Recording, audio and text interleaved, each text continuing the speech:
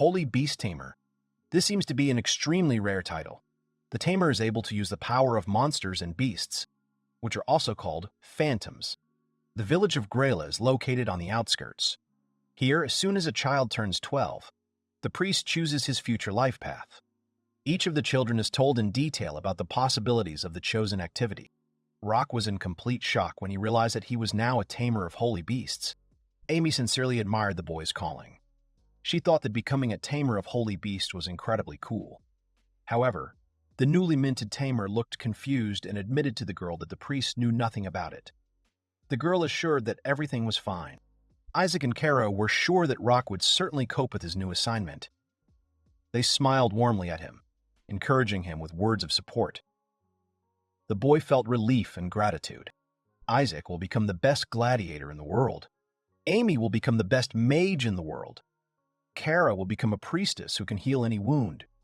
And Rock will become an outstanding tamer of holy beasts. The friends made an important decision to combine their unique abilities and talents to form a top-level team, S-Rank. The boys stood shoulder to shoulder, their hands raised high, supporting each other despite the fact that each of them had to follow their own unique path. Even though their callings were different, the boy was eager to enjoy every moment of their journey together. Therefore, he was determined to support his friends at every stage of their journey, helping to make each of their dreams come true. 3 years later, Rock finally returned home. But as soon as he stepped into his home, he overheard a conversation that literally shook him to the core. It turned out that his friends were planning to kick him out of there forever. Isaac began to say that this young man claimed that he would become a tamer of holy beasts, but so far, he does not have a single truly strong beast. The only thing he can do now is carry things and perform tasks that anyone can handle. Amy tried to object, reminding him that they had always acted together. However, that boy interrupted her, stating that their team had reached the status of a Class S party, which people admired and wanted to join. They can't keep taking someone into battle who doesn't bring any benefit. Plus, they already had a brave hero in mind who was interested in joining their team. This seemed like a great opportunity to strengthen the roster. If this hero joins their team, they will become kings. They can't help but take him, as he will have a significant impact on the development of the village. In addition, it will bring them closer to fulfilling their cherished dreams. Amy agreed with the opinion of the others, and the boy standing at the threshold was deeply upset. Tomorrow they will invite that hero to the Extinction Dungeon, and together they will be able to successfully pass it. And they will say goodbye to Roku. Isaac asked Kara if she was really going to take that dress to the dungeon tomorrow. She decided to take the dress with her precisely because she was afraid to leave it unattended and risk possible theft. The girl warned her friends so that no one would complain or grumble about the fact that she would need an extra bag. This was the end of their discussion. The young man asked Amy to personally tell Rock everything, but the girl asked him to wait a little. She wanted to say something else. The quiet boy, hiding nearby, listened to the entire conversation, feeling growing fear and anxiety. His face noticeably darkened, his heart squeezed with pain and despair. As his friend said, the holy beast had not yet come across his path. Lucky were those who had been given another calling. However, thanks to his divine power, Rock gradually increased the basic characteristics of the equipment and strengthened the support magic of his friends. He performed absolutely all auxiliary tasks, prepared delicious food, carried heavy bags, entertained with dances, spied in the right place, negotiated with representatives of guilds. However, he did not understand at all why he was suddenly treated with such coldness and injustice. Brave Kid introduced himself warmly and emphasized that it was a great honor for him to join such a famous squad and go with them into the dungeon. Rock seemed pleased that this hero would go with them, but Isaac turned away sharply and looked away with disdain, showing his displeasure with the situation. Kid respectfully stated that he bowed before God, who gifted such wonderful talents to beautiful ladies.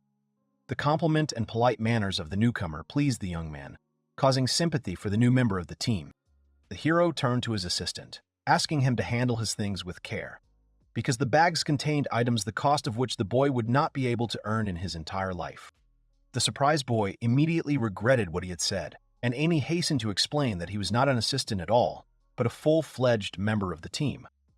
The newcomer looked at her in amazement, perplexed as to how the young man had ended up in such a renowned group. It turns out that Kid thought the boy was just a servant, since he saw him carrying heavy things. Kara intervened, breaking the awkward situation, suggesting that they move on immediately. Isaac casually offered to let Kid take a look at his unique weapon before they set off. The dragon-slaying sword had a glorious history. It was said to have been personally given to him by the king, and could be used to defeat a dragon. This sword was considered one of the great artifacts, the manufacture of which was considered almost impossible. But suddenly, Rock noticed a small, almost imperceptible crack on the blade, but he was not given the right to open his mouth. Isaac strictly ordered to leave the boy alone and ordered the boys to quickly prepare to leave. Before heading into the dungeon, the guys cheerfully discussed the strategy. It was important to take care of themselves, because they would only be able to capture the dungeon together, and Kara took the role of a healer. Raising their swords, the friends prepared to go forward, leaving Rock to stand aside. A familiar scene from his childhood appeared before the young man's eyes again, causing a feeling of déjà vu. Remembering the past, he could not stand it and tried not to cry, feeling the pain of experiencing the situation of loneliness and uselessness again. Always, whether it was joy or sorrow, they were one, supporting each other. The boy dreamed of turning their shared dreams into reality. But it seems that now he will no longer be able to help his friends achieve their goals. In the Extinction Dungeon, the friends continually shouted at Rock, accusing him of being slow and ordering him to move faster, as if he was holding up their progress like a turtle. Using the sense of terrain skill, the young man could roughly determine the location and number of monsters in the dungeon. Using the map as a guide, they could reach their destination without encountering any enemies. The shortest route is not always the best. Isaac raised his voice sharply, forcing the boy to hurry, not giving him a chance to explain the situation. Feeling guilty, the gladiator sincerely apologized to Kid, promising to bring him to the boss as soon as possible. The young man confidently stated that the number of monsters in the dungeon had significantly decreased compared to the last time he had been here. Having calmed everyone down, he added that even a henchman was quite capable of boldly going ahead of the group, emphasizing the safety of the current route. Isaac asked if the man had been to this place before. Kid confirmed that he had indeed visited the dungeon shortly after its appearance. He had gone there with the self-proclaimed adventurer but had narrowly escaped death when he encountered danger. From then on, the boy was determined to avoid going into dungeons with those he considered weak and inept, as he understood how difficult it was to rely on unprepared companions. Rock was ordered to deal with the monsters and began the attack. Isaac raised his voice again, indignant at the boy's slowness and insisting on increasing the speed of movement. After all, the request was simple and understandable. However, Kid suddenly intervened, quietly calling his noisy companion aside and informing him that the guide was not taking the shortest route. This news caused general shock among the participants of the expedition. The young man loudly accused his companion, claiming that he had deliberately chosen a roundabout route for the sake of revenge. According to the former, the latter had deliberately led them along roundabout paths, as if playing some sinister game, wanting to annoy the group and complicate the journey. As soon as the boy tried to justify himself, Amy immediately responded by giving him a resounding slap in the face. She asked him if he didn't understand that they didn't come here to have fun. The young man realized that even this girl was not on his side. Previously, he always found explanations for his routes, assuring the others that this was the way to avoid encounters with groups of monsters. All participants trusted his words, accepting inconveniences for the sake of safety. But when did the moment come when trust began to disappear? The boys demanded to be taken the shortest way, knowing full well that this would inevitably lead to a meeting with many monsters. However, they declared that it was easy to deal with the threat, placing the responsibility on the boy himself.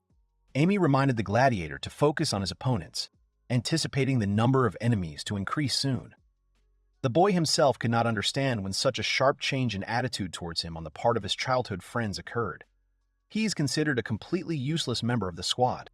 The entire team stopped in front of a massive, impressive door, the size of which was mind-boggling. Everyone froze, feeling the importance of the upcoming step and the unknown hidden behind these majestic gates. Out of breath after a long journey, the boys realized that it was behind this huge door that the final enemy was hiding, the powerful boss of the dungeon. Rock said that perhaps they should take a rest. He was misunderstood. He repeated it again, He was accused of being responsible for the others' tiredness. Amy said he didn't understand that it was only getting more dangerous as time went on. Kid thought he was stupid because he couldn't figure out his place in this group. The boy called Isaac an idiot. Isaac asked why he was talking down to them and asked the girls for permission. The team hesitated for a long time, choosing the right moment to put an end to the relationship with the boy. But patience came to an end. It was decided to exclude Rock from the group forever, immediately after leaving the dungeon.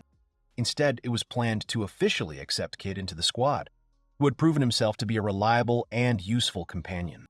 The boy clearly understood the group's decision, and the others unanimously supported this choice. Gathering their strength and confidence, they moved towards the final test, declaring themselves the strongest and most united team, ready to defeat the formidable boss. A familiar image from childhood appeared before the boy's eyes again, as if time had turned back, causing a strange feeling of déjà vu. He was asked to look after a girl named Kara, and he thought he would play a key, albeit unnoticeable, role. The dungeon boss appeared before the heroes, a huge gray wolf whose gaze exuded threat and strength. Gray wolves are common dungeon bosses that even E-class adventurers can defeat. But this one is different from the normal gray wolves. Its fur shimmers silver, which means that in front of the group, Fenrir is a mythical creature belonging to the highest ranks of the monster hierarchy. This monster belongs to the legendary class, and even an S-rank seeker will need to put in maximum effort to defeat it. The only sensible option would have been to retreat quietly, without exposing themselves to danger or drawing Fenrir's attention. However, Isaac showed excessive self-confidence and arrogance, claiming that it was an ordinary gray wolf that the group and Kid could handle. Rock tried in vain to stop the boys from making a rash attack, but the friends ignored his warnings and rushed into battle. The consequences were horrific. Every member of the group stood shocked, realizing the scale of the threat hanging over them. Kid tried to strike with a legendary weapon, but it suddenly crumbled upon contact with Fenrir's armored skin, proving powerless against the boss's might. The boy realized that this method did not work on the enemy. The wolf let out a loud howl. The monster's gaze caused the boys to tremble, paralyzing their will to resist. Kara had it especially hard. The girl literally froze with horror and collapsed on the floor, losing the strength to move. Kid desperately urged the others to retreat immediately, explaining that, despite his incredible toughness, he had lost the ability to effectively confront the wolf due to his weapon breaking. However, Isaac rejected the idea of running away, arguing that the fight had not even begun yet. The monster turned out to be so powerful that even in the state of sleep, the damage inflicted had practically no effect on it. Realizing the futility of resistance, the heroes made the only possible decision: to run away immediately. Gladiator was very irritated by this development, but was forced to submit to the general decision. Rock noticed that the entire team was quickly moving to the rear, escaping from the angry creature. Kid instantly plunged his blade straight into the body of the guy running next to him, gloomily saying that this was the role that circumstances had assigned him. The young man's face took on a terrible expression of malice and cruelty, reflecting the full depth of his hatred. This was the king's reserve sword, and the young man allowed Roku to keep the other items and valuables, saying that this was a kind of gift before his death. Kid then approached Isaac and asked if he accepted him as a full member of the group, and received an affirmative answer. The boy, sitting on the ground, could not understand why his friends had treated him so cruelly. It was incredible to watch the beast rushing straight at him, threatening immediate death. What hurt her soul even more was Amy's actions, who indifferently ran past, demonstrating a complete lack of sympathy and loyalty, even though she coldly told him to forgive her. The boy remembered past conversations with his friends, their promises to become stronger and support each other in any trials. He remembered how Kara looked at him trustingly, asking for protection, and how Amy proudly told him that it was thanks to him that their friendly team appeared. It all seemed impossible to forget, and his heart was torn apart by the thought that he had been betrayed by those closest to him. The boy did not want to believe that the end was coming, and those who had promised support had left him alone to face the monster. Finrarv opened his huge mouth wide, ready to swallow his victim whole. Despite the mortal danger, the boy sitting on the ground could not hold back his tears, caused by a feeling of deep loneliness and injustice, abandoned by loved ones. The monster reasoned out loud, noting that people were sometimes extremely cruel, leaving a fellow tribesman to die alone. He promised the boy a quick death, so that he would not have time to feel pain. Hearing these words, the young man slowly turned around, looking straight into the eyes of his killer, full of incomprehension and fear of the inevitable end. The boy asked the monster if he could speak human language. The monster was shocked that Rock understood his speech. It seemed so, apparently. The ability to understand the speech of animals was one of the unique skills of the tamers of holy beasts. Fenrir asked the youth if he wished to continue the battle, considering that now the monster was free and the battle would be entertaining. Rock politely declined the invitation to a duel, expressing hope that the monster would let him go alive.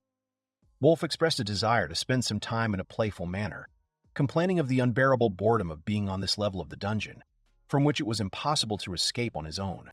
He had no intention of dying during the dubious entertainment offered by the monster, so he made an unexpected decision. He quickly took Isaac's breastplate from his bag. The young man sent it towards the predator with a well-aimed throw. The breastplate gleamed brightly in the dim light of the dungeon. Attracted by the smell of metal and magic, the wolf became wary, interested in the new toy. The wolf deftly caught the thrown object and looked at the young man with bewilderment, asking why he was throwing things. The boy threw the breastplate again. The predator watched the object's movement with curiosity, catching it again, but was unable to grasp the intention of the human cunning. The wolf had absolutely no idea what was going on, but the new funny game was giving him great pleasure. It was the childhood memories of caring for his pets that helped the young man take the initiative and entertain Fenrir. The young man remembered that the monster had previously spoken of the impossibility of leaving the floor due to a magical barrier that even such a powerful creature could not destroy. Using the information he had received, the young man took the risk of proposing a deal, hoping to use the situation to his advantage. The young man cautiously suggested that if the wolf got out of there, he would agree to go on a journey with him. The wolf laughed, considering this to be excellent humor. But then he thought about it, and admitted that the idea seemed attractive to him. Because Fenrir never lie. The hero was in complete shock from the words he heard, for the first time imagining the reality of friendship with such a creature. The voice in the boy's head told him that Fenrir wanted to be his friend, and hinted that he would be the one to take the first step towards true friendship. The boy did not immediately understand the meaning of what he heard, but he remembered what he had read earlier about the tamer's profession, where the appearance of a voice in his mind was described in detail. These were the changes that were happening right now. Of course, the young man longed to find a loyal friend in the person of a powerful creature. Fenrir, sensing the mood of his new master, shuddered slightly, expressing consent and readiness to serve his new owner. The voice said that the wolf had become his friend. Since he had fulfilled all the requirements, he was given access to the mini-garden of monsters. His pets would now be able to transform. The voice continued to sound in his head, but the young man did not understand what was happening and what the effect of the changes would be. Having decided to find out the further consequences of the changes that had occurred, the young man closely watched the changes in his pet. It gradually became obvious that Fenrir was literally overflowing with unprecedented power. The boy introduced himself as Loksistel and greeted his new companion, expressing his joy at meeting Fenrir. The pet also expressed mutual pleasure at the meeting, but he warned that calling him Fenrir was wrong, since this name belonged to the entire species and not specifically to him. The new pet insistently asked to come up with a worthy and memorable name for him, emphasizing his uniqueness and strength. The owner plunged into deep thought, trying to choose the perfect nickname that would reflect the character and potential of his four-legged friend. The owner solemnly announced that he would name his pet Lucky and asked the wolf's opinion. Fenrir listened carefully to the sound of the new name, repeating it out loud and evaluating the sound and subtleties of pronunciation. The new friend was delighted with the chosen name, and he was sincerely happy, considering himself a happy owner of such a magnificent title. The treasure chest that appeared attracted the young man's special attention. It became obvious that making friends with Fenrir meant defeating the strongest inhabitant of the dungeon. Curiosity did not allow him to miss the chance to study the contents of the mysterious box. The chest contained two unusual items, a bracelet and a massive leather collar. Attracted by the bright red trim of the collar, Lucky impatiently demanded that the new owner immediately put the decoration on his neck, demonstrating undisguised admiration for the accessory's appearance. Locke put on the bracelet, activating the entrance to the mini monster garden. Thanks to this device, he was able to freely move in and out of the garden, having constant access to the space for training and raising pets. A familiar voice confidently sounded in his head, puzzled by the appearance of the mysterious term mini-monster garden. The young man studied the surface of the watch, trying to determine the connection with the recently discovered device. Suddenly, Lucky wanted to demonstrate the system to his owner and smoothly pulled himself into the mechanism of the watch, disappearing from sight. Having made sure that the pet was feeling fine, the boy asked him if he had tolerated the move normally. From the depths of the clock, Lucky's joyful voice came, confirming the safe return to the cozy space. The new experience left the wolf incredibly impressed, and he warmly recommended that his master try similar sensations for himself. Yielding to his friend's persuasion, Locke was determined to follow the advice and make his first dive into the magical world of the miniature monster garden. Stepping forward, the boy found himself in a new dimension, a spacious garden filled with greenery and a cozy atmosphere of peace. Once inside the miniature world, the boy froze in awe, contemplating the stunning picture before him. The beauty of the picture that opened up took his breath away, filling his heart with delight and happiness. The place was calming and conducive to sleep. Although not spacious, it was comfortable. The temperature and weather were maintained optimally. For storing things, you can use the nearby hut as a warehouse.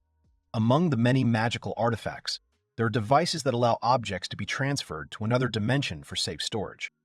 However, for the first time, the young man saw that such a device was capable of letting living beings inside, not only the owners, but also guests. Wolf asked about his future plans, and Locke replied that even top-ranked adventurers needed rest after a tough time. Therefore, he intended to devote the near future to finding and recruiting new monster allies like Lucky. The idea of finding comrades seemed funny to the pet. He assured that a whole company of strong and free creatures would gather, dreaming of breaking free from the power of the underground labyrinths. However, the boy reminded his friend that first they would have to successfully overcome the current floor of the dungeon. Locke raced on the wolf's back. The loyal pet warned the young man to hold on tighter so as not to lose his balance. In gratitude for his care and attention, the owner warmly thanked his friend, highly appreciating the display of care and understanding. Thanks to Fenrir's phenomenal endurance and strength, they covered a considerable distance much faster than they had originally expected. Ahead loomed a barrier blocking the exit, but their rapid progress gave hope that the stairs would soon lead the heroes outside. The young man asked his faithful assistant to change direction, choosing the opening on the right instead of the straight passage. The wolf asked in surprise why, since the straight path led straight to the exit. The boy explained that there were many dangerous encounters with crowds of monsters ahead. The friend approved of the decision, glad that a wise and prudent companion was nearby. Now they went to the right, but soon the boy asked Lucky to stop for a while. This time, they came across a cluster of monster bodies. Locke suggested collecting the trophies, as they could be sold profitably, and some parts could be used for culinary purposes. Lucky perked up, noticing the prospect of a tasty dinner. Realizing the benefit of the situation, the boy activated the resource collection mode. The loyal pet was amazed by the ingenious solution of the owner to collect resources and save them in a special way. When the boy was riding on him, he intuitively felt that such a method was available and managed to make the idea a reality. He suggested that his pet try to repeat the technique, but the attempt failed. Lucky unsuccessfully applied the technique, accidentally breaking the extracted resource into small pieces. Disappointed and upset by his own clumsiness, the wolf could barely hold back his tears. Fenrir honestly admitted his mistake, explaining that he had used excessive force, damaging the material. Determined to correct the mistake, he promised to use the tips of his claws to gently process the object without damaging its structure. After that, the wolf reactivated the folding ability. However, the material was damaged again. The young man calmly noted that, regardless of the result, it is important to remember the main rule. When collecting materials, their damage is unacceptable. They must be prepared to solve a real problem. The pet whined pitifully, touching the magical barrier blocking the path to freedom with its paws. The barrier turned out to be extremely strong, and the wolf realized that he would not be able to overcome the obstacle on his own. The adventure turned out to be short, but unusually bright and cheerful, giving a lot of unforgettable emotions and experiences. The owner encouraged his friend, suggesting not to give up prematurely and tried to penetrate the barrier in an unusual way, using a portal in a miniature garden of monsters. Understanding the owner's plan, Loki instantly moved to the pocket dimension of the watch, ready to support any strategy. But there were no guarantees of successful passage. The barrier was quite powerful, and one could only guess whether it would be possible to pass it safely at all. The passage through the barrier was smooth and without complications. Returning to the real world, the wolf happily noted the master's skill in overcoming the obstacle so gracefully and effectively. The boys safely left the dungeon without encountering any obstacles or difficulties on their way. As expected from Fenrir, the monster expressed deep gratitude to his master for helping him escape from years of imprisonment. Never suspecting such a way of liberation existed, Lucky is looking forward to their next journey together. Likewise, Locke is interested in further interaction with new allies, hoping to establish friendly relations and find a common language with future team members and a new friend. The boy extended his hand, palm down, and clenched his fists, inviting the monster to shake it as a sign of good luck and trust. Lucky carefully touched his hand with his nose, establishing contact. With this simple gesture, a historic event took place. The first real friendship between Loki and the representative of the Fenrir. Meanwhile, in the royal capital of Kronto, all the citizens looked with fear at the giant wolf that filled the capital square. Fenrir was right in the middle of the street. The young man understood that such a reaction was predictable and natural, given the size and appearance of the unusual guest. The soldiers quickly took up defensive positions near the Adventurers Guild building, seeing a giant gray wolf approaching, ready to attack. Locke tried to convince the guards to wait, assuring them that the wolf was his pet and no attack would occur. The soldiers, however, ignored his words. At that moment, the door of the guild opened, and Rika, the administrator of the Adventurers Guild, appeared, deciding to personally find out the essence of the matter. She greeted the young man warmly. In return, the boy responded happily, but the greeting was followed by a question about whether he should currently be exploring the dangerous Flame of Destruction dungeon with his team. Rika noticed the large dog accompanying the boy, but he quickly corrected her, explaining that it was not a dog but his pet, Fenrir. The wolf greeted the girl in a friendly manner. She was amazed to learn that she was dealing with a character from Legends. The girl congratulated the boy on achieving the title of Tamer, noting the rarity and difficulty of this task. A man from the crowd was surprised and could not believe his own eyes after all. Before him stood the famous Fenrir, who had become an obedient and faithful assistant to a common man. The administrator informed that in order to officially recognize the new team member, it was necessary to register the pet. Meanwhile, Lucky settled comfortably in the square, quietly snoring and not paying attention to the fuss around him. After completing a registration procedure, the girl worriedly inquired about the fate of the rest of the team. The young man was perplexed to hear that his former companions had not yet appeared. He told how Kid had treacherously struck and left him in a dark dungeon. Rika inquired about the boy's well-being, making sure he was safe and sound. It turned out that Kid's sword was not sharp enough to seriously injure Locke, which helped avoid a tragedy. The administrator recalled recent rumors about Kid, that his reputation left much to be desired. These rumors arose when this bad guy joined the ranks of Class B adventurers and went to explore the Flames of Destruction dungeon. The expedition ended in disaster, with the only survivors being Kid and one other member. Rumors soon spread that Kid had deliberately used his comrades as bait to survive himself, sacrificing them for his own salvation. Locke internally agreed with the truth of the rumor. The girl asked with interest why he had been the target of the latest incident. The boy turned pale, admitting that he considered himself the least useful member of the group, and he was ashamed to admit his own weaknesses. Rika didn't understand what was going on, as she considered Locke to be the most useful member of the team. The boy was surprised because his duties could have been performed by any other member of the group. It soon became clear that as soon as they went down into the dungeon, he was immediately kicked out. The girl was in a state of shock. The administrator firmly stated that the information he'd provided was incorrect. On the contrary, it was thanks to this young man's efforts and talent that their squad had achieved the highest class ranking. Without him, the ranking would inevitably drop to B class. Locke countered that their abilities were not subject to reassessment and that the demotion was unjustified. However, the girl responded that betrayal and violation of the code of conduct within the team were serious offenses that could not go unnoticed and unpunished. Moreover, the fact that they did not return from the S-rank dungeon is a testament to their true abilities. They actually did not return and remained in a team with Kid. The young man was about to come to the aid of his former comrades, but the administrator stopped him, warning him that they could do the same to him again as they had done the previous time. Locke acknowledged the validity of the girl's remark, but emphasized that the main purpose of his return was to collect personal belongings left in the dungeon. Rika understood the young man's motives and gave him the go-ahead to leave. At the exit, the boy was met by his faithful pet, playfully among the children, who were captivated by communication with the unique animal. The owner invited the animal to set off on a journey, but the pet resolutely replied that he was not going to repeat the same thing twice. Having betrayed him once, the same people could betray him again. The young man realized the justice of Lucky's words and understood that this case would be the last act of helping people who had lost the right to trust. He clearly outlined the boundaries of the relationship. The owner's decision suited the pet completely, and he saw no point in trying to convince his friend.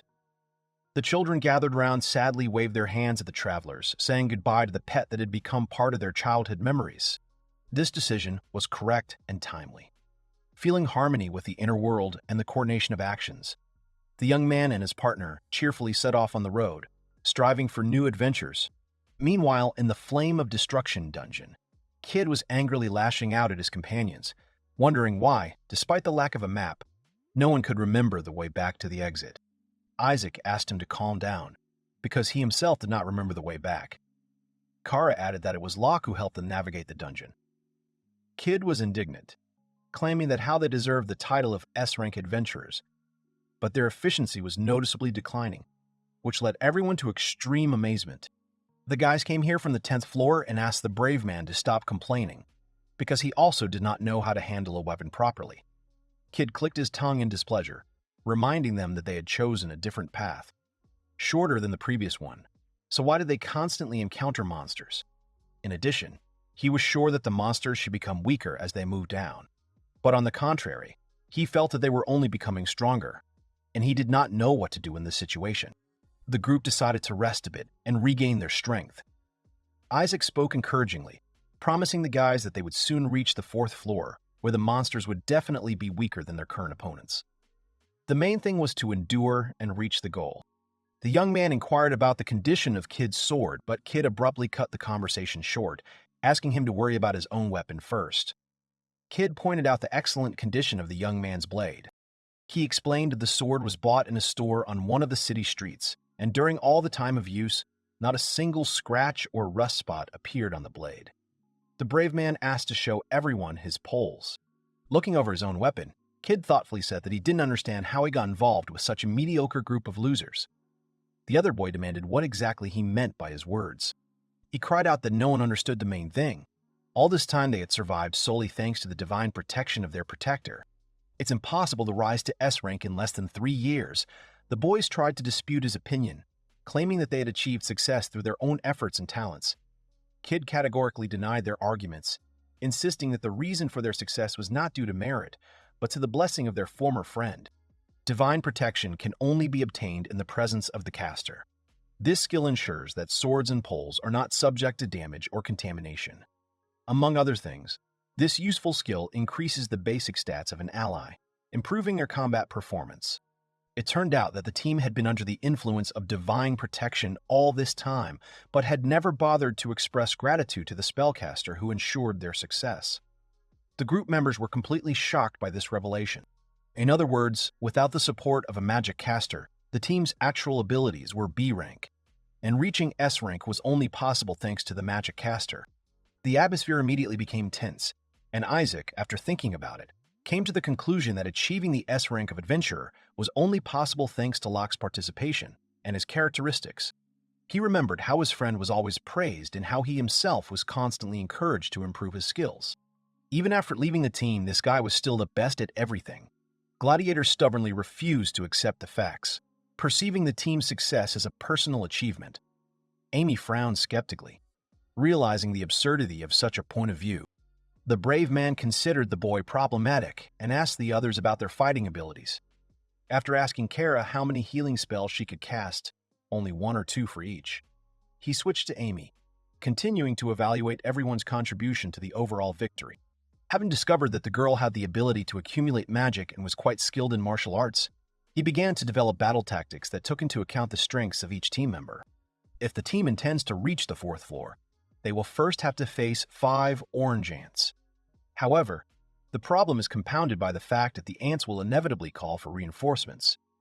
Given all known data, a direct assault seems highly unwise. Kid asked the healer to heal each member of the team. Isaac would take the vanguard. The mage would remain directly behind him. The healer would follow the mage, and the young man himself would take the tail of the column, providing security for the rear. Kara confirmed her understanding of the order. All team members were successfully restored and confirmed their readiness to follow the developed plan. Then the next order came. Do not turn around, as they were going to break through. Suddenly, Kid made a sneaky maneuver, launching a surprise attack on Kara's back. The young man cynically congratulated the girl on completing her final task, healing the team. Now, in his opinion, she had lost all usefulness. However, Kid was pleased. Now she would serve as an excellent bait, helping the rest of the group to escape. Kara was stunned, unable to believe what had happened. Tears blurred her vision, and the girl cried out to her comrades, begging them not to leave her alone, asking them to save her from this terrible fate. Abandoned without the slightest hesitation, the girl was left alone, overcome by horror and despair. Death overtook her instantly. Isaac asked why the young man had killed Kara. He explained that it was impossible to act otherwise. For the sake of common survival, such a sacrifice was inevitable. He confidently stated that what happened in the dungeon would remain a secret, known only to a select few, including the guys themselves, who became unwitting accomplices to the dark event. The boys stood there shocked by what they had heard. Kid went on to explain that the servant's presence was of great benefit to them, and the very fact of such a man's betrayal would be a weighty argument confirming their full involvement in the crime. The young man felt disgusted at the realization that he had teamed up with a team of losers and warned them that they should not expect to cooperate in the future. Isaac asked him to shut up, since the boy himself was not nearly as strong as he tried to appear. The gladiator desperately rushed to attack the monsters, but his blows were powerless against the monsters of the fourth floor. Until recently, such battles with giant ants were much easier, but now it seemed incredible how difficult it was to cope with them. Lost in memories of the brave man's words, Isaac lost his guard, allowing his enemies to attack him unexpectedly from behind. Suddenly, Locke appeared riding on a huge wolf, quickly attacking the giant ants. Lucky's attack scattered the insects, instantly turning the tide of the battle. The boys stood in shock. Isaac said that this guy should have died long ago, but the young man objected, declaring that he had managed to return back from hell itself. The pet was wondering whether it was worth dealing with his comrades right there down below, since everything could remain unnoticed within the walls of the dungeon. Amy begged her companion to save Kara, a girl left alone on level 5. Locke was horrified to learn that she had suffered the same fate, a cruel betrayal. Kid insisted, claiming that their salvation required a sacrifice. There was simply no choice. Tamer reacted sharply, calling everyone scum. Lucky rejected such a position, considering it absurd. The guys betrayed him personally, and now they have the audacity to ask for support. It was extremely unpleasant to realize this, because until now the comrades had not reflected on their own actions at all. The owner ordered them to move on. The pet noticed that the boy had an amazingly kind heart and assumed that the dress, carelessly thrown on top of the backpacks, probably belonged to Kara. The wolf noticeably winced, catching an unpleasant smell. The source of the aroma turned out to be perfume. They moved forward, leaving the rest of the former team behind. On the 5th floor, the friends actively fought against numerous enemies, successfully winning one victory after another. A huge number of ants poured out, attracted by the smell of fresh blood, leaving their nests and rushing towards the source. Even with Fenrir's power, the enemy was too many. The young man hastened to come to the aid of his faithful pet. Lucky's presence nearby gave the owner a feeling of absolute confidence and fearlessness. They managed to win. The defeated monsters littered the floor around them. The wolf praised the boy, noting what amazing techniques he had mastered in battle. The boy confirmed that it was the first time he had demonstrated such combat dexterity. Together they made a great team, capable of overcoming any difficulties. The boy extended his hand in a friendly manner and placed it on his pet's nose, celebrating their shared victory and the strong bond between them.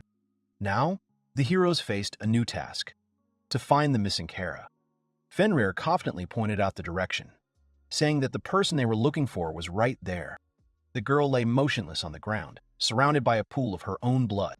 Locke stood next to her, looking down at her sadly. His thoughts went back to the vivid memories of the girl mixing magical restoration potions and sincerely thanking him for his support and concern. He bitterly regretted his delay, realizing that he had missed the opportunity to intervene in a timely manner. However, remembering Kara's contribution to the creation of the healing potion, Locke silently cursed fate and emphasized that he should have been the one thanking her. The girl suddenly woke up and smiled weakly, making those around her laugh at the unexpectedness of her awakening. She spoke in a weak voice, wondering why the boy was here, while she herself was still alive and had not gone to heaven. Then Kara added guiltily that she regretted her betrayal and realized that it was impossible to correct the evil that had been done earlier. The guy cut her off decisively, noting that these actions were no longer important, because since the girl was declared dead, they had another serious problem. This threat was embodied in the image of the formidable guardian of the gates of the underworld, Fenrir, a meeting with whom it will be impossible to avoid, and the battle ahead will be difficult and dangerous. Kara looked at him, and then lost consciousness again. The young man understood that the guardian of the gates of hell was Cerberus. When he was about to return home, the young man asked his pet to give the wounded girl a ride on his broad back. The pet gave in to the request once, emphasizing that such an exception was made solely out of respect for the owner, but should not be repeated. Locke thanked his friend heartily, but he had not expected to hear something so touching and kind. Meanwhile, he noticed a strange passage nearby. It turned out to be the entrance to the home of the fierce orange ants.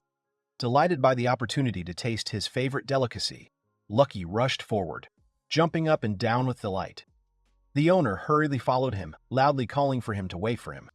Before them appeared rows of neatly laid eggs of large orange ants. The pet drooled at the sight of them.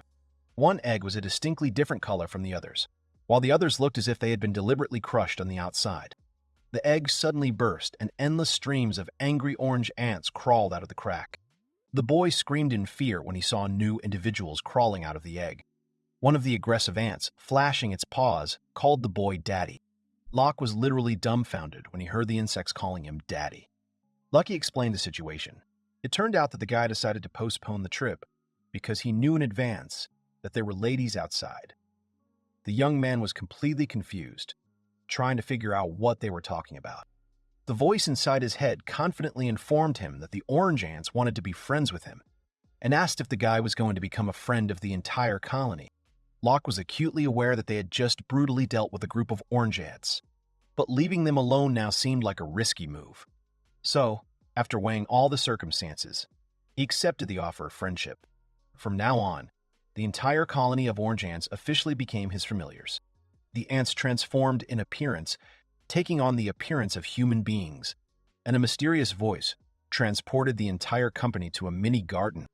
Locke announced that he intended to visit the mini-garden of monsters, entrusting his pet to look after Kara.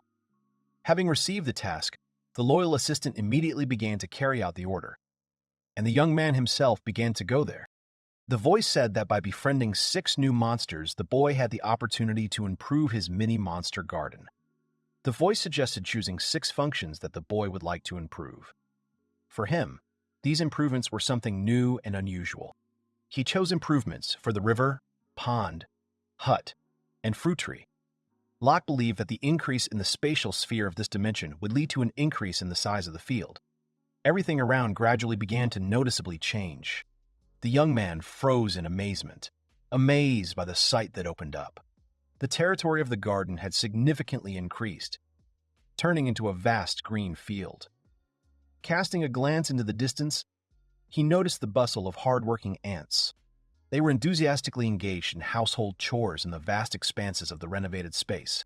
He asked what the little helpers were doing.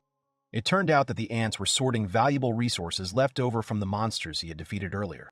Locke was initially skeptical that such work would be within the capabilities of the small creatures.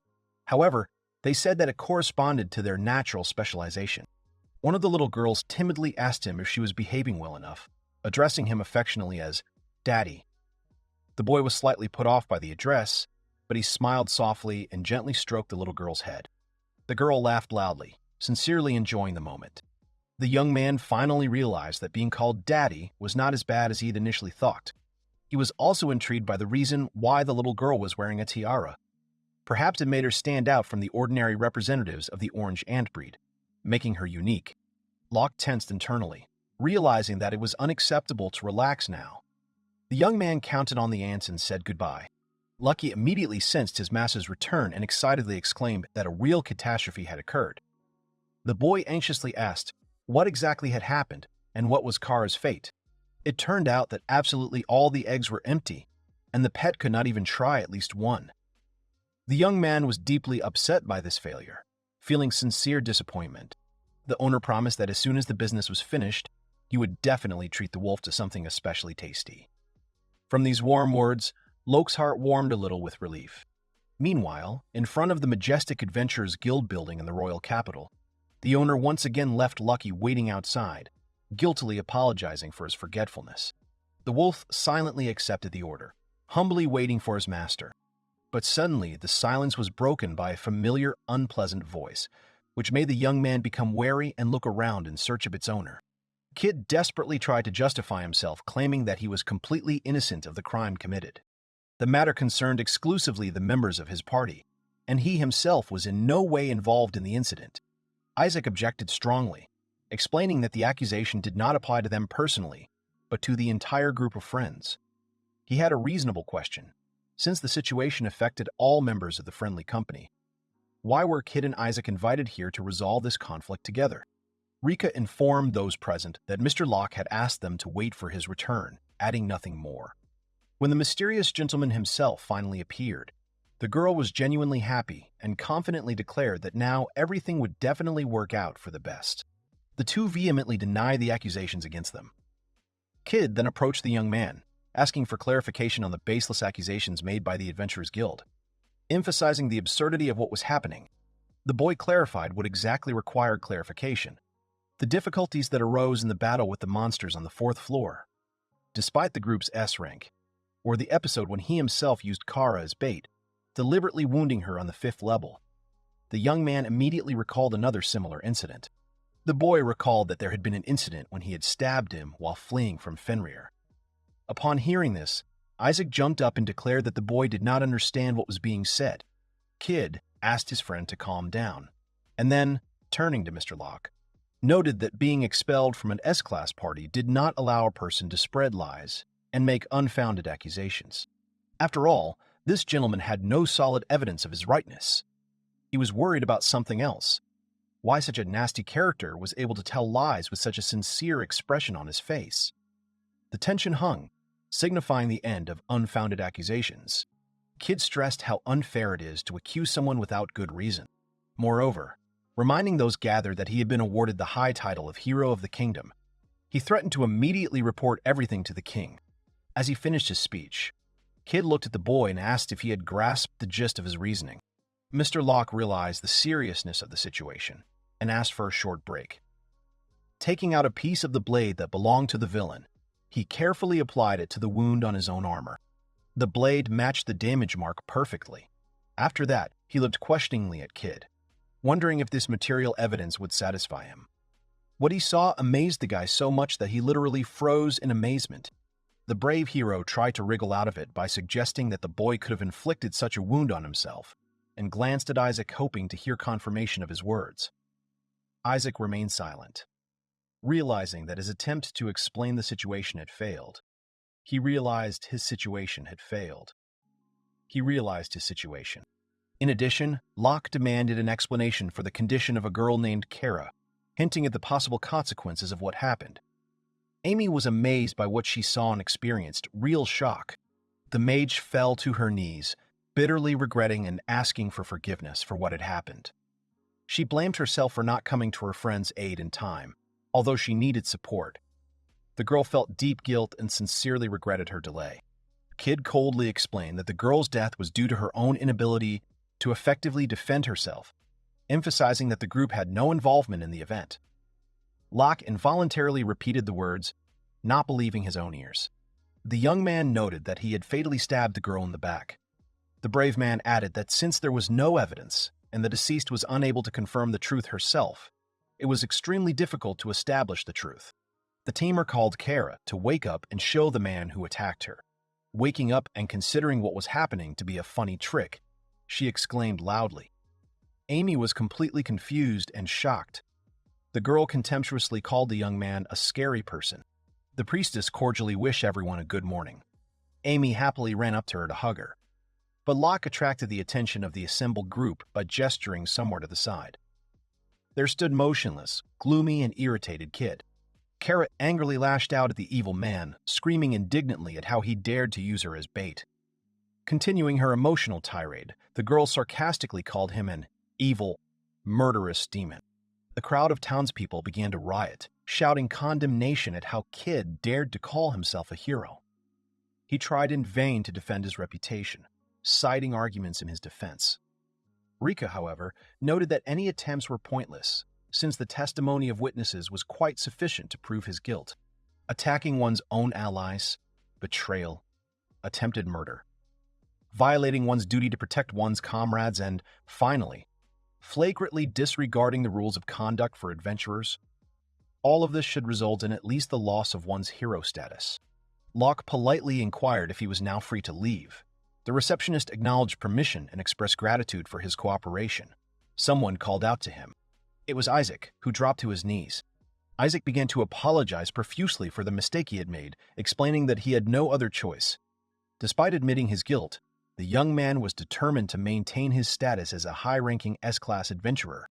Locke sternly asked Isaac if he had known in advance about Kid's plans to commit murder.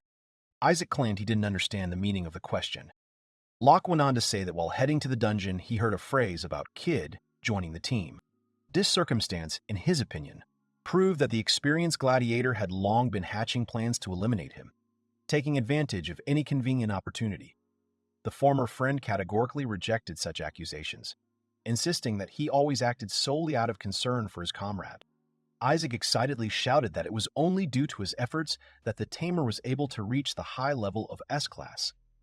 However, Rika immediately countered by stating that it was due to Lord Locke's wise actions that the entire party earned the right to bear the honorable title of top-ranked adventurers. Indeed, the young man was the only member of the group who had the high status of S-class, while his party comrade could boast of a B-class level at most. Rika expressed her confidence that even if Mr. Locke formed a group with members of the lower E-class, the outcome would remain the same. The boy begged the secretary to stop tormenting him, assuring him that the girl was just slandering. This statement reflected the true state of affairs. Isaac proposed a duel between himself and the tamer. According to the terms of the duel, if the tamer won, the gladiator would accept the existing circumstances and cease objecting. If he won, all charges would be dropped. The administrator and Mr. Locke approved the proposal to hold a duel according to the proposed conditions. The guild decided to test the young man's skills by assigning him the task of assembling a team with an additional low-ranking E-rank member. A reward was promised for the successful completion of the task. It seemed to be the first official request after a long period of solo playthroughs. Given the temporary nature of the party being created, the participant readily agreed to participate. Meanwhile, the secretary began listing the names of the characters that would make up the alternative party. The party consisted of Isaac, Kara, and Amy. As for Kid, he was temporarily suspended from participating in the events due to suspicions of murder. The guy insisted that there was no objective evidence of his guilt. However, soon a man from the crowd decided to testify. This witness turned out to be a member of a famous A-class party called Black Spear. The events involved the Extinction Dungeon, where Kid's friends completely trusted this person and considered him an honest and reliable comrade. He sincerely tried to support his friend, telling the townspeople about the incident immediately after returning to the city. However, the stories of the unknown adventurer were not convincing enough to shake the authority of the recognized hero. The adventurer felt a deep sense of guilt, believing that he had not made enough effort to protect his friend's honor. The administrator, having listened to his experiences, philosophically noted that no connections or influence of the hero can distort reality when there is real evidence of a crime.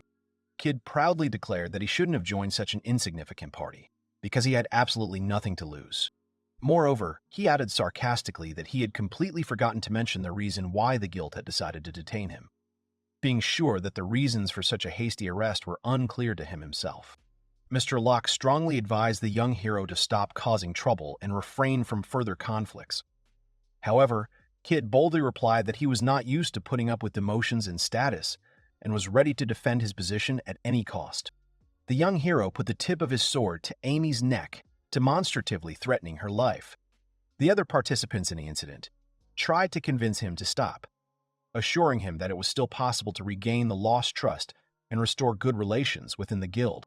However, Kid was stubborn, demanding to step aside and openly stating that he had no intention of remaining part of such a stupid organization. Mr. Locke persistently urged him to release the girl, but the brave man interrupted him imperiously, sternly warning him that if he did not want to become the culprit of her death, it would be better to retreat immediately and allow him to pass unhindered. Kid warned them to go away and not become prey to monsters in the future, after which he quickly left, holding the weapon and the girl in his hands. Everyone rushed after the fugitive, trying to save the kidnapped girl. However, there was no reason to panic. The girl was completely safe, with her faithful pet Lucky sitting patiently next to her. The wolf approached and happily asked his owner's opinion about his actions. The tailed favor tried not to blow up Kid with his paws. Mr. Locke warmly thanked his faithful companion, noting his timely response. Thanks to the combined efforts of the hero and his trusty animal, the criminal was successfully apprehended without unnecessary noise and fuss. Kid actively resisted the guards' attempts to put shackles on him, vigorously twitching and breaking free from the law enforcement officer's strong grip. The owner heartily thanked his faithful assistant, who modestly replied that it was a trifle, not worth gratitude. The faithful companion approached his friends and handed them their personal belongings, which had been carefully preserved thanks to his attentiveness. Amy timidly stepped forward, bowed her head low, and quietly apologized for the whole incident. Feeling a deep sense of shame and embarrassment, Mr. Locke gently stopped the flow of apologies, noting that excessive self-accusations were inappropriate. Isaac clutched his head in dismay, sadly uttering that it seemed the long-awaited competition had been canceled. He had no other choice, and he was forced to agree to include his former ally back into the team. The young man sighed deeply, acutely feeling the absurdity of the situation. Mr. Locke flatly refused to join a team made up of former allies. In response, Kara stepped closer and gravely added that this young man had endured the most severe test of betrayal and deserved a second chance to prove himself as part of her own group. The boy could not believe that something like this could happen. How could she forget that she had once left him in trouble? He categorically declared that he refused to be on the same team with such people. The girl tried to justify her behavior. Kara blamed Isaac, justifying her decision by saying that he was the one who had previously called Mr. Locke worthless and useless. Isaac countered by citing his own opinion, voiced by the girl herself. Amy asked everyone to stop fighting. During the dangerous adventures in the depths of the dungeons, each member of the team clearly realized the boy's contribution. However, no one wanted to acknowledge the obvious superiority of the young hero, preferring to close their eyes to reality and maintain the illusion of equality of abilities. The girl frankly admitted that all responsibility for what happened lies solely on the shoulders of the group members. The administrator approached and announced that it was time to begin the actual execution of the assigned test. The young man sheepishly apologized for the inconvenience and delay. After receiving the answer that there was nothing to worry about, Rika went on to detail the upcoming competition. It would start with a difficulty test, C rank, and gradually move to a higher difficulty, B rank. Isaac disparaged the level of tasks chosen, considering it too easy and unsuitable for their skill. He pointed out that the secretary was clearly underestimating the team's capabilities, and solemnly declared that he was in no danger of losing. They had to obtain the following items: an egg of a rainbow dragonfly oringo, scales, claws and fang of a flying dragon, fresh green emeralds. To successfully complete the task, they must present any of the listed items within 1 week. Mr. Locke assessed the tasks as relatively easy, but carefully asked Isaac if he was really sure that he had made the right choice. His former friend reacted sharply, insisting that it was wrong to assume that the young man was going to run away, since he still had a chance to return to the team. He was loudly indignant, wondering why such a question was being asked. The secretary responded by asking if he was thinking about leaving the team, considering their S-class status. The gladiator was shocked. The boy quickly guessed the hidden meaning of this discussion. The guild has all the information they need, including data on all the missions the team has completed. Of course, it is known that Kara is intolerant to origo. Amy is afraid of demonic insects, and one look at a frog is enough to paralyze Isaac. Locke thought that this was a warning from the guild, hinting that those who violated the established rules would not go unpunished. The gladiator confidently declared that they would complete this task. The secretary awaited the result of the mission. The team set off. She introduced the E-rank adventurer to the young man. The owner informed Lucky that they would be a little late, so the pet should enjoy his rest here. The magical animal obediently accepted the order. Rika asked if there were any particular aspects of team building that the boy found particularly hard to endure. The young man replied that betrayal and failure to follow orders were unbearable, since he was the one who bore full responsibility for the life of each party member. Locke asked in bewilderment if it was reasonable to resolve such matters in this manner. The girl answered affirmatively that it was normal, and emphasized that despite her appearance, she held the position of deputy director of the guild, endowed with special powers. Rika emphasized that she was not the typical pretty administrator. The young man immediately remembered that she had been the guild administrator for the past 3 years. The girl retained her former charm and had hardly changed in appearance. However, according to her, she had gained considerable weight in the guild and was far from young. She was interested in what was going on. Mr. Locke explained that he was trying to get to know his real teammate. The secretary noted that this adventurer found herself in a very unusual situation, but she did not expect any betrayal or open opposition to the team from her. The young man became interested in the peculiarities of this unique situation. Rika was a little skeptical. Either way, the new comrade would soon meet them at the training grounds, and she hoped that Locke would teach her a lesson. Together, they entered the building. A graceful young girl with a collar around her neck appeared before them. The administrator formally introduced the stranger as the elf Shounen. The young man immediately realized that the new member of the group was an adventurer of elven origin and a low E-rank. The girl's neck was adorned with a slave collar. The secretary explained that the elf had been enrolled in the guild for a reason. She was both a slave and an adventurer. Mr. Locke was puzzled as to the significance of this information. Rika responded sympathetically, informing him that Shannon's 5 previous owners had died under questionable circumstances or unexpectedly in accidents. It all seemed like a chain of coincidences. 2 deaths by natural causes, 1 by poisoning, a fall from a cliff, and a demon attack. Events followed one after another. The girl's former owner did business with the guild, so now she is listed as an official member of the organization. Locke was convinced that such successive deaths could not be blamed on simple bad luck. Shannon explained that she was a dark reaper and knew full well that the young man did not seek his own death. Therefore, he should refuse this task. The young man tried to calm his interlocutor down, explaining that this adventure was intended as a one-time action. However, the girl took his words as a threat and immediately took aggressive action, stopping the attack right before the boy's throat. The girl sternly warned that weak creatures unable to defend themselves or avoid the blow should not try to make contact with her. The tamer was confused as to why he would act this way when he could do otherwise. Shannon, on the other hand, couldn't understand why he couldn't see the clarity in her position. The girl indignantly suggested that the boy was deliberately moving towards his death, leaving Locke completely bewildered and confused. Shannon explained that she was forced to live a slave existence only because she had once refused to live a full life. Now fate dictated certain boundaries that limited her freedom of action. But why would the last boy follow the same path, willingly becoming part of someone else's problems? She was tired of watching yet another person die in similar circumstances.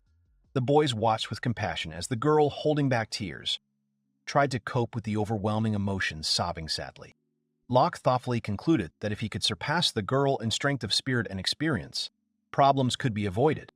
But, in addition to practical considerations, his heart told him that he could not abandon such a sensitive and kind companion. Shannon asked him to shut up, but the young man stubbornly stood his ground, demonstrating his strength of character. The girl had to make significant efforts to hold back the tears that were about to burst out. The girl realized that the young man had shown incredible resilience and would not give up his chosen path under any circumstances. Then the elf decided to make him realize the full danger of the situation and immediately began to demonstrate her fighting skills, starting to attack. The boy defended himself steadfastly, deftly dodging and timely repelling the swift attacks. Naturally possessing outstanding speed, she had certainly dealt thousands of blows in her life, skillfully handling her weapon. Having knocked the weapon out of the girl's hands, the young man noted that the movements he had practiced were executed flawlessly, but had a significant drawback: the predictability of the strike trajectory. With this comment, he ended the fight. The indignant elf resumed her attack, stating resolutely that she never lost a fight. Locke assessed Shannon's basic training as good, but her combat techniques were ineffective in achieving his goals. Taking the girl's hand and warning her that it would hurt a little, he laid her down on the ground in one motion. The boy declared the fight over, but the Reaper rejected this. Having admitted her defeat, she believed that the boy would also die. The young man asked not to kill him without permission, and assured that he would not die. Shannon replied that she would die anyway because others had said the same thing, but ended up dying. That is why the girl stood firm, claiming that she had no right to allow herself to be defeated. However, Locke, full of confidence, declared that he would demonstrate the real reason why he would definitely not die. After warning Shannon not to be too surprised, lest she faint from surprise, he prepared to reveal the secret of his success. The young man summoned the legendary Fenrir from his mini-garden, causing the elf great shock and amazement. The appearance of the powerful creature caused powerful waves of magical energy, even physically perceptible. A giant column of energy erupted from Lucky, filling the space with a sparkling glow. Shannon stared wide-eyed, doubting the reality of what she was seeing. The magnificent Fenrir had transformed into a personal familiar, obeying the will of an ordinary boy. Locke gently praised his magical pet, but the girl was still perplexed, not understanding who this unusual young man really was. Someone asked her to wait. It turned out to be her brother, who was secretly following her again. Shannon had a younger brother, Seth, who was born 5 years after her. They were both born and raised in a family of elves. The girl sincerely believed that their entire future life would be quiet and peaceful. But one day, Seth disappeared without a trace in the mysterious forest of affection. The parents tried their best to find her brother, and Shannon had to look after the house. This was the order of the parents. But as soon as the girl thought that her precious brother was in danger, she could no longer wait calmly at home and went to look for him. There was only one place left to check. It was an ancient mansion of a powerful magician. This forest, where children often played, once became a symbol of the eternal friendship between human mages and elves. It was called the Forest of Affection. It was in this mysterious forest that stood a majestic mansion belonging to a powerful magician. Only a select few were allowed to cross the threshold of this mysterious dwelling. Hundreds of years had passed, but the mansion looked exactly as she remembered it. As a child, no hint of age or decay. If Seth wasn't in the forest itself, then he had to be inside. Shannon pushed the heavy doors open with determination. No one had lived here for a long time, but not a single speck of dust was visible. The girl was overcome with anxiety. What kind of place was this? Shannon began calling her brother's name loudly, hoping to hear a familiar voice in response. She noticed her brother lying motionless on a large wooden table in the middle of the room. The girl immediately ran up to him. The boy's heart was pounding wildly. His breathing was rapid and intermittent. It was necessary to get him home immediately. However, a huge black eye suddenly appeared before her eyes, filled with ominous power and dark threat. The elf looked at the strange phenomenon in confusion, having no idea what it was. Suddenly, the massive doors of the mansion slammed shut, cutting off the way back. She carefully laid her weakened brother on her back, wondering why the doors remained stubbornly locked. The huge black eye silently materialized again and quietly asked which of the two would be saved. Shannon said to save Seth, and the black eye began to slowly close. The black eye suddenly released a powerful energy charge straight towards the girl. The blow dimmed her consciousness, and she sank into unconsciousness, completely not remembering the subsequent events. When Shannon woke up, she found herself in her own bed. Her brother was smiling happily, as if yesterday's story had just happened. She thoughtfully wondered if it was just a simple dream after all. Soon, however, inexplicable events began to occur, making her doubt such a simple explanation. The creatures around her began to die one after another, with the number of deaths steadily increasing. Finally, the day came when their beloved horse passed away. Shannon tried to warn her parents, but they brushed her off, dismissing her fears as a figment of her imagination. Realizing that delay would bring disaster to the entire family, The girl decided to act on her own and quietly left the village without telling anyone. However, the elf was accustomed to living only within the cozy walls of her native village, and the outside world met her harshly and cruelly. The next thing she realized after some time was her own position as a slave. Despite her new situation, the owner assured her that the best way to survive was to study and learn about the world. The first owner showed amazing kindness and care, patiently instructing the young captive in the basics of life and knowledge of the outside world. 6 months later, the kind owner suddenly died, as if he had fallen asleep forever, leaving this world. The girl began to have disturbing suspicions that she was the cause of her first owner's death, although she desperately did not want to admit it. 3 months later, the second owner suddenly died of an unknown disease. The third died even faster. Just a week later, he fell from a cliff. The fourth mistress took the poison herself. The fifth died from the attack of a ferocious monster. Everyone who came into contact with her inevitably died. Around that time, she was nicknamed the Grim Reaper, and people began to cautiously avoid her and avoid communication. The elf didn't want anyone to die. When the girl found herself in her most desperate situation, she was taken in by an organization calling itself the Guild. She hoped to go to prison so as not to have to deal with anyone, but the Guild saw her differently in their minds. Rika asked to join their party as an E-rank adventurer. The Reaper preferred to remain alone, so she honestly told her new acquaintances the whole story of her tragedies and tried to convince them to abandon the idea of taking her into the team. Sometimes convincing words were enough. Sometimes it was necessary to use rough physical methods of influence. The girl was determined to stay away from this walking death. This went on for some time until one day a man appeared. The stranger introduced himself as Loch Sistel and happily said that he was happy to meet her. As usual, Shannon tried to dissuade her new acquaintance, but for the first time, he reacted seriously, not intending to retreat.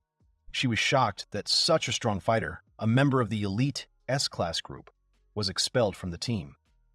However, he was distinguished by rare kindness and sincerity. Why, the girl wondered, was he not afraid of the approaching death, and even willing to risk his life next to her? Deciding to demonstrate his invulnerability, the boys summoned the legendary Fenrir. The famous mythical wolf appeared before the elf's astonished eyes. It was almost impossible to believe that what was happening was real. The guy had incredible abilities. He managed to subdue the most famous mythical wolf, Fenrir, making him his familiar.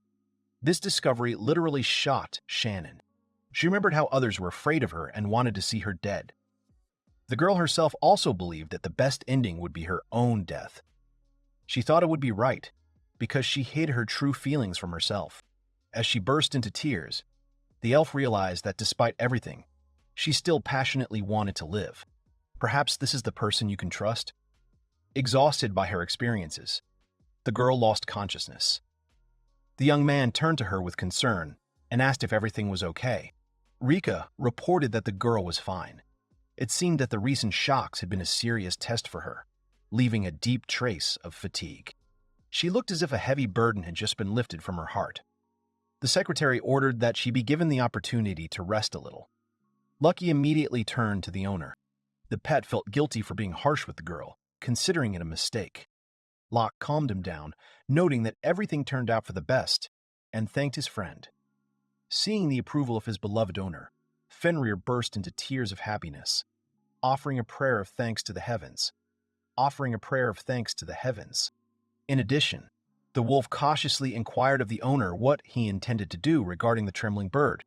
When the pet let out a long howl, the fragile bird instantly lost consciousness and fell limply to the ground. The young man confirmed that this was exactly what happened. Having come to, the bird fluttered in fear. A voice in the boy's head said that the sky bird wanted to be his friend and offered to befriend it. Locke took this as something unexpected and funny, agreeing to make more friends. The voice said that the bird had made friends with him and had moved into the garden. The owner felt that the number of their friends would gradually increase and considered this a great sign. Lucky was interested in trying the bird for taste, but the young man forbade eating friends. Shannon came out and was asked if she felt better. The girl apologized for her previous behavior, but the boy rejected it, believing that she was motivated by a desire to protect the well-being of others.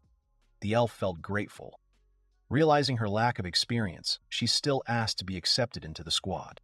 They were both genuinely happy about their new acquaintance. Even Lucky felt pleasure from meeting his new companion. Locke imagined the reaction that would follow if the pet pointed its paw at the girl. But she calmly declared that everything was fine. After all, he convinced the owner that he was actively progressing. And the latter had a bad thought that he would blow her up. The most important thing was that after touching Shannon, the wolf confidently stated that she was under a powerful curse. Then he added that such a curse is an extremely unpleasant phenomenon, sucking the life energy out of those around. Moreover, such curses sooner or later exhaust the victim himself, destroying his life. That's why people were dying around Shannon. Locke immediately asked how to get rid of this destructive curse. Lucky couldn't lift the curse. It was a delicate matter, not his area. But the owner would probably cope.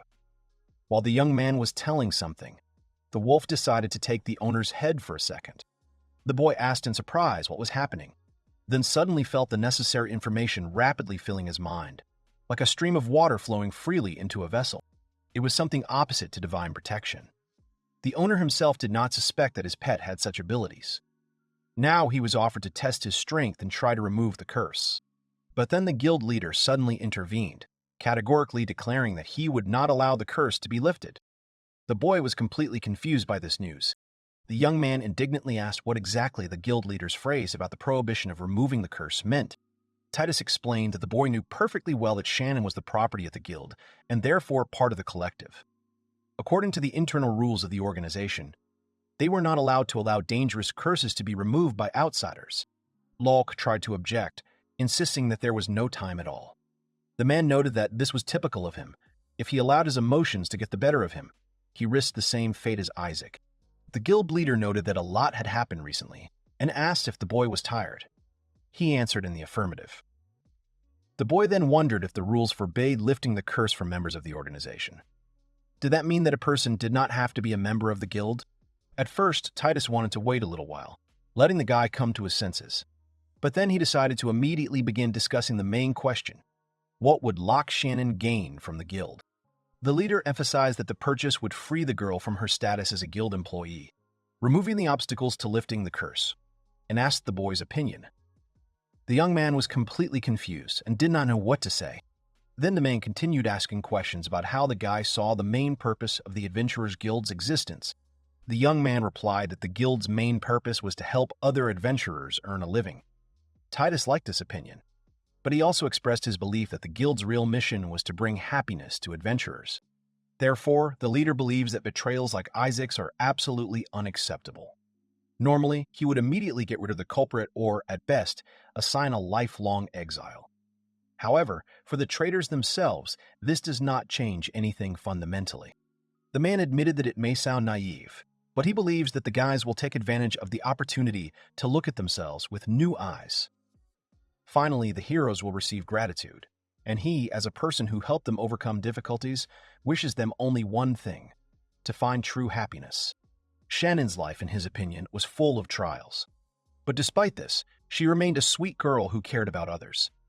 In this they were similar. Both had endured many difficulties, and their willingness to sacrifice themselves would make them a great team. Of course, the leader will not force anyone, but he will be glad if the boy decides to support the girl, and will be grateful if the elf reciprocates and supports Locke. The young man could not even imagine that someone would be able to understand his soul. But it turned out that there were people who were closely watching him. The guy smiled slightly and glanced at Shannon. The young man asked her what she wanted.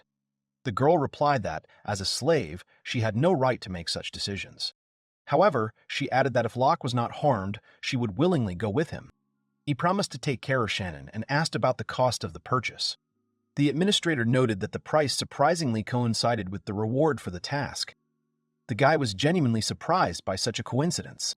Then the first thing to do is to remove the curse. The young man announced that he was starting and drew a magic circle.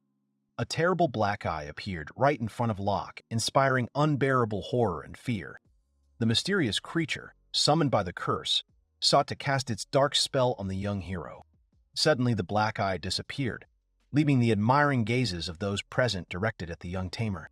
The boy exhaled, and Lucky was proud of his master's success. He thanked his pet, admitting that the victory was possible solely due to his support. the head of the guild enthusiastically commented on the event, explaining that the curse of the founder of Majin had just been lifted. Locke asked if Titus had any information about this curse. The answer was laconic. Even the leader himself knew little. Only a few rare reports of similar occurrences had reached his attention. There were rumors that in ancient times the world was ruled by a Majin who could summon magic. The young man sheepishly asked to be warned in advance of such facts in the future, so that he would be more careful. Shannon thanked the young man warmly and expressed her impatience to begin working together. It seemed that the problems were behind them. Titus concluded that all that remained now was to prevent Isaac's victory and obtain the necessary materials. The heroes began to prepare and move to the mini-garden for further action. The elf asked where the place they had ended up was. The young man explained that it was a miniature garden hidden inside the bracelet. The girl admired the item, claiming that she had no idea such a wonderful inner space existed. Locke blushed with embarrassment. The girl noticed a skybird that the boy had recently befriended. Shannon asked him if he knew how rare skybirds are that can fly high into the sky, which is why not everyone gets to see them. The same goes for Fenrir, an unusual creature who is aware of his own uniqueness. She called him unusual, and he realized that he was different from the rest.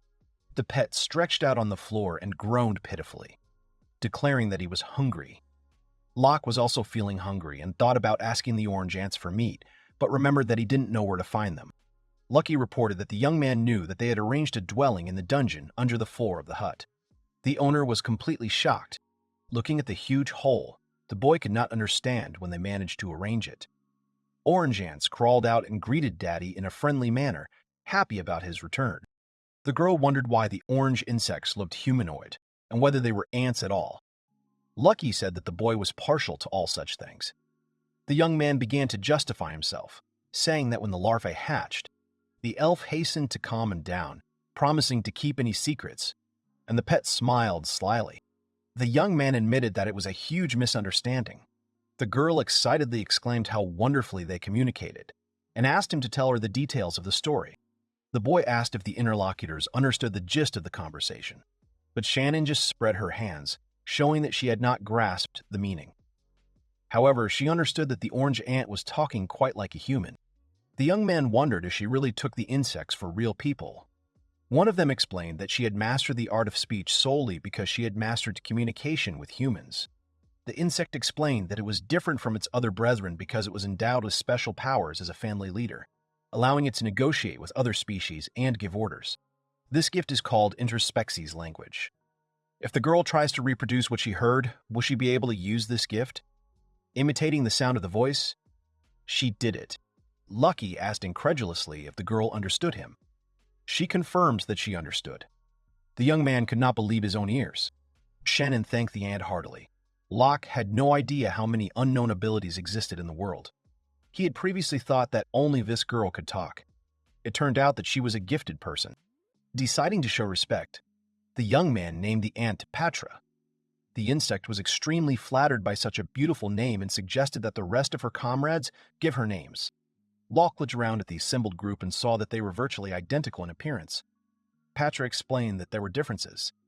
The names the young man had suggested, Orange A, Orange A, Orange B, Orange C, Orange D, had caused discontent. To everyone's surprise, the insects liked the new names. The ants jumped excitedly, expressing wild joy and delight. The young man was amazed to note that, observing the behavior of the little creatures, he noticed a lot of individual traits. Only after getting to know each one better, he would be able to choose suitable names. Then the young man turned to Patra with questions about the dungeon built by the ants. Patra gave a tour of the dungeon's rooms. Here is a cold storage for food, including meat. Here is a room for drying wool. And here are the demonic crystals found during construction.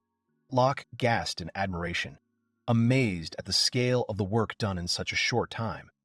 The friends rejoiced at the master's praise. They decided to take advantage of the news about the availability of fruit supplies by preparing dinner.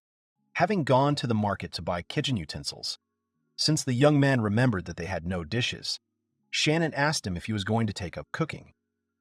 Time was short, so the guy settled on the idea of frying a chicken. The girl carefully repeated the phrase.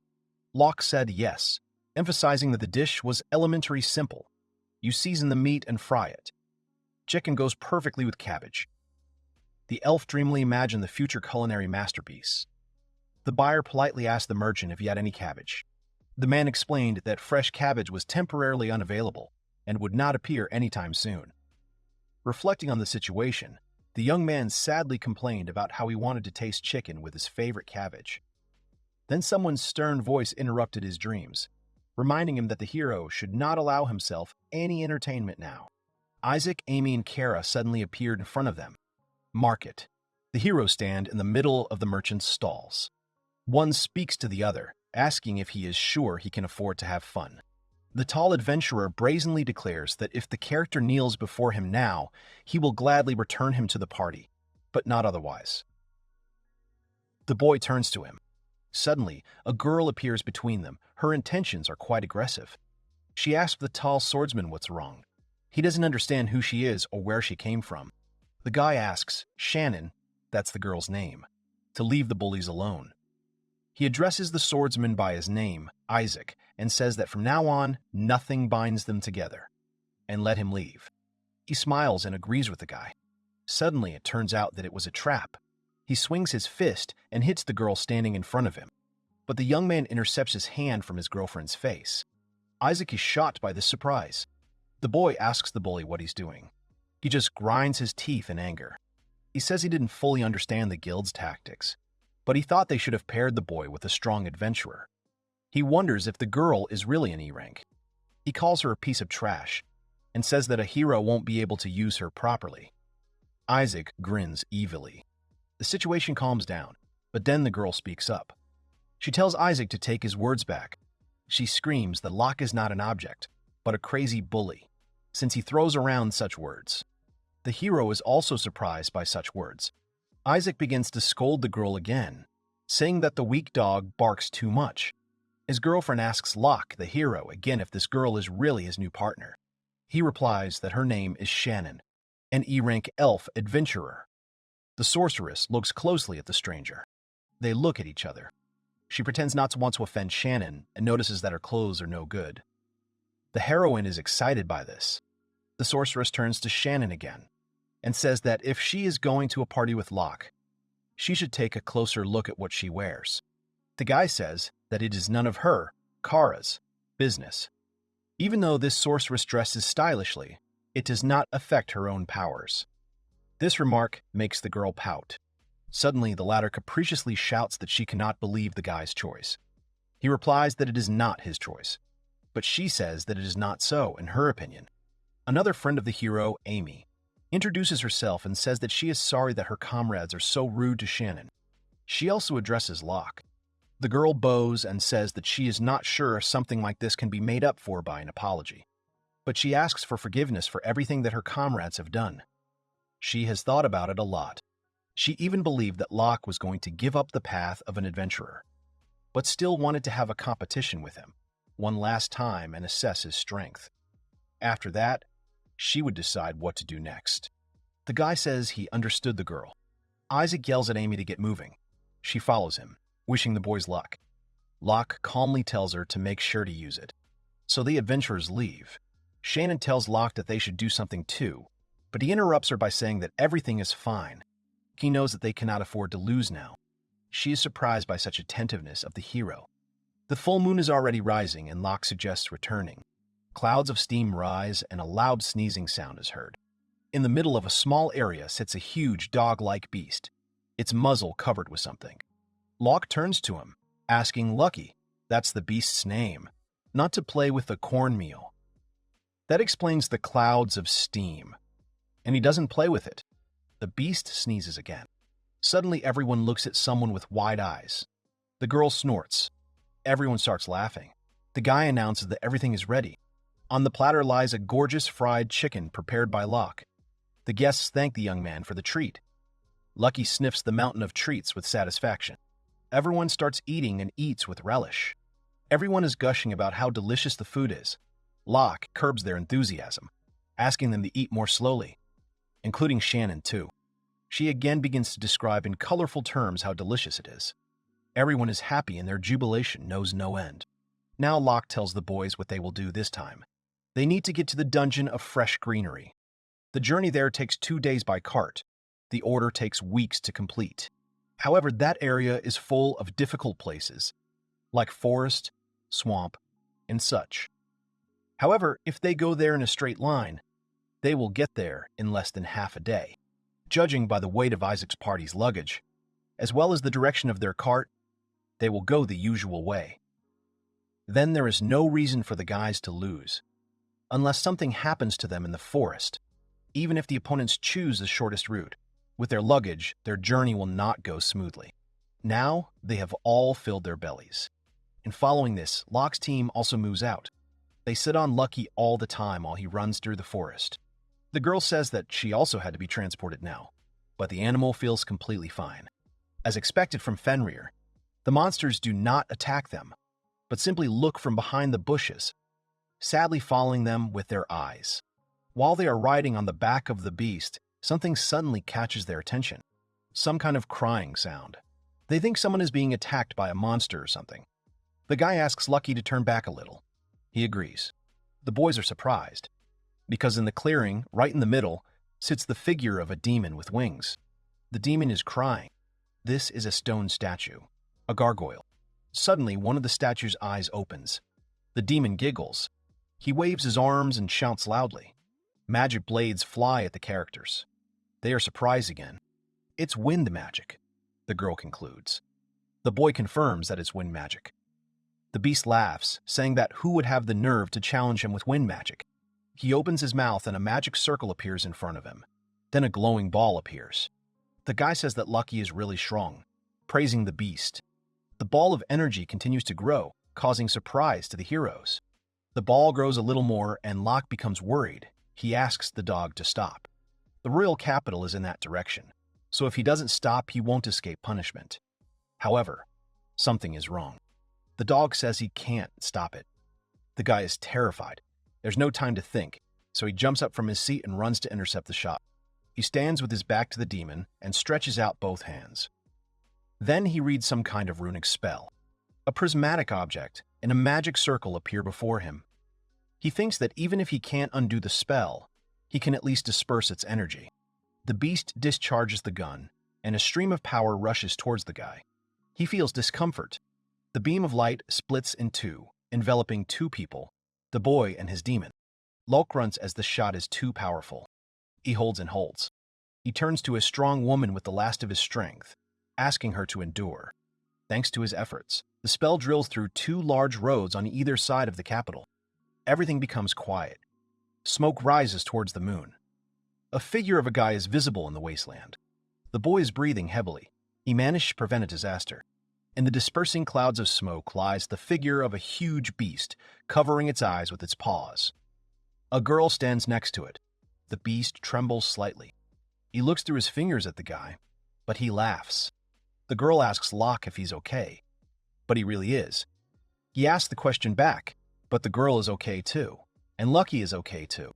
He says everything is fine. The girl notices that Locke's hands are injured. He notices it too. But the healing potion will cope with such a wound, and the boy drinks from the bottle to heal the wounds. And they really do heal. Shannon is delighted with the potion's effect. The guy thanks her because he made it himself. The dog cries that he messed up again. He looks at Lucky and turns to him. He thanks the dog. The boy concludes that Lucky was just trying to help them, and the boy appreciates this impulse. Lucky cries, touched. Locke says that the beast's magical power is in the disaster category anyway, so now they will learn to control their powers and fight together. Beast touched more. The beast shouts that he will try his best and will train. The guy turns to look at the demon. He is afraid. He asks the gargoyle what she is doing here, and she covers her face with her hands in horror. The demon covers himself with his elbow, screaming that the guy is a monster. He cries. Locke says that it is not from a gargoyle to hear such speeches, and in general it is strange that he cries in such a place. The youth asks what the reasons are for this. The gargoyle replies that he is sad. He was kicked out of the demon lord's army, and now he sits here. Locke is surprised to learn that monsters can be fired too. Gargoyle reveals that he thinks he was created from scraps of material. Their magic is weak, So he's been in the castle and has spent the last 100 years cleaning. However, recently the army's leadership changed, and they told the gargoyle that they did not need a monster that could do nothing but clean. The demon wandered around the forest in confusion after being fired and eventually hobbled to a village not far from here. But the villagers suddenly attacked him, and he quickly ran away from them. Locke says about this point that many people don't take monsters and demons very well. Bess says that's true. However, he was always cleaning and hadn't seen people before. The thought of being inferior and the fact that people hate the demon filled his heart with sadness. Shannon looks at the monster with pity. The demon wonders what the point of his life was after all this. He begins to moan and sob. Locke interrupts his sobs with a cry. He heard that gargoyles were the elite soldiers of the demon lord's army, and it took a lot of magic power to create them. It was hard to imagine that they would create one from leftover material. He asks the monster what he will do next. He does not know, and even asks the young man what he should do. The demon cries without stopping. Locke looks at this and takes the lord in vain. He asks the demon if he wants to go with them. He is slightly encouraged. He asks again if it is really possible, if he is just a stupid gargoyle obsessed with cleanliness. The hero says that strength doesn't matter, especially since he has been cleaning for 100 years. It is no wonder he is weak. The demon thanks the boy. He says thank you very much. He also asks him to let him join the group. So, the sealed gargoyle wants to be Locke's friend. That's how the guy sees it from his side. He pays attention to the fact that it appeared by itself in his brain that the gargoyle is sealed. The young man asks what this means. Is there some kind of sealed power or something like that? He doesn't understand what it is. He says that he was only created by the previous master. Locke hums in understanding, and then asks permission to greet Gargoyle-kun again. He responds that it would be a great honor for him. Once Locke agrees, he hears a voice that says that the sealed gargoyle has been transformed into a sacred beast and has become his friend. The transformation occurs. Now he can choose one of the options. This is an expansion of the hut. He chooses one of the options, and thus the expansion is completed. The guy says that there is a village nearby. The demon just told him this. They continue on and come across a field sown with something. It is cabbage, which grows here in great abundance. It is already quite ripe. Locke wonders how there could be a cabbage patch in the middle of nowhere. Then he notices that the dog has gone to sleep, so he suggests that they camp right there. Shannon agrees. Finally, morning comes over the forest. They continue on foot. The guy says that the Goraliah has already told him about this place, where they came. They are standing right in front of the village. The village is surrounded by a square wall along the perimeter. The sign says Chushin Village.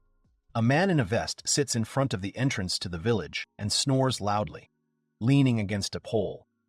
A boy and a girl study the stranger, who does not pay attention to them because he is sleeping. Locke tries to speak to the gatekeeper, but he is asleep. Shannon hesitates, then touches his shoulder and greets the peasant. The peasant wakes up, asking what is going on. The girl asks him to wake up politely. He opens his eyes and asks if the angel himself has descended from heaven. He adds that it is probably time for him to go to heaven. However, if this girl takes him, he does not mind, even tries to kiss Shannon, but he is thwarted by a dog who steps on the gatekeeper, preventing the unwanted kiss. The man groans and finds himself pinned to the ground. He immediately becomes angry. He asks who it is that came, some bandits. However, Locke dispels his fears, saying that they are just adventurers who are heading to the caves, but heard about the village. The peasant reacts to this information immediately. He says that since the boys are adventurers, they should immediately visit the headman, because the village needs them right now. Locke asks again, not entirely sure he understood everything correctly. He sees many emaciated characters. There are many thin people here, he thinks, despite the fact that there has never been hunger in these parts. Suddenly, someone addresses him in greeting. This is the village elder, Onogami. The old man leans on his walking stick and smiles at the boy. The guy says how nice it is to meet the old man. He introduces his companions, Shannon and the sacred beast bully, Lucky. The elder says that this time the gatekeeper's sleep was fruitful. He replies that with his experience, sleep is no obstacle to his duties. He even got rid of the stone statue, the gargoyle. The headman replies that it is all very touching, but the gatekeeper's eyesight fails him. He asks again what he was just told. He calls the headman a stupid old man. and the two begin to argue. Locke intervenes, asking what the elder wanted to talk to him about. The old man apologizes for getting carried away and clears his throat, preparing to tell the boy what the matter is. In fact, about a year ago, the goblins' green garden swamp where they lived before. Things in the fields in the village were not going well anyway. But the goblins raided and took what little food was left. A group of young men tried to kill them and protect the village, but they returned wounded. 3 young men are actually sitting there with their wounds bandaged. The elder asks the heroes for help, which turns out to be absolutely necessary in this case. The boy asks again if they really are goblins. Unlike other monsters, goblins are much more intelligent, but if their numbers increase, they will be dangerous. The village made requests to both the guild and the government, but no one would complete the task without a reward. Locke understands the situation. He can't help these people because then he, as an adventurer, will earn nothing and won't be able to feed himself. Besides, even if they save them now, there is a chance that they will ask for help again in the future, and the peasants should be more independent. The boy turns to the elder. He asks to look at the map of the area and find out from it where the goblins are. They give him a map and show him everything. Everything is clear to the guy now, which is what he states. There really is a way to deal with the goblins. The peasants can't believe their ears, asking again. So, the cabbage beds nearby will help the peasants survive. The old man thanks the heroes. However, Locke says that if they do nothing, everything will repeat itself at night. He can help develop the village so that this does not happen. The villagers are discouraged by his kindness. In the future, when the village starts making money, he wants the villagers to give him 20% of the proceeds. That way they can have a roof over their heads. The elder says that 20% is not an amount for which he can be solely responsible. This is annoying for the hero. However, the boys are busy with another issue now. So Locke tells the peasants, if all the villagers help, then he agrees to take only 10%. So, it's 10% of the profit, which could be anything from sales minus the cost of each person and their labor. But even without the help of the residents, the guys will be able to provide them with food and damage the enemies. Everyone is chatting. So, the fundamental problem of the village is its location. It interferes with the movement of transport from the rest of the state. The fields are not well groomed. There are no special products, as well as all the necessary things. He could help them for free, but it would do no good. The villagers need determination. The elder says he asks to consult with other villagers too, to take some time for this. Shannon asks the hero what will happen next. He says that the villagers will receive much greater profits. It is unlikely that they will refuse such a thing. In any case, the boy will go and do some preparations in the garden.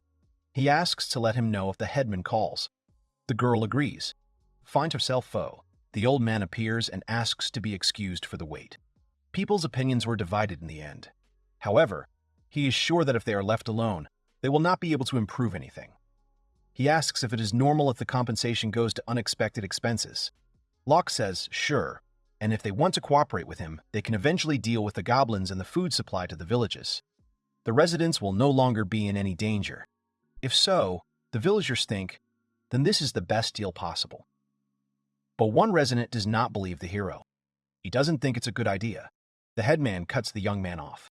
But he insists that if it weren't for the wound, he would have dealt with the goblins easily. This man is one of the guys who suffered from the goblins earlier. Then Locke reaches into his bosom for a bottle. He gives the villager a healing potion, his unique creation. He replies that he doesn't care, he won't drink it. The hero says that if it's not necessary, then it's not necessary. But this is good proof of his good intentions. He will even treat his companion first. She says she can't wait to try this special magic potion. She lifts the bottle to her lips and takes a sip. It's very tasty. She loudly admires the taste.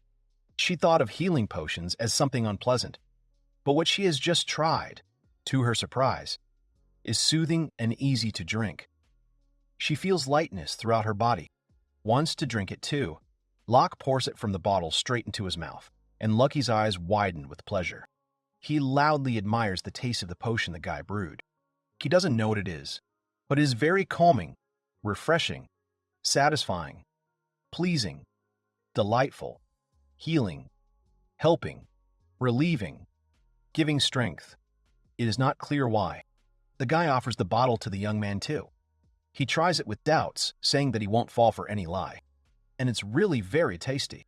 He loudly admires the taste of the potion he has just tried, colorfully describing its unusual taste, which he likes so much for some reason. He really likes the taste. Kiri understands that he doesn't need the crutch anymore. The pain is gone. It's a miracle. Nothing else. That's what he thinks. Koda says that they are currently fulfilling another request. However, if they help the guys, they will also share other healing potions with the residents. The young man says that they will gladly accept the command, if only the wounded are all cured now. He introduces himself as Warren, the headman's assistant. He apologizes for doubting the heroes and says that he will be happy to cooperate now for sure. The headman asks if there is anyone who is against this, but no one volunteers. So everyone finally came to an agreement. There are 6 days left until the deadline for the main team request. All the villagers are surprised when they eat the food prepared by the guy. Everyone is delighted with the taste. It's cabbage soup. The villagers are surprised that the cabbage is so tasty, because they have never eaten cabbage before. The hero says that cabbage itself is quite tasty. While preparing the soup, among other things, the hero added a restorative potion to the soup, and the people who felt unwell became healthier. The boy approaches Shannon, asking if she can help him with anything. He tells her to take Orange Ant's A and be with her. She should protect them and the villagers when they go to get materials. She asks if he really trusts her with such an important task, and if so, he is sure that everything will be fine. He says that she can defeat any monster that roams the area. Besides, Ants A and B can take care of themselves too. That's the boy's plan. The girl says she'll do her best and that she's finally got the idea. As for everything else, he and his team will make a road that leads directly to Krunto. With this road, travelers will come and go. So in one fell swoop, they will solve the problems with deliveries. Then the guy waves his hand and fills everything around him with magical energy. People's bodies become lighter, and they admire it. The thing is, the young man casts a strengthening magic on them to make it easier for them to move, but it doesn't last long. Everyone is delighted and verbosely delighted with what happened. He asks them not to overdo it, so as not to break bones, and their glee knows no end. Shannon admires how the guy casts strengthening magic on so many people. He replies that if she trains, she can do it herself. Next time he will teach her this. She admires him again and thanks the hero. Now he is calling on everyone to start building the road, and they really do build the road all together. The ants are laying down blocks, and the others are also busy with something. So they have done enough for today, and the hero suggests stopping there. Quite a lot has already been done. They've almost finished laying the stone and clearing the road. At this rate, the road will be ready by tomorrow. Because of Lucky's magic, they can build a road. Then the boy will try to trade the village's goods. His familiars are very cool, better than he could ever dream of. Night falls, and the action takes place in the Garden of Monsters. The hero studies the map. The girl brings him tea in a cup. She asks if the master is still asleep. It turns out he's planning tomorrow. First of all, she needs sleep, because she worked harder than everyone else and needs to rest. He asks her not to call the young man master, because it doesn't sound very good. And besides, he doesn't consider the chewing gum his servant. She is amazed by the young man's kindness. Shannon is very happy to have met Locke. She says she is incredibly happy to have met him.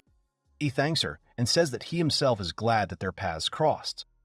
It gets even darker outside. Finally, he comes up with a plan, which he immediately announces to her. The plan is that they will ask the villagers to pick cabbage, and then he will sell some of the goods in the capital. It looks like there's a shortage of cabbage there, and he's sure it'll all sell out. And don't forget about the guild's request, but he is confident that victory is theirs. However, it is no less important how exactly they will win. When it comes to Titus, he may be afraid of something. But here the hero must interrupt his explanations because the girl is already asleep. In her dream, she tells Locke that he is amazing. He looks at her with wide, round eyes and a benevolent face. Then he waves his hand and applies cleansing to her head. He thanks the girl very much. Night still hangs over the hut. Both the ants and the demon are sleeping. The bird that landed on the roof of the house is also sleeping. Shannon is sleeping in her bed, but the hero is not sleeping.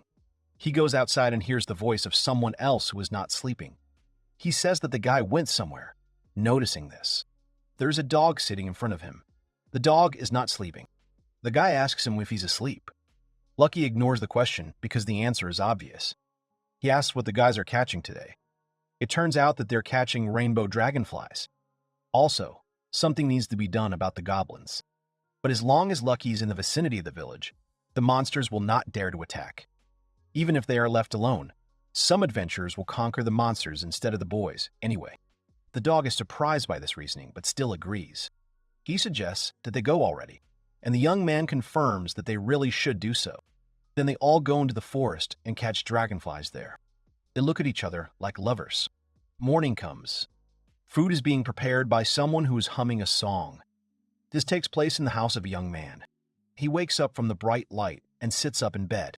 He hears a song and the sounds of cooking and thinks it's Shannon.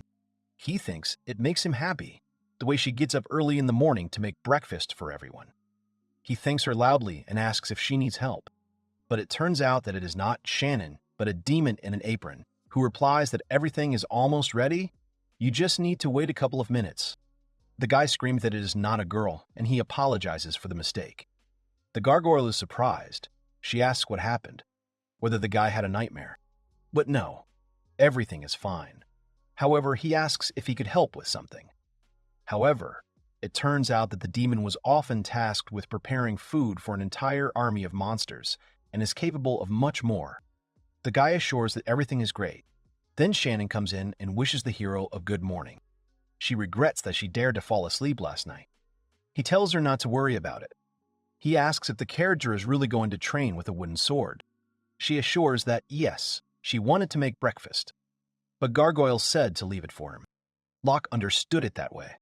He was very grateful, but something was wrong, what he felt when he saw the demon. The girl also wanted to ask if the hero himself was tired. At night, he went to catch dragonflies, and the young man was amazed at her knowledge because he caught dragonflies only in the company of Lucky, confident that the girl was sleeping soundly and should not be disturbed. She screams that that's not the point. She herself would like to be useful to Locke. Then he suggests that they all go catch dragonflies together next time. She asks him to promise, and he promises. Meanwhile, breakfast is ready, and Gargoyle announces it loudly. The boy and girl agree with him. It's the second half of the second day. You need to sell the cabbage at the rune and deliver the dragonfly wings to the guild. This will be done by the healed village warrior who previously did not trust the hero. Since the road was completely cleared today, the boy thinks that he can finally sell some goods. He will even show the children how to catch dragonflies in large quantities. If the land is plowed and used for growing cabbage, then the food problems will be solved. Night falls and they have finally accomplished everything that needed to be done. Everyone is rejoicing. People thank Locke for what he did. The headman thanks Locke again. He had not thought the road would be finished so quickly. He asks if the tithe is not a small tax for him. But that's okay. They can send him funds through the guild. Before dawn, they all split up and stole the egg and stone of the green frogs. They didn't come across any wyverns, but they could worry about that the next day. Now the guy has a simple feeling. He remembers the sight of a rolling cart. The feeling is that their rivals will arrive at their destination earlier than expected. This will be problematic for everyone. The boy stretches, because it's morning. He tells everyone to try their best this day, with all their might. He notices a small bird that lands on his shoulder. Seeing this, the hero asks where the many birds in the garden came from. He is told that he is wrong. To his surprise, it turns out that this is the very same heavenly bird that was right there the previous day. He says that the sky bird was somewhat larger in size. However, the fact is that when sorting materials for monsters, a nut-shaped object was found. And when the sky bird, for some reason and incomprehensibly, ate this object, it became such a crumb. The guy is amazed at this miracle. He wants to know how to turn the bird back into a big one. The bird just makes random sounds on its own. True, there is no way. With time, she herself will become big someday. The main thing is that nothing threatens life. The bird is in shock. Suddenly, the guy realizes that he smells something unacceptable right now. He asks what kind of stench he just smelled. It turns out to be a dog. Locke tells Lucky what exactly stinks. He asks again if the hero is mistaken. According to the beast, there is no way he can stink. Locke asks when the dog last washed itself. He replies that it could have washed itself yesterday, lost in thought. But then he couldn't wash himself. because Locke was present next to the beast all day and never saw him take soap and a towel in his hands. He says that in that case he washed himself the day before yesterday. But his gaze meets the guy's gaze, and the beast freezes. He says he's perfectly fine, even if he doesn't take a bath, but he still licks himself clean from head to toe. Then Locke says there's nothing to be done about it. It turns out that he has already thought of everything and calls on everyone present to begin catching and bathing the animal. Everyone thinks it will be a lot of fun and happily joins in, even though Lucky is a very strong creature. The latter replies that he is curious too. He jokes about the lip-rolling spell that the boys should remember to use if they think they can catch him. Then the guy does some magic of his own, casting a magical aura on most of those present: Shannon, the gargoyle, the ants. He says that he has cast support magic on everyone except Lucky. It won't last long, but the guy's strength and speed will increase. Everyone thanks the guy in front of the dog. Lucky states with a laugh that they would all be fools if they even thought that some kind of support magic would be able to compensate for the difference between him and the other beasts. So the first duel will take place between the legendary Fenrir Lucky and the queen of the Orange Ants Patra. She loudly declares that she is starting. Shouting that the fight has begun, she rushes towards the beast, waving her arms. He mutters that sweet, naive Patra can't think she can handle the wolf on her own. She, in turn, throws a wad of sticky threads at a certain distance to grab the beast. He dodges and shouts triumphantly that he already said that he can't be caught with one attack. He looks at the familiar arrogantly, but she raises her hands and lets out a victorious cry, claiming that everything is over. This confuses the beast, appear from all sides and attack the dog. He shouts that it is an ambush, while the smaller ones vomit out their bundles of threads, tying up the wolf and immobilizing him. He falls to the ground helplessly before the eyes of the ants, and even sighs loudly when he falls to the ground, because the bonds are unexpectedly strong. Patra tells the master that they manage together. He replies that this is her magnificence. She made the wolf lower her guard by pretending to attack alone. She laughs. The boy tells Lucky to be a good boy now, but he, to the surprise of many, manages to get back on his feet, breaking the bonds with his own strength. He waves the pieces of thread, seizing them in his teeth, and thus captivates the ants, to their great amazement. He notes that they did well to immobilize the beast, but they do not have enough magical power to hold it. The ants weep inconsolably because Lucky is strong. Then the gargoyle says that now everything is clear to her. This attracts the attention of everyone else. The demon declares that in that case he will be the next to challenge the dog. Now the duel between the proud sacred beast Lucky and the gargoyle begins. Fenrir says that the gargoyle cannot seriously hope to win, but he replies that he is always underestimated, but he will be able to show himself from the best side. He also replies that although the demon is weak, he has knowledge that he has collected over 100 years, and Locke's support magic helps him. It even works to his advantage that the dog underestimates him, and the demon loses brilliantly to the dog. The dog looks around and asks who will fight him now. Then Shannon steps forward and says she is ready to fight. So the duel begins between Fenrir, who is not a dog named Lucky, and the elf, who is blessed by his master, Shannon. The beast asks the girl to show what she can do. She promises to give it her all and draws her sword from its sheath. And finally, the girl attacks. She runs at the beast and strikes with a sword, but it dodges. He even says that at this speed, she won't be able to touch him in any way, but she just snorts. Then, she begins to strike him many, many times with her blade, and asks what he will say to this now. The beast jumps around, acknowledging that the elf is better than she looks, and has become stronger overall. But a casual attack will not harm her in any way. She understands this, but it is becoming increasingly difficult for the beast to dodge. She strikes again, catching the dog off guard. She cornered him against a rock. He doesn't understand when she managed to do it. The elf points the blade at him. She says that now Lucky must obey and go wash himself. But the beast quickly moves to the side and disappears from sight. He puts his tail to her neck, and its sharp end is so sharp that if she moves, she will definitely lose her head and something else. The girl sighs, admitting defeat.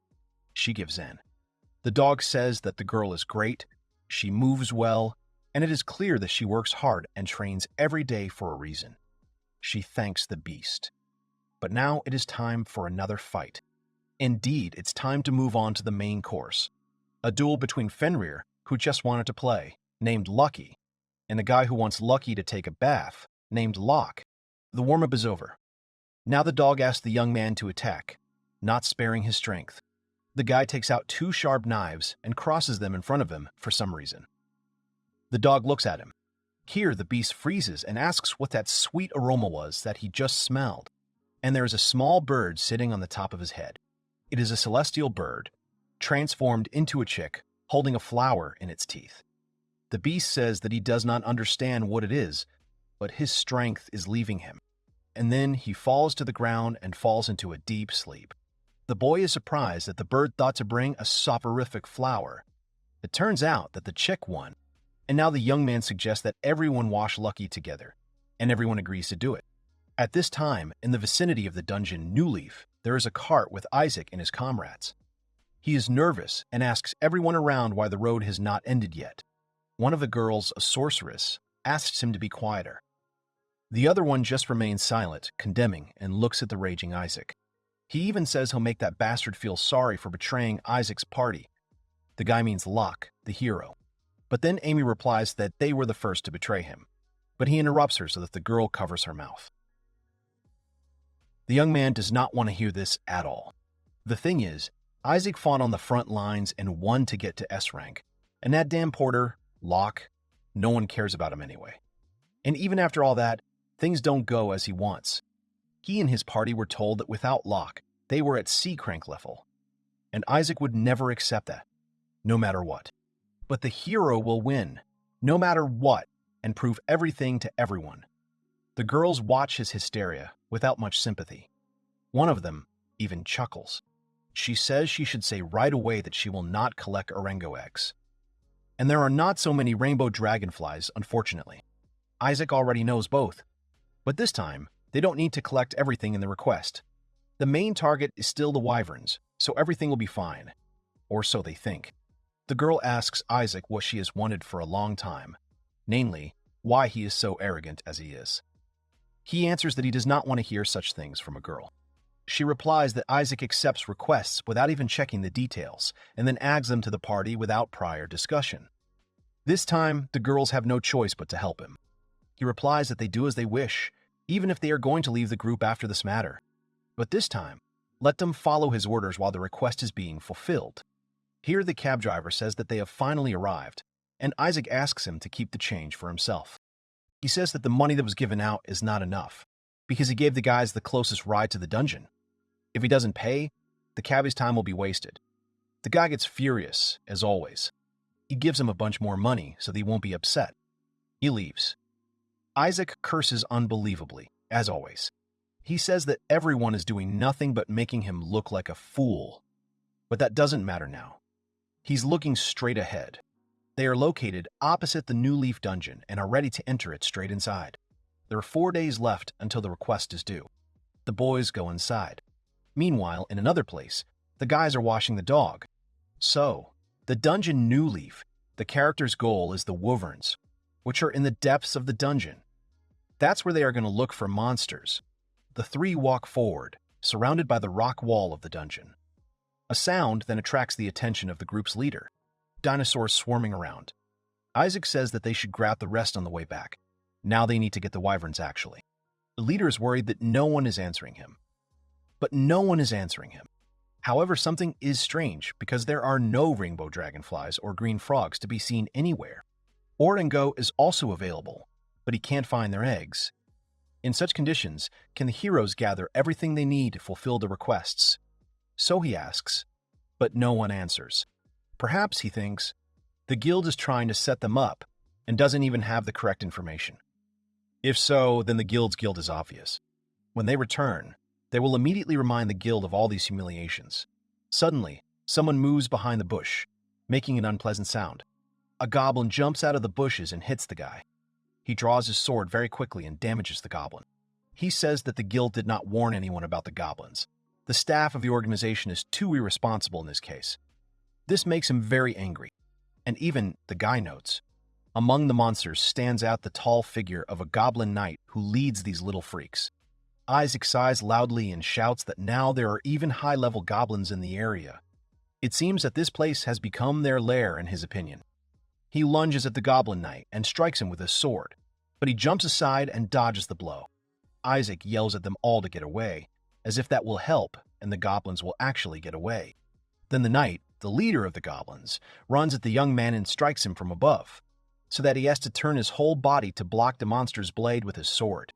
While blocking, he recalls the words of a guild member who said that the boys were under divine protection with Locke, but without him, they are only at rank C.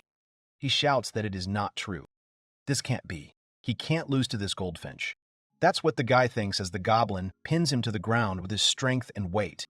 But then a fiery spear pierces the monster, and it screams. The guy screams too. The monster has already fallen to the ground and is smoking, pierced by a spear. Amy asks if Isaac is okay, but he's fine. He could have done just fine himself, he thinks, and yet the second girl concludes that he looks like the battle was tough. He gets angry at this remark, and now the guys are surrounded by evil goblins. Isaac says to leave all the fighting for later, but for now they need to focus on the goblins. There are already so many of them.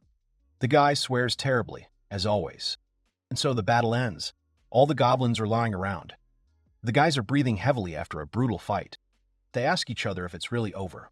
It is, but not quite. The Goblin Knight was the leader of the monsters. But now everything should be all right. So they finally conclude. The girl mage begins to cast some kind of spell. Isaac turns and walks on resolutely. He tells the boys to follow him because they still need to deal with the wyverns before returning to the guild. The girls reluctantly agree. Wyverns scream repeatedly from the giant rock mountain in the center of the area. The heroes watch the animals from behind the bushes. There are quite a lot of them. They crawl and swarm in all sorts of ways. Isaac tells Amy that he will attack and distract them, and she should use magic to pierce their wings. And when the monsters attack, he will finish them all off. They are going to target those wyverns that are away from the group. The girl understands Isaac and also understands why this needs to be done. So the swordsman rushes at both wyverns with his sword at the ready, shouting that he has finally, despite everything, gone. The wyverns scream at him with unpleasant sounds. He immediately hits them with his sword, but they, unexpectedly, know how to use the wings they have right there and fly up, dodging the blow. Amy immediately joins in and throws fire arrows left and right, aiming at the flying wyverns. The arrows catch up with the failed dragons, and they fall, engulfed in tongues of flame, to the ground, smiling into pieces. The guy hits them with his sword too, cutting them into pieces. Great, now the wyverns are destroyed. He should move on to the next stage of the plan. However, another wyvern attacks the girls, and it also makes all sorts of unpleasant sounds and screams. The guy didn't notice it flying up. This is an unexpected attack. The girls are forced to run and save themselves, avoiding the blows of the heavy tail. They run away from the wyvern. Isaac catches up with them, asking if they are okay. But one of the girls is too angry at Isaac and shows it outwardly. She sighs. She yells at the boy because he was supposed to be ensuring his mages. She compares him to Locke because she is sure that a professional like Locke would have protected them both. The boy gets furious, as always. He screams that Locke has nothing to do with them. Besides, Isaac didn't know there was another wyvern. And anyway, even with an escort, it should be able to stand up for itself. She's in shock. She screams that this is complete nonsense, and in general, she and Amy should leave right now, because they will die if they stay with this idiot Isaac. She does not resist. The sorceress says that she can no longer be near the young man. He scolds her, but asks them both not to leave. He is confused and furious as always. He watches the girls leave, eyes wide. He yells at Kara, that's the sorceress's name, to wait, but she won't. He gets furious, as usual. He watches as his former comrades are about to go over to Locke's side, because they'll probably be better off with him. And they've abandoned him too. The boy remembers Locke's face again, and he's furious, as always. Again, the boy's memories, and there appears some grandfather who told Isaac that Locke is incredible, but Isaac is not, and that the boy should learn from Locke, which does not add motivation to the boy. He remembers crying back then and says that everyone keeps talking about Locke, and it's just annoying. He is now surrounded by wyverns, who have approached him, ready to do all sorts of mischief. Looking at the approaching teeth of the monsters, the boy decides that he will make everyone fail the request if that is the case. He thrusts his sword into the ground and shouts that he will not let Lok win under any circumstances. The girls look at each other and tell each other that what is happening before their eyes is, without a doubt, incredibly bad and should not happen. But for some reason, it is happening. The guy casts a spell called Great Cross, and the wyverns fly away in different directions, reflected by a strong stream of magical energy flying in different directions. They disappear in this flame. The girls sit behind a stone, hiding from the magical energy. He even looks at his sword, which glows, illuminating his malicious face. The flow of energy fills the entire cell, rising upward. Locke and the villagers see a huge cross growing in the distance and hear a sound. Shannon says it's definitely Isaac and Company, and he confirms it can only be Isaac and Company. The boy asks Shannon to keep him company. She agrees. Everyone else, except Shannon, continues to do the work in the village. Locke counts on Lucky. He immediately understands what is what, and so the friends reach the rock, that is, the dungeon of fresh foliage. There is a lot of smoke. It also comes out of the entrance to the dungeon. 3 figures appear there. They cough loudly. The guy comments on the amount of smoke. Isaac, and it was he and his comrades who appeared from the smoke, feels disgusting. Amy compassionately transports him, holding him under the elbow. The swordsman tells Lok to bite back. Because both the wyverns and the materials, everything turned to dust due to Isaac's carelessness. He says that now the boys will not be able to fill the request. Locke comments that he did not think that his former comrades would stoop to such villainy. Shannon shouts at the boy that if this is true, they must return to the kingdom's capital and buy the materials, then deliver them to the guild. It's unfair, but they can't lose. She's already seen the items for sale. But Locke objects. There's a chance there are wyverns inside, and they should investigate further. Shannon tries to object, but backs down. The swordsman throws over his shoulder to Lok that they, that is, Lok's people, can search as long as they want, and Isaac will return and wait for the next meeting. And Lok follows him with his eyes. And so, the 3 of them with Lucky enter the dungeon and see a terrible smoking picture. They look at the body of the goblin knight and wonder if this is really a goblin knight. Locke says that the knight must have been at the head of the goblins, which means the village is safe now. Lucky says that's how it is. From a bird's eye view, the area looks like scorched earth, even though the foliage is not damaged for some reason. All the monsters have truly disintegrated into dust. Isaac has a high level of magical powers, which means that the path of a mage would suit him. However, the materials are spoiled and cannot be delivered. There's nothing to be done. Locke suggests going back. However, Lucky's joyful cry is heard, having found something. These are wyvern eggs.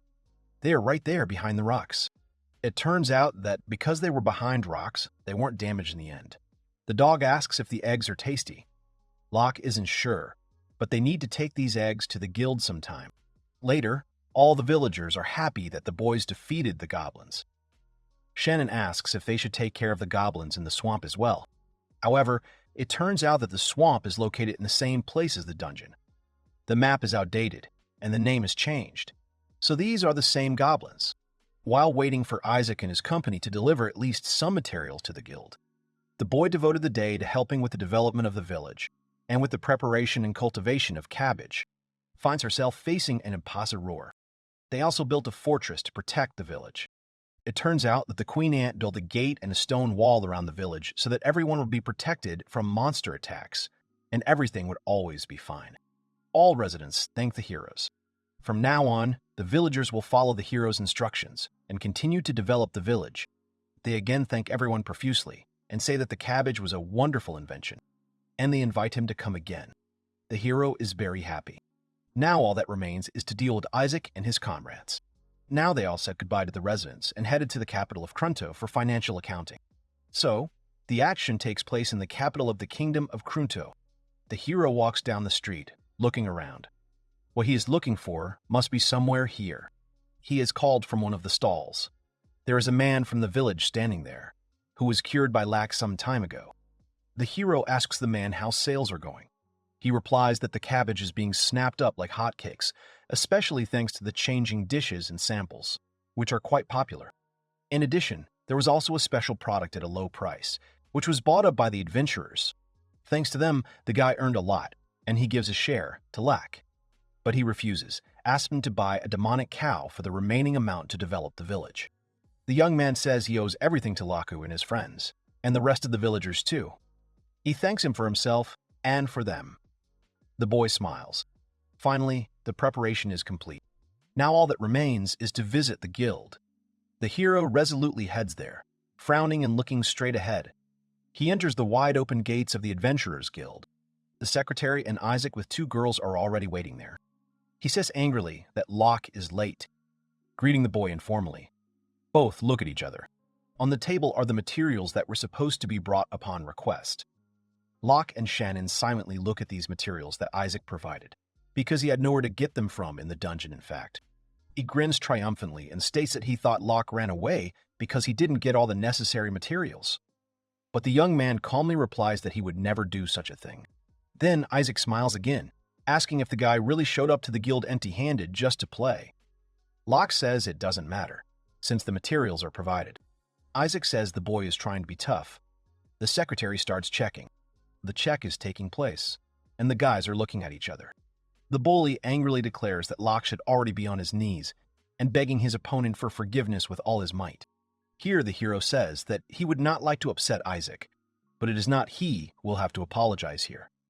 Isaac asks again what the matter is, and it is all very simple actually. The secretary says that the victory in the competition will be awarded to Mr. Locke. Isaac is very surprised. He does not understand what all this means. But it turns out that Locke has delivered 30 scales, 10 claws, 60 wings, 9 wyvern eggs, and 40 stones in advance. Isaac doesn't understand how this is possible. He knows that Locke came to the dungeon after them, which means he couldn't have collected anything, because the young man destroyed everything there with his own hands. The swordsman jumps up to the boy and shakes him by the collar, accusing him of allegedly colluding with the guild and doing dirty deeds. Locke sighs deeply and says that he did nothing of the sort at all. Before accusing the young man of dishonor, Isaac himself, according to Locke, must explain himself, because he did not obtain the materials with his own hands, but bought them in a store. The swordsman asks again what the guy is talking about since he himself defeated the monster. But Locke is adamant. He leans over the table. He picks up one of the dragonfly's wings, and there is actually the mark of the village of Choshino, which Isaac somehow didn't notice. He explains what happened. He realized that Isaac had destroyed all the materials, so he had to buy them somewhere. So he put his up for sale at a low price, and the hooligan took the bait. He said he had read Isaac's mind, which must have meant that Locke would run to buy up the store's shortage in order to win. But they already had plenty of material, so he sold it from his stock. If it weren't for the swordsman's greed, he continues, Isaac wouldn't have wasted so much money. The girls both look at it with disapproval. Isaac asks, but how did the guy get to the dungeon then? He doesn't understand how it's possible. Locke just breathes out calmly. He replies that it is enough to look at the map to understand that there is a faster way, but it is much more dangerous. The path goes in a straight line to the dungeon. Kara says she knew it. Isaac is furious, as usual. It turns out that Kara didn't want to choose the dangerous road, which she tells the boy. He doesn't understand what she's talking about, because the competition gives them the right to continue being S-rank adventurers. He asks if the girls don't want to defeat Locke and his crew. Isaac thinks they do. The girl takes a deep breath, adjusting her hair. She says that Isaac still hasn't realized something important. He was the only one who really wanted to win this competition and no one else. And this surprises the guy very much. He is furious, as usual. Locke turns to Isaac again, thanking him for defeating the goblins. Isaac is surprised as he does not understand what the hero is talking about. The act of killing goblins actually did some good, as the goblins were harassing the people of Locke's beloved village. And they didn't have the money to pay the guild. Partly in the boy's opinion, the guild chose a request to at least help the villagers a little. The secretary grinned immediately after the hero said this. In fact, he had asked Shannon to collect the claws and scales of the wyverns on the first day after arriving in the village, since all of this was located far from their nests, and then decided that the guys would deal with the goblin themselves. Isaac screams that the guy used him. He curses, rages, and throws words. He is furious. The boy lunges at the hero, raising his fist and calling him a beast. But suddenly he is stopped by a sharp shout. Someone asks him to stop. It is Mr. Titus, who stands right there, arms crossed over his chest, looking sternly at what is happening. He says the Mr. Kid confessed to everything, including the conspiracy with Isaac, and for the latter this means the end, and nothing else. He falls to his knees and cries. This is truly the end, and he has no choice but to admit defeat. And so everything was resolved. Isaac and all the others were interrogated and punished. Amy and Kara had extenuating circumstances, so they were only demoted to C-Crank, and Isaac's S-Rank party was disbanded. Kara and Amy were going to form a new one with Locke, but he politely declined. Later, they were able to trust each other and created a new party. And Kid was sentenced to prison.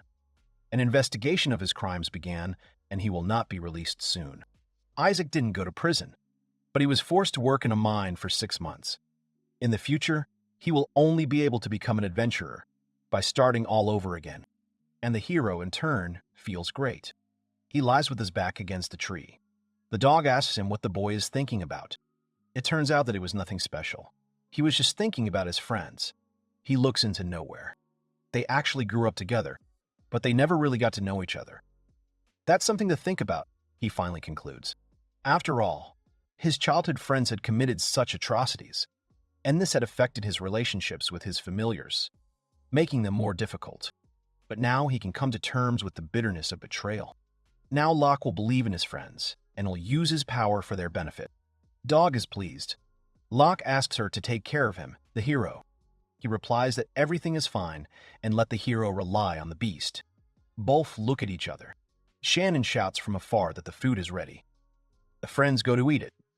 So, another problem has been solved. But there's something else.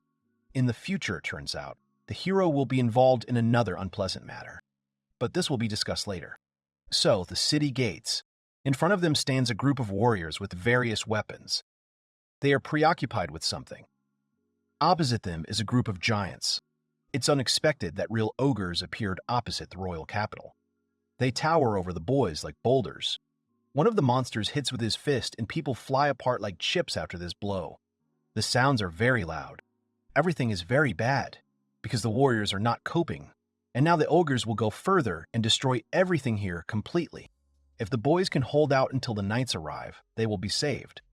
But even if they show up, the adventurers are sure they will take all the credit.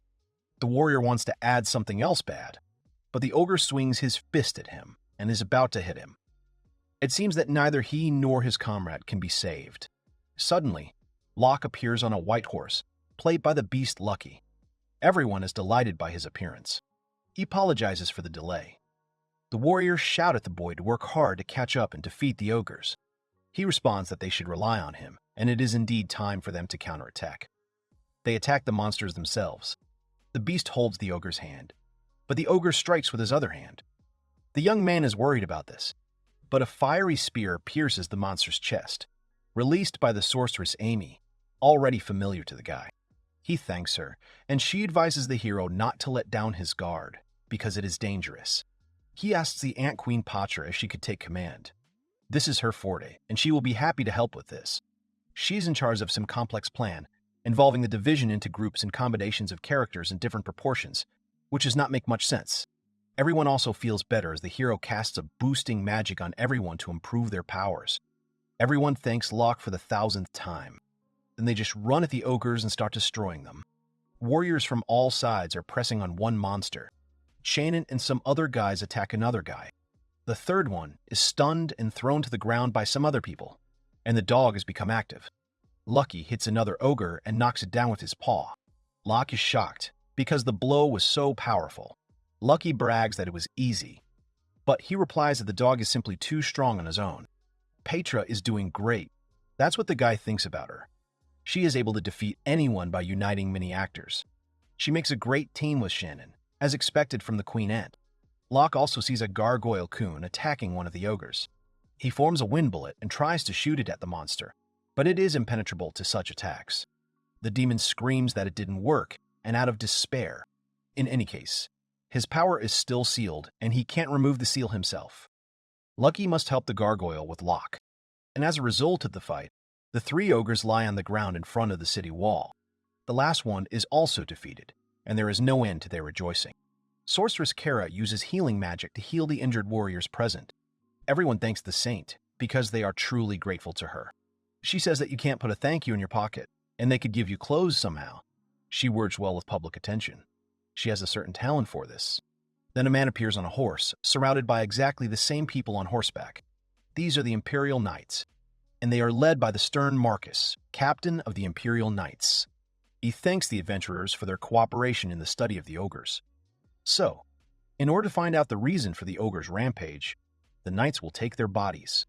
The adventurers who just defended the city are deeply indignant, since the bodies are valuable in themselves, as a source of materials. But the knights do not accept objections. Locke watches what is happening in silence. In the city, a little later, a man slams his fist on the table and shouts at Marcus, who is present. He asks what he is talking about. The adventurer says that the knight is trying to steal the monsters that should rightfully be taken by the guild whose members killed the ogres. He is still unperturbed, and he states that the research is necessary because the monsters appeared too close to the capital for everything to be okay. We need to figure this out. There will be payment, too. But a guild member shouts that the payment offered by the knights is too small. However, this is only monetary compensation, and the knights will not offer more. Trade has nothing to do with it. Then Titus, and it is he, says that the knights appeared after the battle and there is no cooperation with them. It was the adventurers who fought and risked their lives. He demands money and more. Marcus says Titus is overstepping his bounds and he shouldn't do it. Let the man go. He's discouraged. The secretary from the guild asks both of them to wrap it up and stop arguing. It turns out that she has already agreed to consult with the vice captain of the squad. Titus apologizes. He is very sorry that this happened. Marcus is still sitting here. Locke is walking somewhere with Shannon and Patcher on his shoulders. They comment on what happened. Titus knows it doesn't look good. But oppression is oppression, in his opinion, and the adventurers will soon flee the country. Or so he says. People like them are vital to the country's development and defense. They help solve problems, hunt monsters, and clear dungeons. And as a result, the state gets a decrease in the number of attacks and victims from monsters.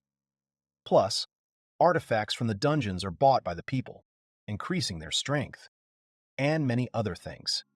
And Marcus is stupid, since he does not understand. The guy says that Titus is so emotional, unusually. It rarely happens.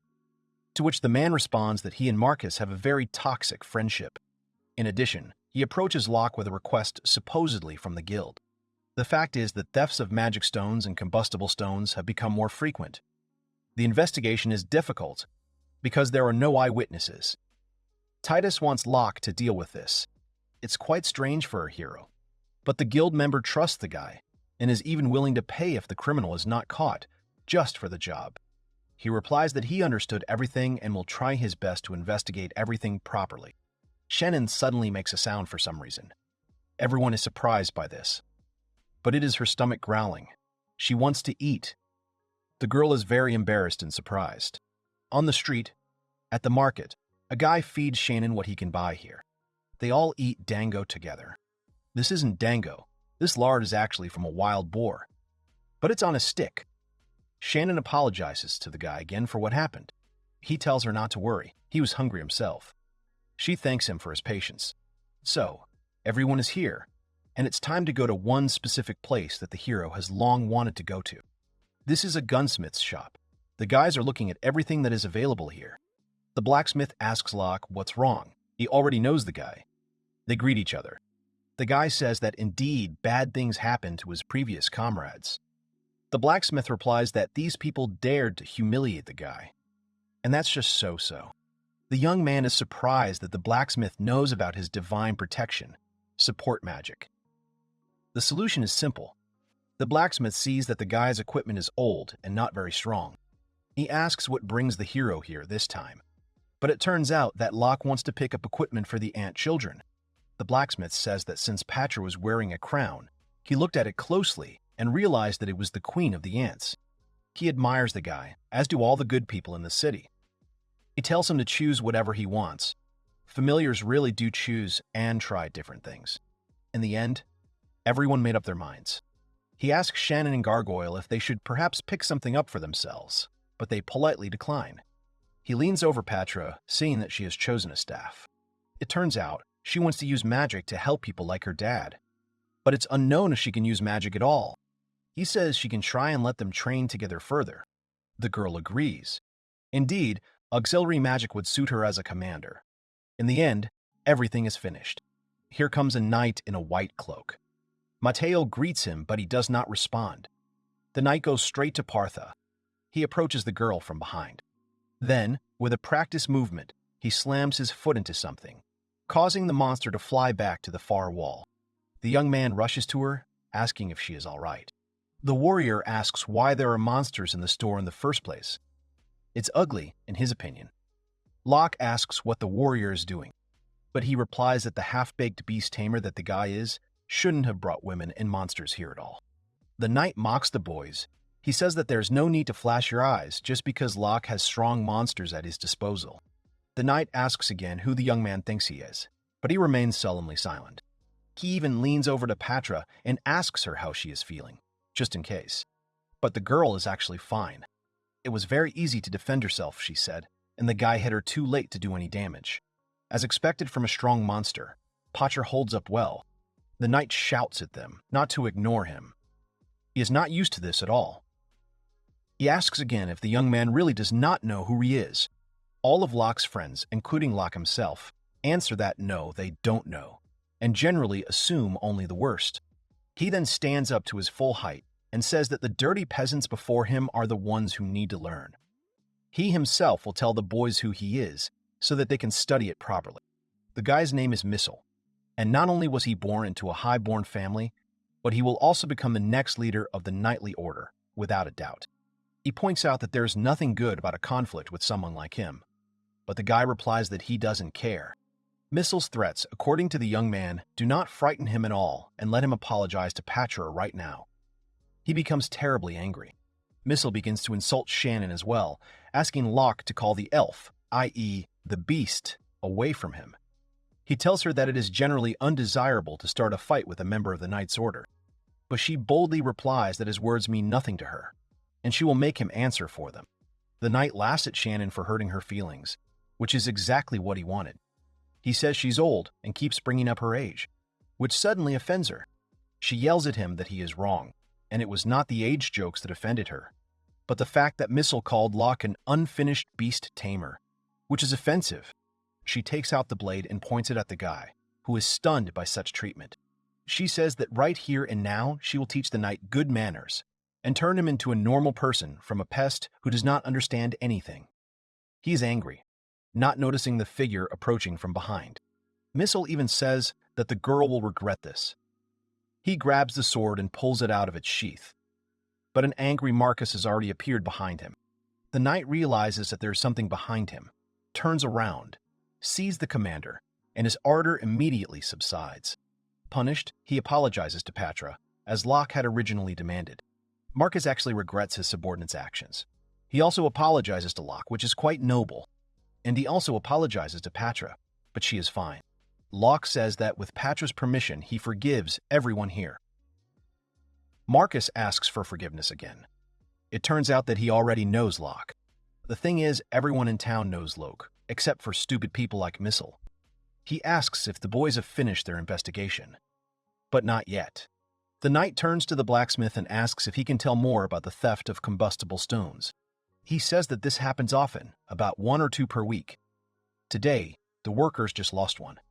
The criminal's goal is also still unclear, and Marcus confirms that it is incomprehensible. The hero summarizes everything he has learned now. The commander asks the guy to report if there is anything interesting, and he himself returns to the main office. As he watches the knights leave, Locke notices that he feels surprised. Shannon, too. She expected Marcus to be someone more menacing and unforgiving, but he's a nice guy.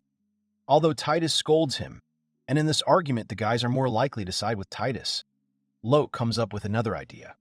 He asks the blacksmith to show the place where the stones were stolen from. More information is needed to make everything beautiful. He agrees. He takes the guy to a storage room or workshop. There are weapons hanging on the walls everywhere. Everything is closed. Windows, doors, chests, locked with a key. One stone was lying on the work table, the blacksmith explains. The boy notices that there are 2 entrances, and the thief could have gotten in here unnoticed by the owner. but he still doesn't understand why he needs the combustible stone, because there are plenty of more valuable artifacts here. The purpose is unclear. He asks where the combustible stones are stored. It turns out, in a chest. It is tightly closed and no one has ever stolen a single stone before. The boy can't make any conclusion from the information, so he asks permission to summon a familiar, one of them. With permission, he summons his Pokemon. This is lucky. He barely fits in the room. He also asks why he was called to such a hole. The guy asks him for forgiveness. The blacksmith admires the beast's power. The dog says he is pleased to meet him. The guy asks if a dog can track a thief by smell. Generally, it can. But it's difficult, since there are a lot of smells here, including some that make it very difficult to find what you need. The dog understands that he can't help.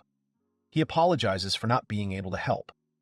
Locke says that everything is fine and thanks the animal for coming. The blacksmith admires the boy again and again. Now his goal is the bracelet where the boy hides his familiars.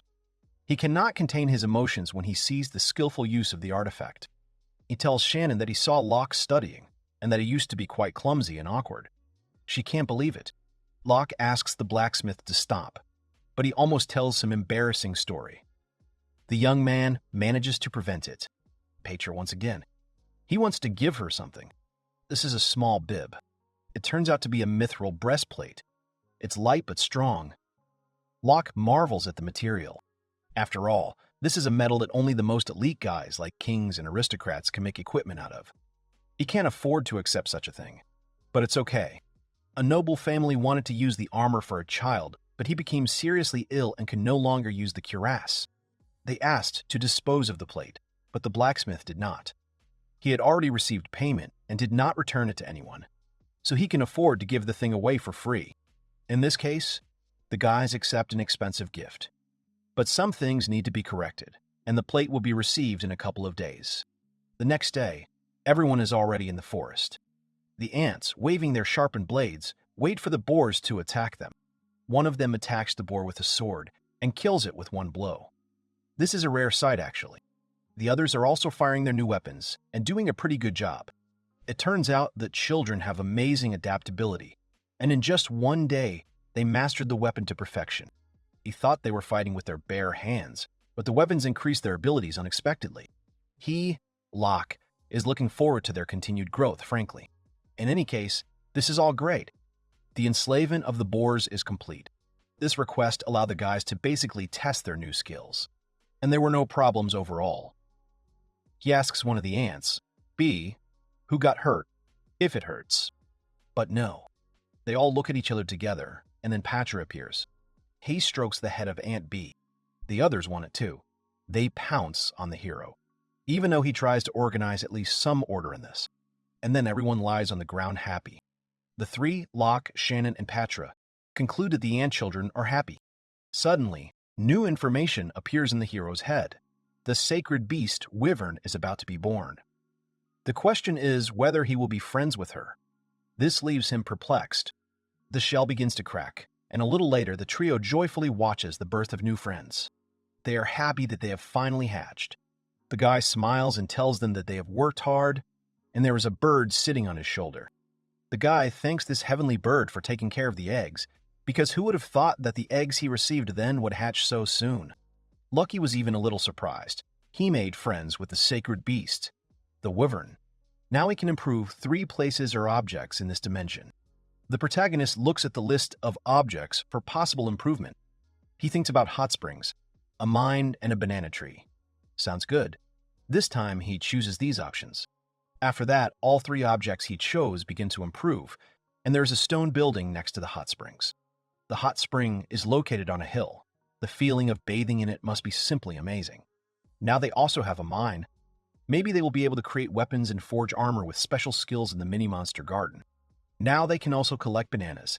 It's nice to watch the mini-garden of monsters develop. The main character looks at the banana trees. He says that this is excellent and suggests that everyone return to the guild to report on the completion of the request to subjugate the huge boars. The girl agrees with him. Then the 4 of them ride the animals, splitting into 2. The guy tells the girl that today he is going to cook the meat of a huge boar, and then they will sell the unused meat at the market. The girl agrees with a smile. As for the tusks and fur, suddenly the beast they were riding notices something and stops. The protagonist asks what's wrong. The beast asks him to look there. In the distance, you can see a pile of graves, one of which stands out for its large size compared to the others. They think about the fireball. Lucky suddenly runs forward, offering to check. The protagonist says that it could be a ghost. Let her wait. Then all three of them end up at the cemetery and silently look around. Then the guy says that the fireball has disappeared. Lucky says that he was unlucky. Shannon hides behind the main character and grabs him by the clothes. The guy notices that they are all shaking. The girl smiles shyly and apologizes, because she doesn't really treat ghosts very well. After which the main character strokes her head. The guy says that if anything happens, they are nearby. However, if it is too difficult for her, she can always wait in the mini garden for monsters. The girl happily says that it is good. Then she happily walks away, holding her head. The protagonist examines the largest tombstone and reads what is written, realizing that the great sage de Morte rests here. The guy tells everyone about this. Lucky and Shannon look at the guy in surprise and ask him again. The protagonist explains that de Morte is often called a great sage, according to legend. She made a great contribution to the development of the country. After all, she was not only stunningly beautiful but also kind. She had incredible knowledge and wisdom, and for the sake of this country, she alone went to the demon lord's castle and forced the demons to sign a ceasefire agreement.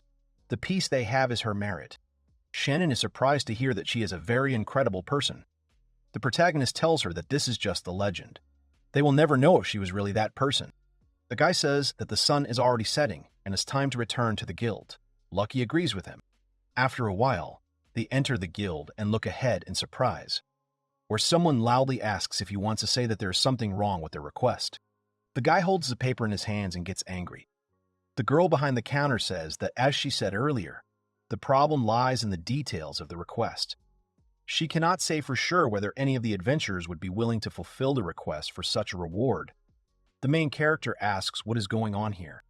The guy with the paper realizes that he is the same animal tamer from yesterday who showed up just in time, even if he is an example of his request.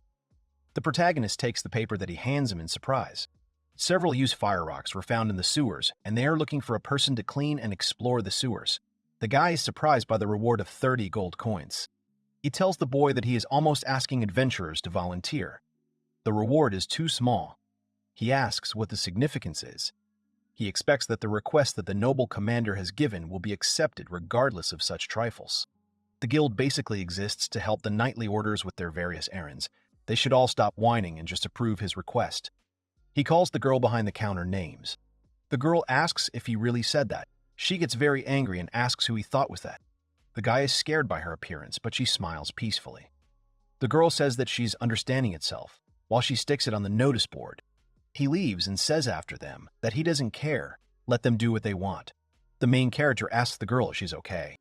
The girl explains that by continuing the quarrel, she will only create problems for others. She thinks that this remains. Then it is simply to learn from this experience. But the girl is angry because she understands that he tried to insult the guild, or rather her. The main character gets scared and thinks about the request. The protagonists and Shannon walk through the sewer and cover their noses because of the unpleasant smell. Because apparently combustible stones got into the sewer. The guy uses hand purification and notices those same flammable stones. However, he understands that this alone will not be enough to collect the necessary ones. The girl says that she will check there. Maybe she will find previously undiscovered stones. The guy asks the girl to be careful because the floor here is very slippery. She assures that she will be fine. She says that as he sees, she has no problem maintaining balance. The girl begins to spin. However, she trips on her heel and falls backwards. However, the main character does not let her fall, because he reacts successfully and picks the girl up in his arms. He tells the girl that it is wonderful that she believes in herself, but he thinks that excessive self-confidence is dangerous. She apologizes for this and thinks about how close his face is. The main character holds her in his arms and says that he thinks it's time for them to go back, because there's a stench here. The girl says that she's of the same opinion. It's already night. The guy says that it is already very dark. The girl thinks about her feelings. The main character suddenly remembers something and asks Shannon if she wants to join him at the hot springs. She is surprised and embarrassed by this. The main character looks up at the winged animals that have flown to him and are sitting on his hands. The main character says that it is amazing. They can already fly. He is told that wyverns grow quickly, although they can only fly at a height of about 2 meters. It was he and the skybird who taught them to fly. He asks the gargoyle if he can fly, and he confidently answers that he can, because his wings are not just for beauty. The gargoyle confidently says that he can even handle flying with the two of them on his back, in which case the guy asks if he could fly around the outskirts of the capital. He agrees. The protagonist turns to Shounen and asks her about her. However, the girl is hard at work thinking about going to the hot springs together. The guy turns to her, which scares her, but then says that she is also with them. Then it's time for them to go. Then the two of them fly on the back of a gargoyle. The protagonist tells him that he's cool. He actually managed to lift both of them. The guy asks Shounen if she's okay.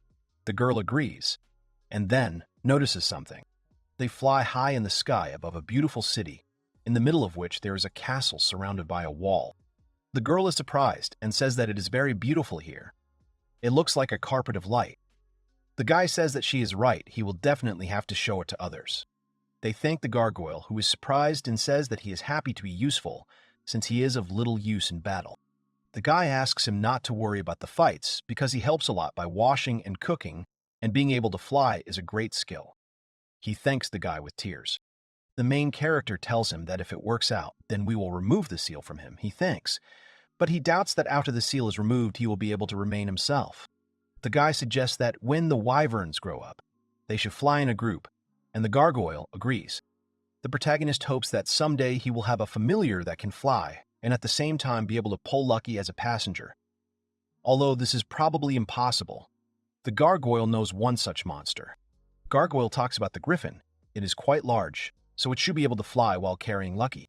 He is his best friend, so he will help them no matter what. In that case, you need to visit him as soon as this issue is completed. Now it's time for them to go back. The water in the hot spring is bubbling. Everyone is amazed by the sight of the hot springs. The ants begin to jump into the water and rest in it. Garuglia says that the view is just awesome. Shounen is embarrassed that they are all together, and she thought it would be just the two of them. The guy turns to her, which scares her. Everyone is relaxing in the hot springs and saying that it is very nice and warm here. The main character hears a splash. Lucky also got into the water and says that it is very nice here. He asks if he hates baths. Lucky agrees. Lucky explains that he doesn't like washing himself, but he likes the hot springs. They are spacious and deep. He can let his whole body go into the water. The pet tells the guy that it was he who took her with him from that dungeon, gave her the opportunity to now enjoy the hot springs. He is very grateful to him. The main character says that he should be the one saying thank you. Without him, he would have died in that flame of destruction. The pet extends its clawed paw to him, and then the main character, smiling, hits it with his fist. The ants jump into the water, and after that, the gargoyle informs them that the spectacle of his dreamy dive awaits them next. The next day, Patra puts on a beautiful dress and says that it suits her perfectly. She's also told that it suits her very well. The protagonist thanks Mateo. He says that he also took advantage of the opportunity and forged armor for the ants. Why don't they try it while they're here? The boy tells the blacksmith that he shouldn't have gone to so much trouble, but the ants are happy about it. The blacksmith hardly ever gets orders for children's armor, so he happily made them. He only used a little material, so he shouldn't worry and just accept them. The ants are dismantling the armor. The main character hands him something and asks if it is enough, but the blacksmith says that he will not take payment. This is not equipment, but ingratitude. The guy tells him that if he is against it, then he can just save them and use them in case adventurers, without money or a child come to him, who for some reason will need armor, let him make them equipment without charging a fee. The blacksmith is very sorry, because he seems to have put the protagonist in an awkward position, but he denies it. He recently left the so-called S-rank group and received this money after leaving. The man agrees to take it and says that since this is the case, he will keep it somewhere else. They all remain waiting for the blacksmith, who suddenly shouts for Locke to come here quickly. He comes in and asks what happened. The man tells the boy in horror that the flammable stones have just been stolen, and Locke is surprised by this. The blacksmith points his finger at the window and says that he noticed a blue light from the window. The protagonist asks Lucky to follow the trail. Lucky sniffs and says that since the smell is still strong, he was able to track down the thief. But they are very crowded here, and the pet barely fits into the room. The main character commands that, except for Lucky, everyone else should be ready and wait in the mini garden of monsters. He will call them when he needs help. The guy on Lucky runs down the street, rushing past people, and realizes that they all pulled it off so quietly. Who could it be? Finally, they are there. They find themselves again at Demorte's grave, and the main character is surprised by this. The main character asks Lucky if it is really here, to which he answers positively, and the trail ends after the grave. The guy looks around and realizes that there is nothing suspicious, even if the stones were stolen by a ghost. Suddenly, the main character hears some sound. He asks the heavenly bird what happened, and she brings him the flower of exorcism. Suddenly, the grave begins to glow and moves back, revealing a staircase leading down, which surprises everyone. The protagonist thinks that he was deceived by such an illusion. He had never seen such a powerful spell before. Lucky asks what to do with them. The passage is too narrow for him. The guy conjures light and goes down, thinking about whether it is possible if the stolen stones are here. Locke walks into an empty room and thinks about how unexpected it is to find such a space under a grave. Someone tells him that guests are rare. Suddenly, a skeleton of a woman in a dress appears, from which an ominous aura emanates. The protagonist assumes that she is a lich. The skeleton tells the guy that since he managed to find this place, it means that he is a high-ranking magician. The main character takes his sword and asks who he is. The skeleton explains that the only creature that lives under its own grave. Could it be herself? The guy is surprised and thinks that this can't be Ishi Demorte. Demorte says that even if so, what will he do? The guy thinks about whether this is all possible. A fairy addresses him from above. She orders him to put the weapon away and asks him what he was trying to do with Demorte. The protagonist is surprised by Pixie and hides his sword. She tells him that if he is looking for a fight, then he will have to deal with her first. She will burn him until he turns into a juicy puddle of fire. Demorte asks Lala to stop. She doubts that what she said makes any sense. Lala says that his introduction to her rage is cancelled. Demorte asks the guy what brought him here. He replies that today there have been multiple thefts of combustible stones, and it is the investigation of these incidents that is the reason he came here. They were following the trail of a thief and he led them here, but he has no idea who the thief could be. Lala gets scared after that. Pixie takes a loud sip and the guy notices. Demorte asks if Lala did it. Pixie apologizes loudly. She couldn't find any in the dungeon, so she stole them. Demorte asks if he told her not to cause problems for others. Pixie says that without these flammable stones, she suddenly falls silent, and the protagonist asks if there is a reason for her actions. Demorte says that nothing special, just without combustible stones. Her life will simply burn and that's it. The main character is shocked by this. She wonders how much time has passed since then. She remembers drinking and everyone looking at her. The girl reports that the sake is almost finished. Let them bring her more. This is a Demorte, a great sage, or rather an inveterate alcoholic. The man with horns opposite her trembles and tenses, saying that he can't handle it anymore. She asks him with a smile that he is not even able to drink that much. He is a demon lord after all. But he doesn't care about her, because he feels bad. The girl confidently says that victory is hers, as he promised. Will he put an end to the war? The man looks at her angrily and says that, in fact, the demons did not want to start this war. In fact, people cut down all the trees on the hills and fields. The monsters were deprived of food, so he simply took some of the land back. They are demons. They do not have the knowledge of growing food. The girl silently looks at him. Demorte tells him that she will teach them how to grow food. She asks if he will then stop the war. After this, there was an abundance of food. The monsters' full stomachs satisfied their hearts. After the war ended, Demorte used this opportunity to devote herself to research into the problem of nutrition. However, at the same time, she had a student. Her name was Lydia. She was very kind and smiling. She wasn't talented in magic, but her communication skills were unrivaled, and many people came to trust her. As someone who couldn't hold a conversation without alcohol, she admired this trait in her. The girl tells Lydia that this should dramatically increase the growth rate of agricultural crops. The girl congratulates her. Demorte says that if more food can be produced with fewer workers, the food problem should be solved more quickly. The girl turns to the master, who suddenly falls silent. For some reason, she is upset. Lydia asks her if it is time to continue exploring the hidden treasures.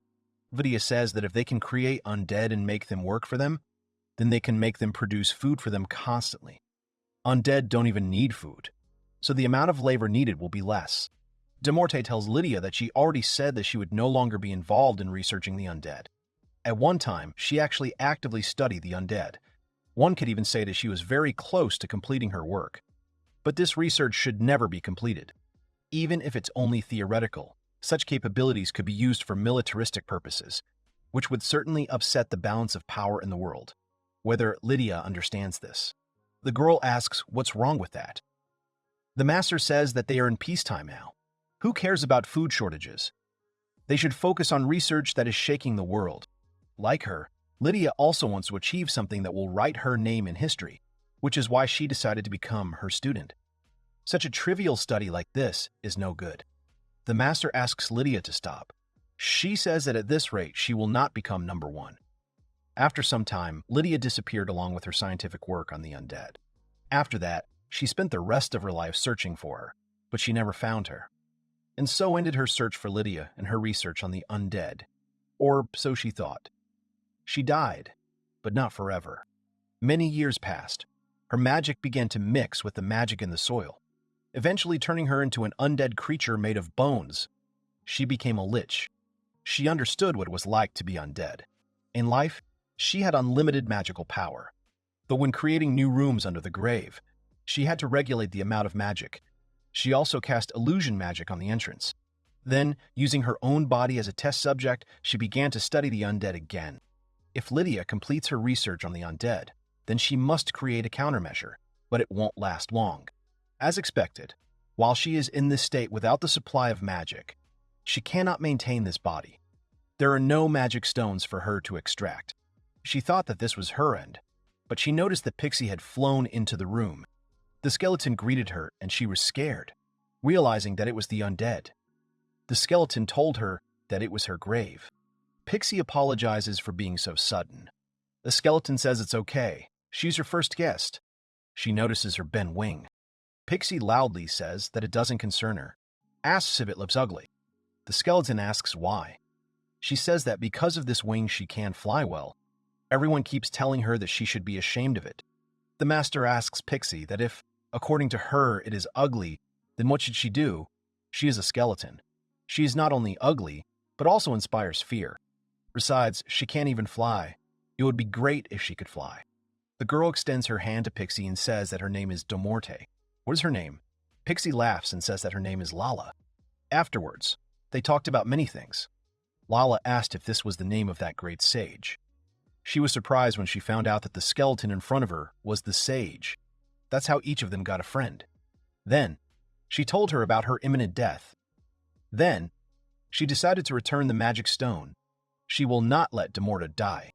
The girl says that she is a thief who stole the combustible stone, no matter what method of punishment he plans. Then let him not involve Lala in it. But Lala says that she stole the stone, let him punish her. De Morte says that everything is fine. She just followed her orders. Pixie calls her a liar, an old hag, and says that she stole the stone on a whim. De Morte asks her to stick to her words and everything will be fine. De Morte asks her to understand, so as not to put her life on the line for the one who will soon die. Pixie says that she is her first friend, and she does not want her friend to die. The protagonist looks at them and thinks that it is true that such crimes have a high chance of being punished by death. But she had the option to just beat him and run away. But she chose honesty and decided to atone. Two people with kindness bear the guilt for each other. The protagonist suggests summing up that they both stole from the store and the Order of Knights. Pixie admits that she stole from the store, but not from the Order of Knights. Do they know about the huge amount of stones stolen from the Order? Pixie says she doesn't know what he's talking about. The protagonist thinks that this means that there is another thief. Suddenly they notice something outside. They come out and are all shocked by the fact that in the distance they can see that their capital is all on fire. All three watch as the capital is engulfed in flames. The protagonist tells Lucky that it's time for them to return to the capital. The pet agrees. Coughing attracts De Morte's attention, after which she tells them to take her with them. At this time, inside the capital, People are running away in panic from some terrible-looking creatures. The warriors shout at the people to run as quickly as possible to the western gate. Then one of the warriors notices how the man fell. He curses and rushes forward, saving the girl from the monster with a deft blow of his sword. The monster falls to the ground, exhausted, and the boy tries to catch his breath.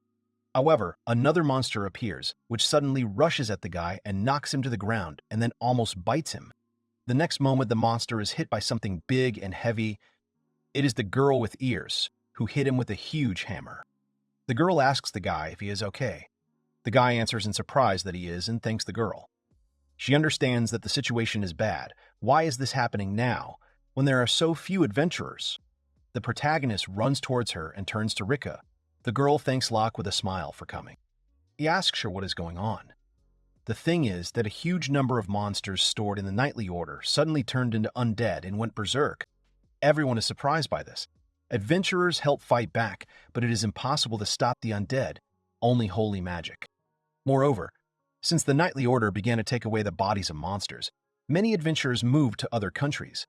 They sent a call for help to the guilds of other countries, but it will still take time before help arrives. Everyone notices how the monsters attack the girl. She says that she will be in that direction and counts on Locke.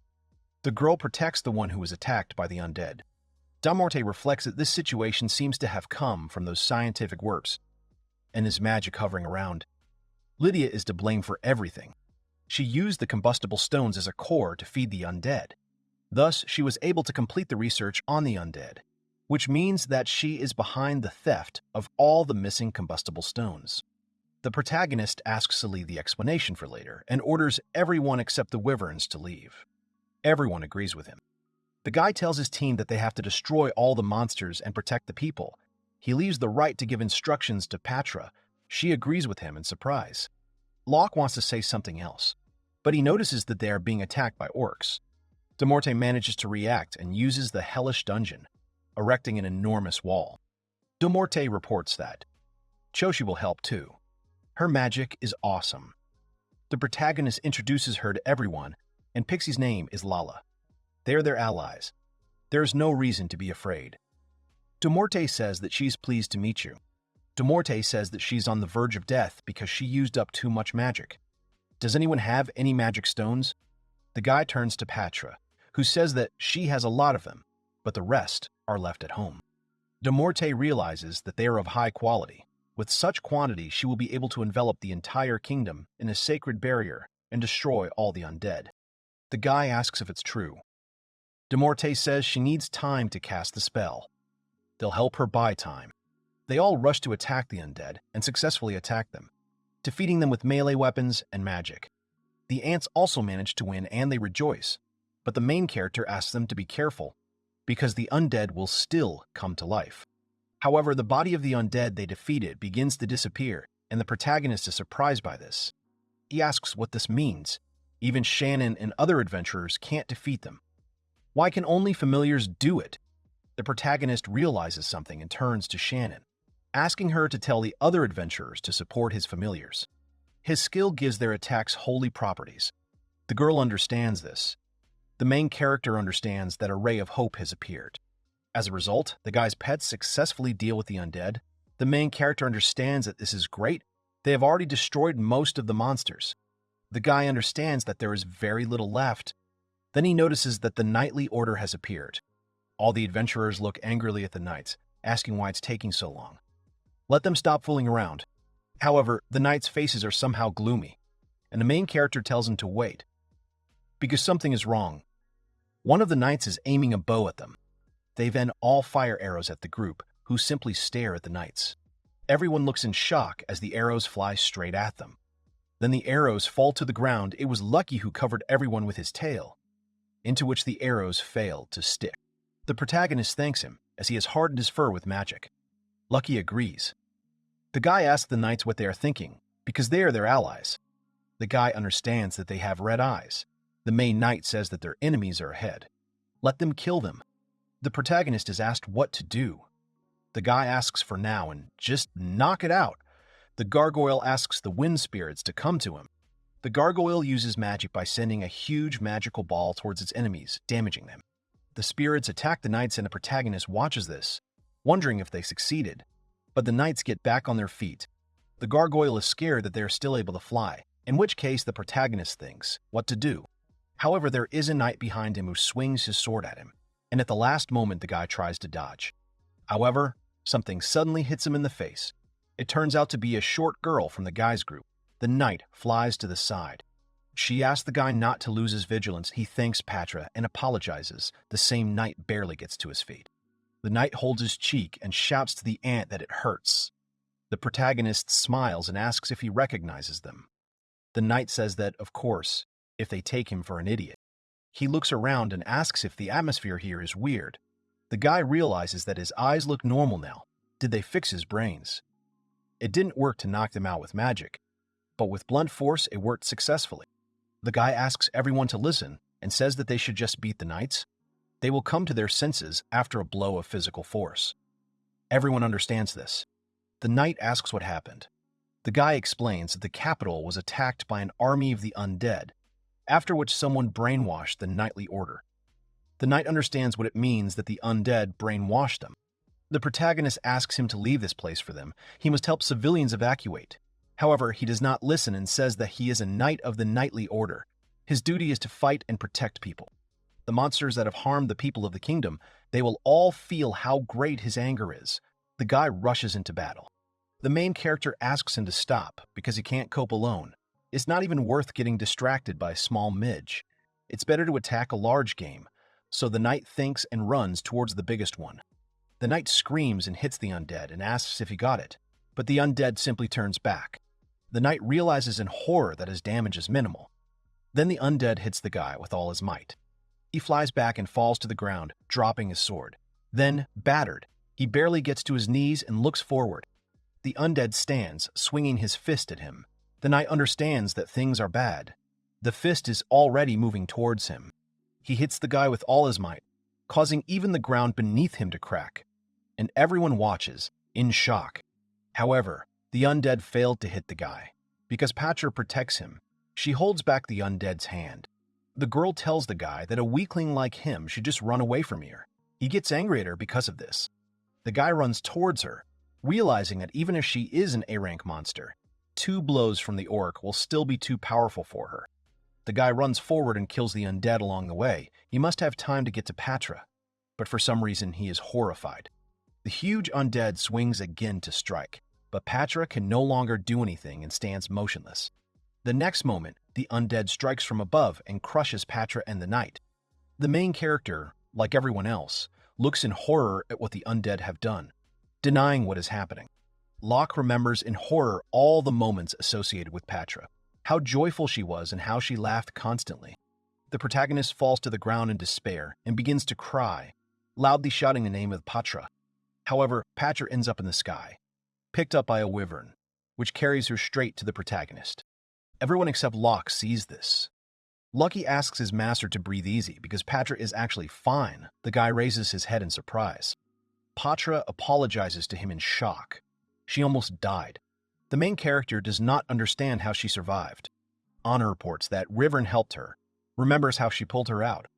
The guy asks when they became so big, by the way. That night was also saved. Gargoyle reports that the dragons are growing very fast. The guy asks if this is serious, if it could be due to his power as a tamer. The guy thanks them. They helped him a lot. Shannon turns to Locke and says that now is not the time. In front of them stands a crowd of undead, and the protagonist gives Patra a potion. She drinks it and her skin begins to glow. She thanks him because she can move again. The wyvern picks her up. Everyone is about to jump on them. All the ants are riding the wyverns and the gargoyle. And the main character is surprised by this because they look like little dragons.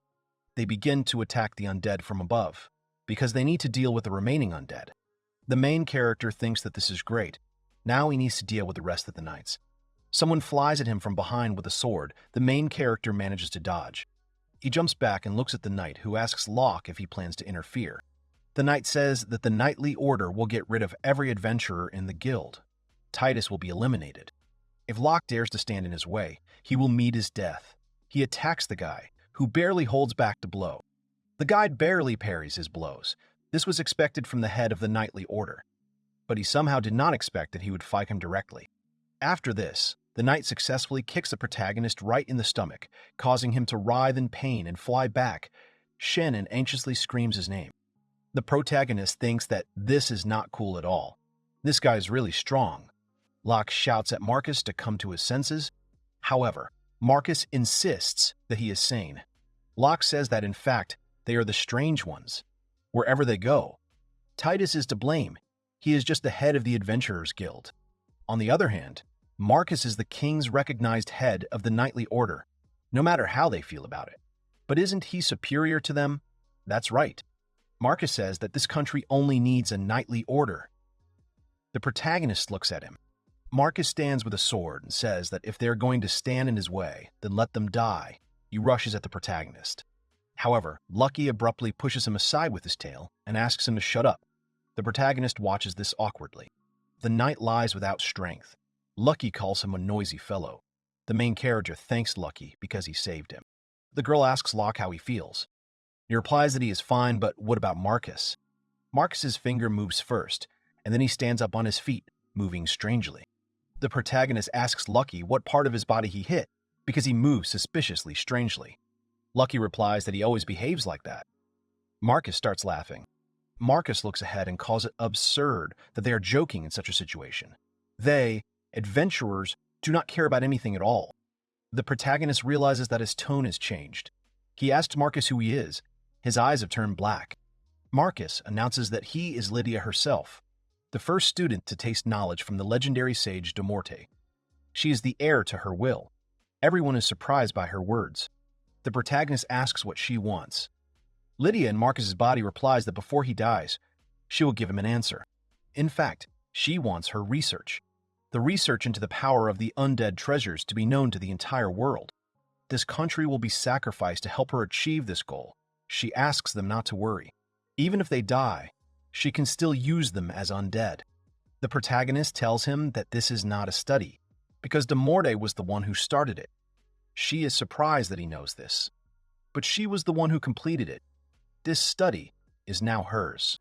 He asks her if this means she is guilty of stealing the combustible stones. She scoffs that he knows about that too. That's right. She took control of the head of the knightly order and stole them. He was looking for the criminal. Being that very criminal, it's a farce.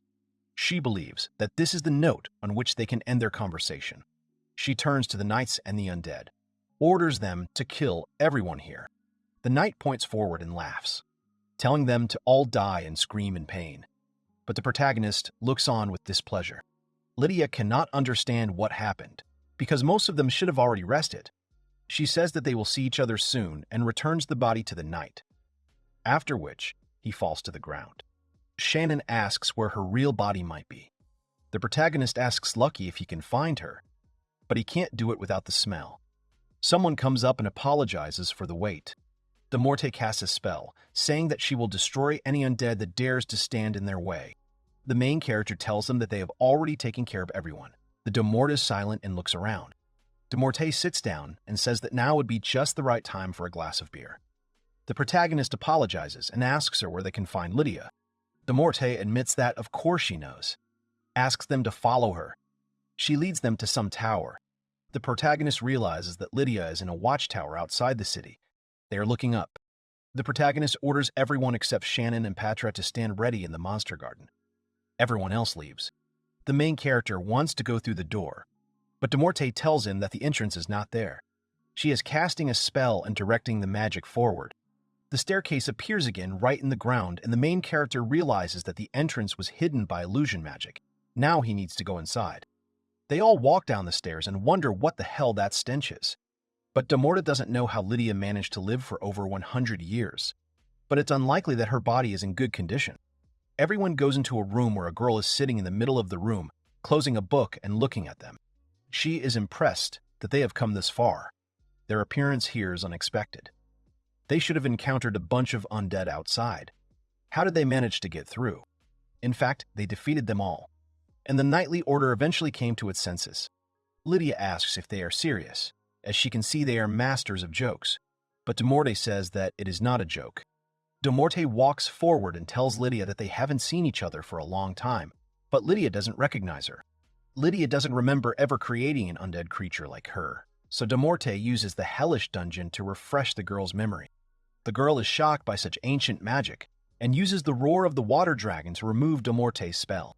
The girl can barely stand on her feet and thinks about the flame, then asks if she is Demorte. Lydia says that she turned into an undead to prevent her fame from spreading around the world. Demorte says that if she were a better person, she would have been successful. The girl asks her to shut up. She admits that she trained even after her death, so that she will not lose to her again. May eternal darkness come. The girl attacks her master. Demorte says that despite being so diligent, she still remains a stupid child. She also attacks her. The attacks of the two girls collide with each other, and everyone watches in shock. The main character asks if they have equal chances. Demorte notices that she has become stronger. Lydia loudly declares that, of course, yes. How does she think? How many years have passed since her death? The main character turns to Patra, who went somewhere. She approaches Lydia and greets her. She looks at the girl in bewilderment. Patra suddenly hits Lydia in the face with her staff, causing her to fly back. She says that it is not fair. How can she fight all of them alone? Patra looks madly at the girl, which frightens her. The main character understands that she almost died because of her, so for the first time he sees her so angry. Lydia reports that in this case she uses numerous shadow illusions. Her clones appear. She asks Patra how she does it, which of them is the real her. However, Patra immediately punches the real one in the face. Lydia realizes that her illusion magic didn't work on her. In fact, she stinks so much that it's easy to find her among her copies. Patra says that her death would upset Daddy. She won't let her upset him. Lydia holds her bruised cheek and asks what she's talking about. Demorte puts her hand in front of Patra and apologizes for interrupting. But could she please leave it to her? She wants to take responsibility and deal with her student. Patra nods and Demorte thanks her. Demorte suggests that Lydia finish, because they have lived too long. Demorte casts a magic ball, and Lydia is shocked that she is using holy magic. It is impossible. Is Demorte trying to commit suicide? Everyone looks at this in shock, and Lydia explains that because of the use of holy magic, nothing remains of the undead. Is it true that she is going to do this? Demorte says that this is the only way to destroy all the undead. Everything is fine. She suggests that they die together. But the girl gets angry about this.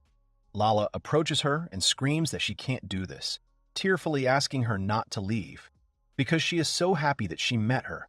Demorte begins to disappear. Lala screams her name. At this time, the main character conjures something with his hand and directs a magical attack at Lydia, who is pierced by the attack. She looks at the wound in her chest in horror and screams, then falls down and lying down, asks him how he creates holy magic without chance. The guy continues to hold his hand. The protagonist apologizes to Demorte, explaining that she shouldn't disappear because of someone like her. Lydia swears and angrily says that she didn't expect to fight such a high-ranking magician, and that if she had just a little bit more, she would have been able to get rid of Demorte. The girl promises that next time she will return with even greater strength. They will see it. The girl begins to die. After that, Demorte understands that it was not a real body. The protagonist agrees and explains that there's no point in sacrificing oneself for something like that.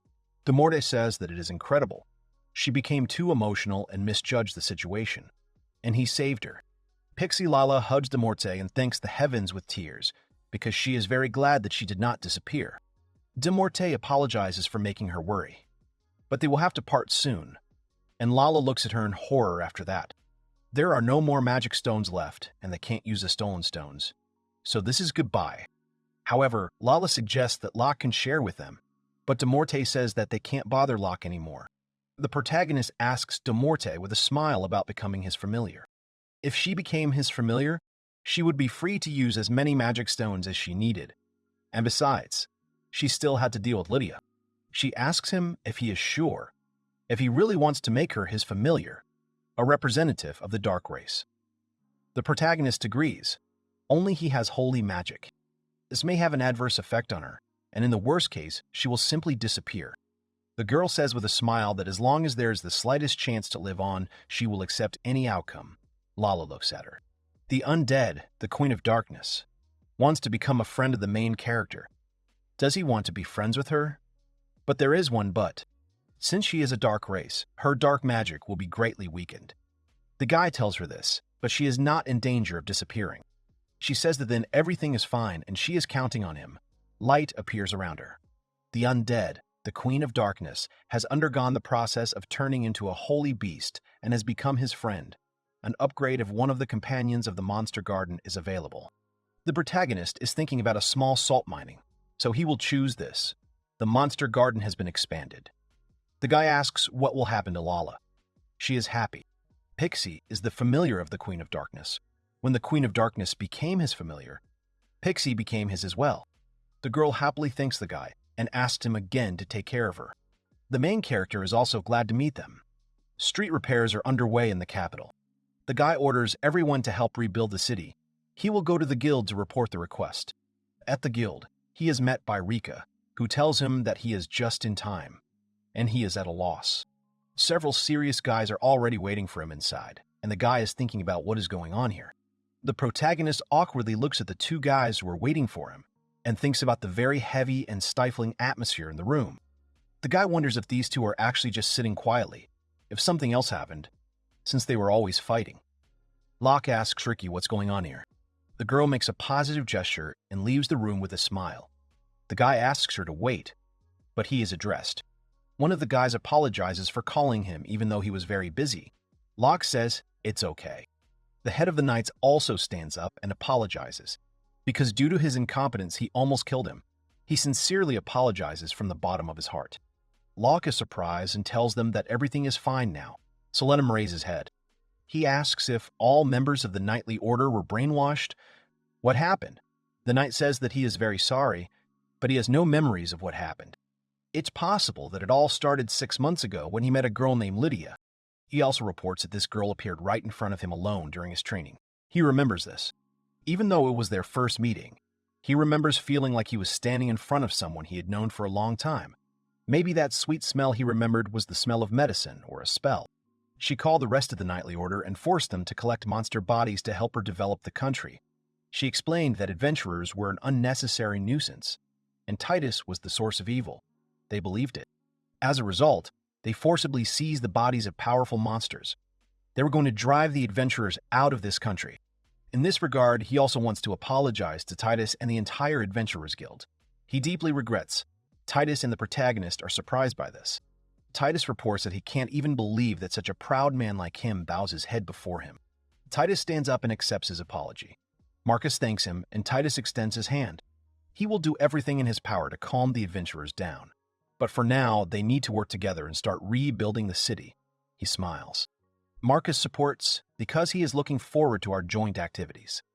This is how the Knightly Order has sworn to work side by side with adventurers. The guild also made efforts to find the location, but it was not so easy to find it. As the leader of the Knightly Order, Marcus would be held responsible for this entire incident.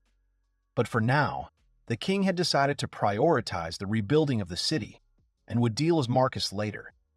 And then another man reminded of himself. It turns out that Kid, the former hero, escaped. Rika reports that he slipped away during their skirmish with the undead. Was this escape an accident or not? A month later, they all finally find themselves at the seaside, where they cook, relax, and drink. Shannon is surprised that the sea here is simply amazing. The protagonist agrees with this and is surprised by something. He looks at the girl who thought that something was wrong. Since they first met, she became more cheerful. The girl confesses to Locke that is all thanks to him. She thanks him with a smile for saving her. The protagonist laughs awkwardly. Loki apologizes for interrupting them. But for what purpose did they come to the sea today? Locke says that all this time they were busy helping to restore the city. Thanks to Patcher and others, the work went well, and he thought, why not change the scenery? They all deserve to relax a little and have a barbecue. He is asked about the barbecue. Barbecue is a cooking method where meat and vegetables are cooked outdoors and eaten together. Everyone is happy that they will always be together. We can chat about the details later, but for now, we need to eat until we're full. Everyone agrees and starts eating the freshly cooked meat. Even the little bird on the guy's head eats meat, and he suddenly remembers that he hasn't given it a name yet. The bird is suddenly surprised by this, and the guy asks what he should name her. He seriously thinks about it. He wants to name her Yakitori, but she gets mad about it. He says it was a joke, barbecue is bad for him, then we'll have to see. The main character goes through many different names out loud, and the bird is shocked by this. But then the main character suggests the name CL, which makes the bird happy. She likes the name. Locke looks at the happy bird and realizes that she apparently doesn't like names related to food. From now on, she is Seal.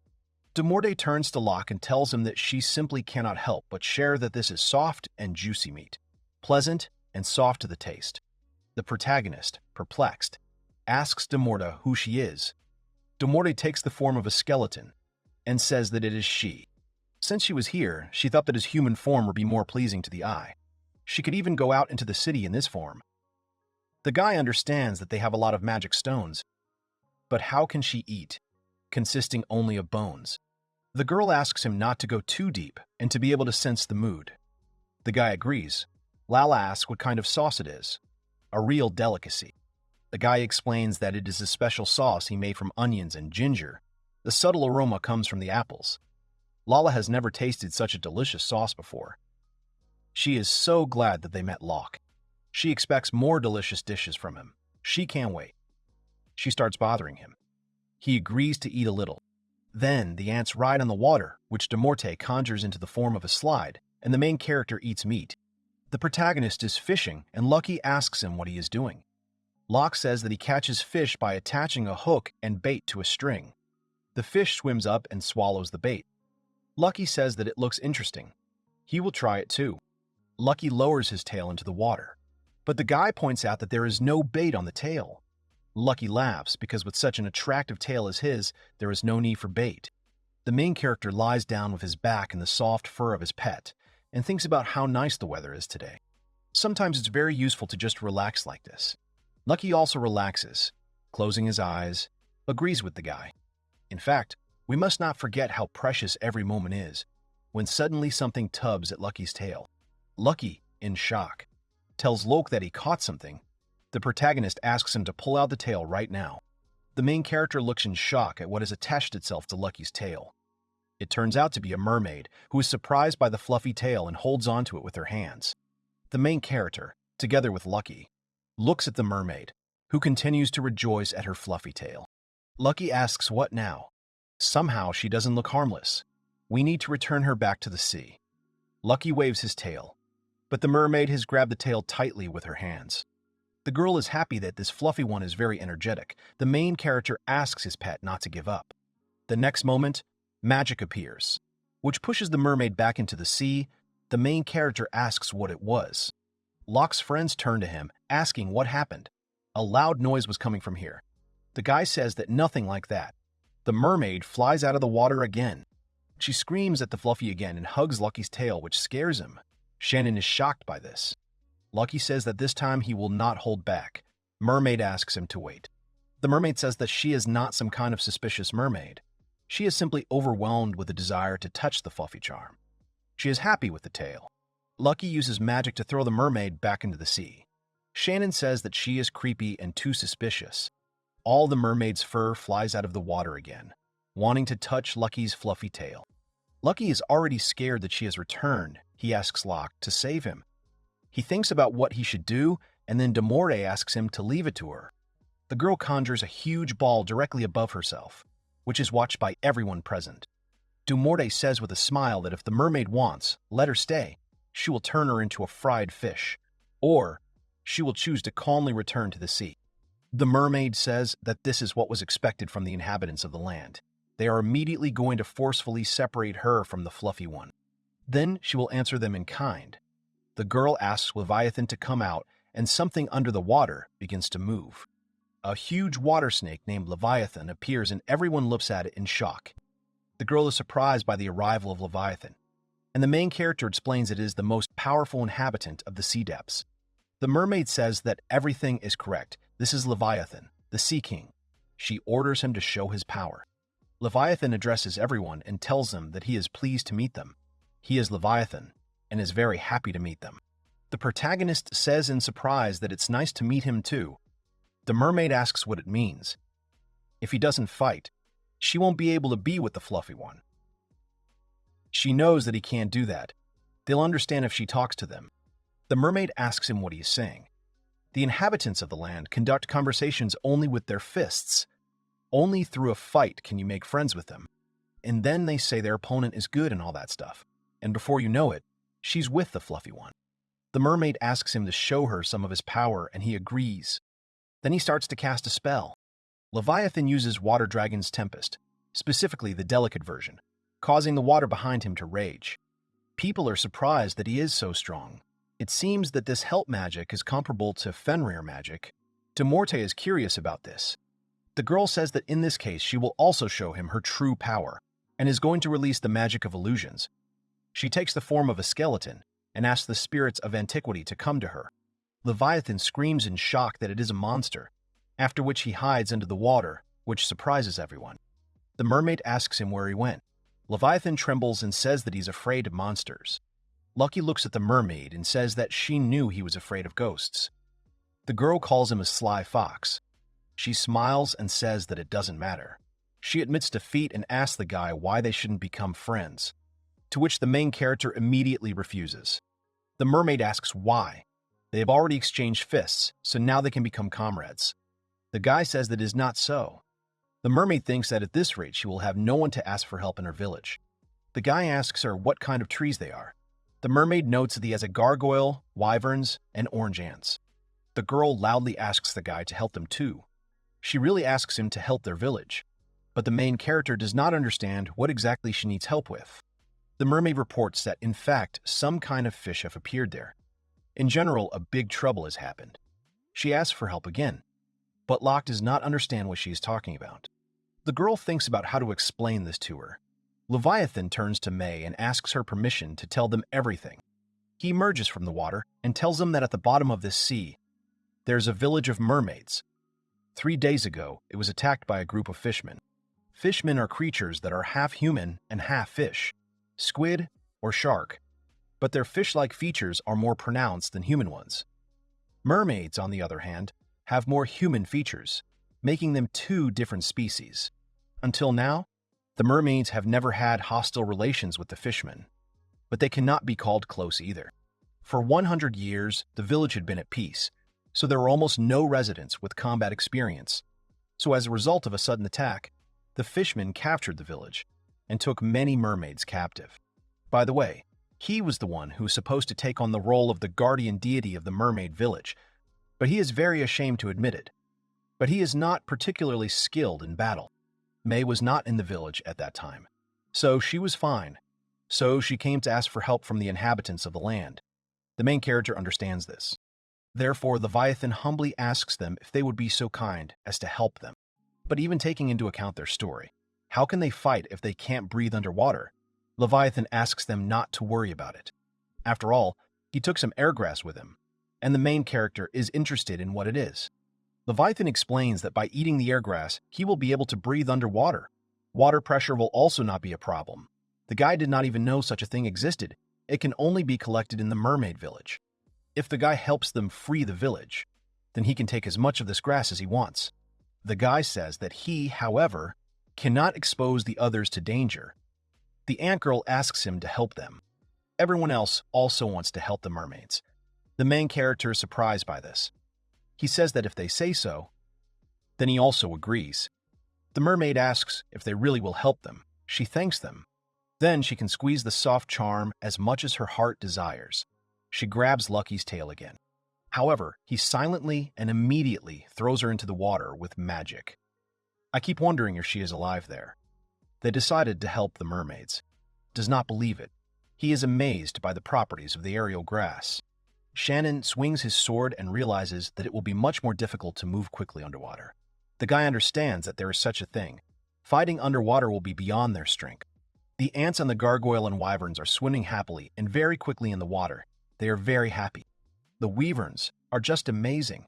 They even managed to use their wings here, and Gargoyle was able to move quickly by using wind magic. The main character should also try, but he notices that Lucky can't swim. The guy thinks that this seems a bit too much for Lucky.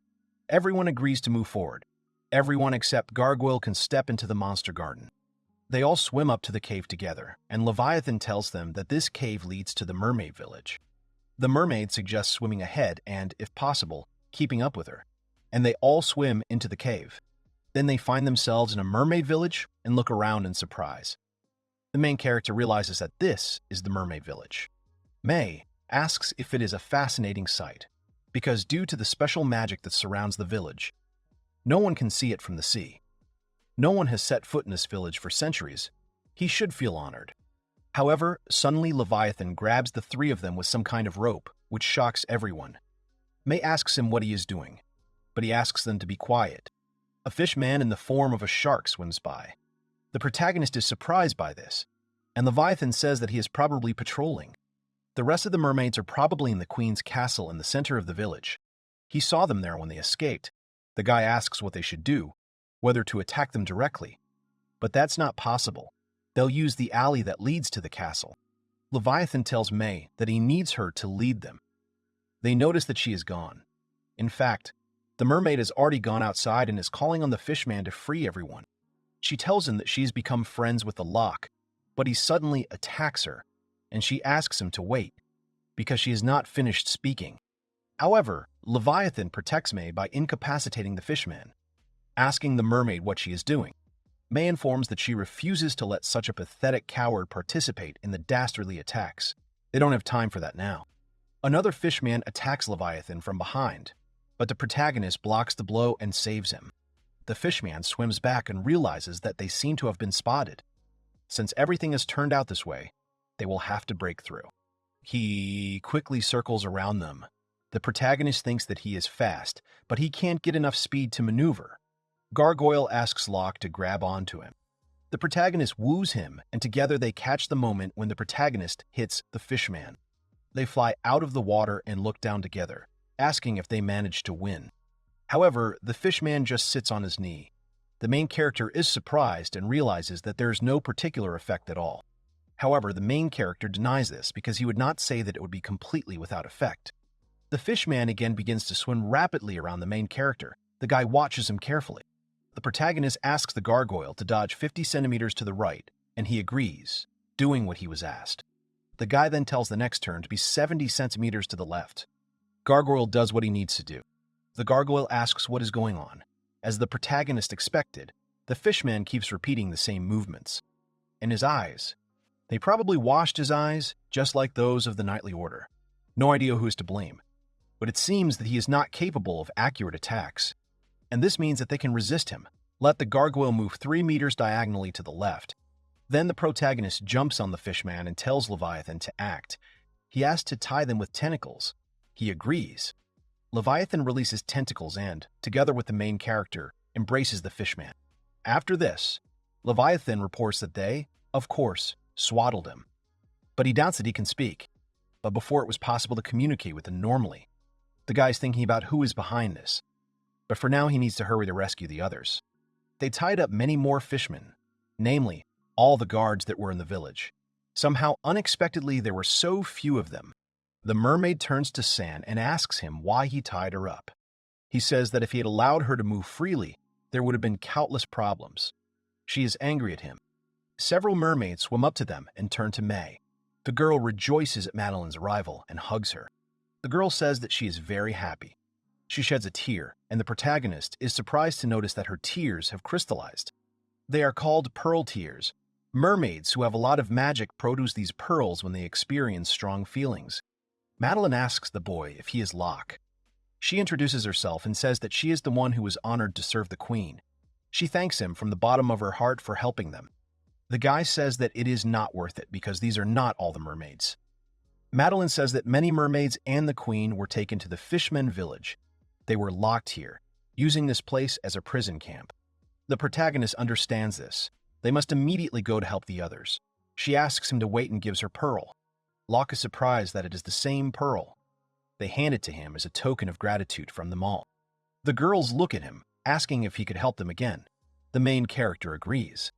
In the Fishmen village, they patrol the area and the protagonist, watching this, thinks that there are a lot of them. Right above them is a ship that belongs to people. But what is it doing here? There is a man and a fishman on the ship. The main character understands that he can speak. Maybe he is the leader. They ask him to look there, and the main character is surprised. He notices a mermaid in a cage and is shocked to think that this can't be happening. They are selling mermaids. Locke notices that someone is trading mermaids and expresses surprise at this. The ship with the mermaid sails away from the shore, causing alarm among the observers. The heroes decide to help free the mermaids, and one of them suggests getting to the ship as quickly as possible. The hero suggests that there may be other captive mermaids who are no longer on the ship, and suggests returning to their secret lair to save everyone. The little animal sets off to follow the ship to find their secret lair, as Locke said. The young man realizes that they need to come up with a way to save the mermaids who are trapped in the fishing village. The mermaids ask permission to take on guard duties to assist in the operation to free their sisters. Mermaids claim that they are trained to fight and are ready to act despite the danger. The hero expresses concern for the safety of the mermaids, but they insist on their participation, considering it their duty. Lucky offers his idea to solve the problem, showing enthusiasm and a desire to help. Madeline asks if the mermaid and Lucky can handle the task together, and Locke confidently states that he believes in their abilities. The dragon expresses the opinion that the heroes are perhaps even stronger than himself, gaining trust from the other characters. The girl is surprised and asks how this is even possible, showing her bewilderment about the situation. The mermaid and the little animal prepare for action, determinedly heading forward to complete the task. The girl proudly proclaims her confidence in their combined strength, emphasizing the importance of teamwork. Lucky casts a powerful spell, causing a whirlpool to distract the sharks. The group of heroes watches what is happening with alarm, fearing the consequences of the hero's actions. The whirlpool creates a huge vortex that absorbs water and forms a deep hole, leaving traces of magic around. Locke notices that the water is receding, revealing a view of the seabed, and is surprised by the unusual phenomenon. The hero and the animal decide to use the situation to their advantage, pointing out that the enemy's movement is limited, and this is their chance to act. Madeline calls on anyone who can move to attack her opponents, showing determination and willingness to act. Her maids and heroes actively participate in the battle, using their abilities to attack enemies. The huge shark expresses surprise and shock at what is happening, not expecting such a powerful attack. Locke is surprised that the shark can talk. The enemy watches the chaotic events, trying to understand what is happening around him. The young man demands the release of the captor sisters, addressing the leader of the opponents, demonstrating determination and confidence. The shark leader expresses confusion about what is happening, but firmly states that he will not allow the heroes to take them. The leader calls on the fishmen to release their power and destroy the heroes, showing determination in battle. The group of sharks attacks with fury, demonstrating a significant increase in their abilities. Locke notices that the strength of the opponents has increased significantly, causing alarm and surprise. Lucky actively engages in battle, using his abilities to defend against shark attacks. Fenrir notices that the enemies are moving very slowly and do not pose a serious threat. The enemy uses magic, calling upon all of their power to attack, creating a powerful tension. The shark shows off its new powerful body. The enemy claims to be invincible thanks to a magic sphere that greatly increases his speed. The enemy tries to use the spear's power carefully so as not to harm himself. The shark leader holds a mysterious ball while a little girl, sitting on the dragon's back, snatches the ball from his clutches. The girl on the dragon declares that she now has a magical sphere and addresses the hero as Daddy. The shark hero tries to get up, but his condition remains weak, while Locke praises the girl. The hero notices that the sphere is surrounded by magic, similar to the mermaid leader's power, causing surprise and alarm. The mermaid agrees to help deal with the sphere, assuming that it was using data from her research. The enemy claims that he cannot do without his magic sphere and asks the heroes to return it. The mermaid expresses surprise at what is happening as she sees the magic sphere fall and shatter, leaving the shark hero in shock. The mermaid reassures the shark that nothing terrible has happened and assures him that he will soon find something better. Locke asks the shark if his name is Pedro or not. He wonders why he controlled the fishmen and attacked the mermaids, showing a lack of understanding of the situation. Pedro admits that he was exiled from his tribe and wanted to prove his worth. He explains that for those from the shark tribe, the size of their fins determines the amount of magical power they possess. Shark says that a few days ago, a strange woman and a merchant approached him while he was sitting and looking at the moon. The woman and the merchant offered Pedro a magical sphere, saying they wanted to help him prove himself. He clarifies that if you hold this sphere in the hand of a sleeping fishman, you can become the one in power over him, causing surprise among other characters. The heroine asks Pedro why he attacked their group. Pedro explains that he was ordered to attack the mermaid village and was promised a magical sphere in exchange for the captured mermaids. The mermaid expresses surprise and indignation, not understanding how the shark could act so mercilessly. The shark hero admits that he wanted to prove his worth no matter what. Locke asks where the mermaids that the shark gave to the merchant were sent. Pedro is doubtful, but thinks they were sent to Brandon. Locke turns to Demorta in surprise. The mermaid says that the process will take some time, but it is possible, showing determination. Demorta warns Pedro that he must now prove his worth through his own efforts, not through a temporary force that could destroy him. The mermaid points out that he broke the sphere, and that this is what makes Pedro worried. The heroes head to Brandon. Locke thinks that there are mermaids hidden somewhere in this city. The dragon explains that those who cannot turn into humans will remain in the sea, and the rest should not make noise in the city. Locke notes that some mermaids are able to transform into humans, highlighting their unique abilities. The mermaids say that they sometimes turn into humans to safely visit the city and have special clothes that dry quickly. The mermaid indicates that sunken ships at the bottom of the sea contain valuable treasures that can be used. Locke happily reports that they have found the mermaid trader's secret lair and encourages the others to move on. The group notices that there are no guards at the building, causing surprise and questions about where exactly their target is. The hero firmly declares that the others must remain where they are while he sorts out all the problems himself. Locke finds the door open, expressing dissatisfaction with the carelessness of the security. The hero carefully examines the dark room filled with boxes and chains, sensing danger and preparing for possible opponents. Locke notices several cages containing monsters that make sounds and look aggressive. The young man realizes that the monster's appearance is unnatural, causing him anxiety and surprise. Locke discovers a complex magic circle on the floor, indicating where experiments or research are taking place. The hero realizes that he is in a place where disgusting research on monsters was conducted, and notices that this is a magic circle for synthesis. Mermaids and other creatures swim in a closed cage of water, causing shock to the hero who watches what is happening. The young man notices that the glass is too thick for the mermaids to hear him, and he decisively declares that he has come to their aid. Locke examines the room where the magic circle is located and realizes that he cannot open the door.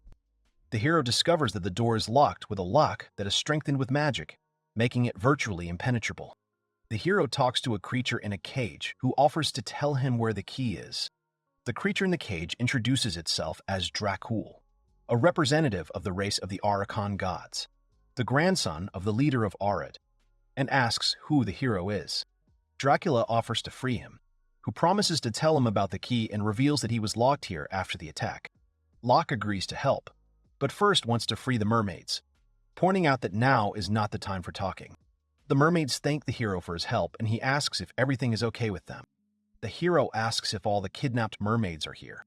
One of the mermaids reports that the queen has been taken away for auction, shocking the hero. Locke announces that anyone who can transform into humans must flee from here immediately, fearing the strict security of the hall.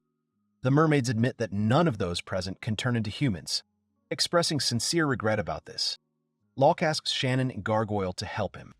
Dracula turns to Locke and thanks him for his help, indicating that he will definitely repay the debt. The creatures in the cages ask the hero for help, as they are also in a difficult situation. Shark explains that Pedro's magic was unable to control them because they also have strong magic. Shark asks for help from Locke, who admits that they were given to the traders after they lost control of the situation. The hero successfully freed the remaining captives and established contact with them, expressing relief and gratitude. Locke notices that the only mermaid left is the queen, indicating the need to continue the rescue operation. The young man suggests using Lucky to find the queen by scent, receiving his consent. The queen expresses a desire to help Mother. Other characters also show a willingness to join in. The heroine explains that May, a seemingly simple girl, is actually a princess and not a mother, causing surprise among the other heroes. Locke agrees to the queen's help, but warns her that she must obey his command to successfully complete the mission. The group discusses their plan of action, pointing out that the worst-case scenario is that they will have to use the gold to save the queen. Locke asks Madeline to prepare more treasure. Lucky confirms that the queen's scent leads to this very place. Locke firmly states that he will take a look around, while the others remain outside. He also notes that the queen has not yet entered the auction room. The queen apologizes for the interruption and insists on going with them, showing determination and willingness to help. The hero confidently promises to return the heroine's mother, and she agrees to rely on him, demonstrating trust and hope. The queen asks Locke to take care of her mother, receiving an agreement that emphasizes responsibility and care. Locke comes to the shop, where a man looks at him with a tired look. The salesman notices that Locke is well informed about his affairs and asks why he knows such details. The hero shows money, demonstrating his willingness to pay for information and service. The interlocutor laughs at the heroes, indicating that they really know what they are talking about, and invites them to follow him. The interlocutor explains that they have a wide selection of special monsters, from human-like to fused creatures. The man emphasizes that an extremely rare creature was recently delivered, arousing the hero's interest. The hero notices the strange behavior of a hooded man.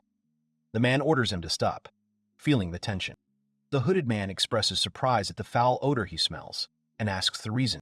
The man replies that the smell does not come from him, but the hooded man continues to claim that the smell is very strong and foul.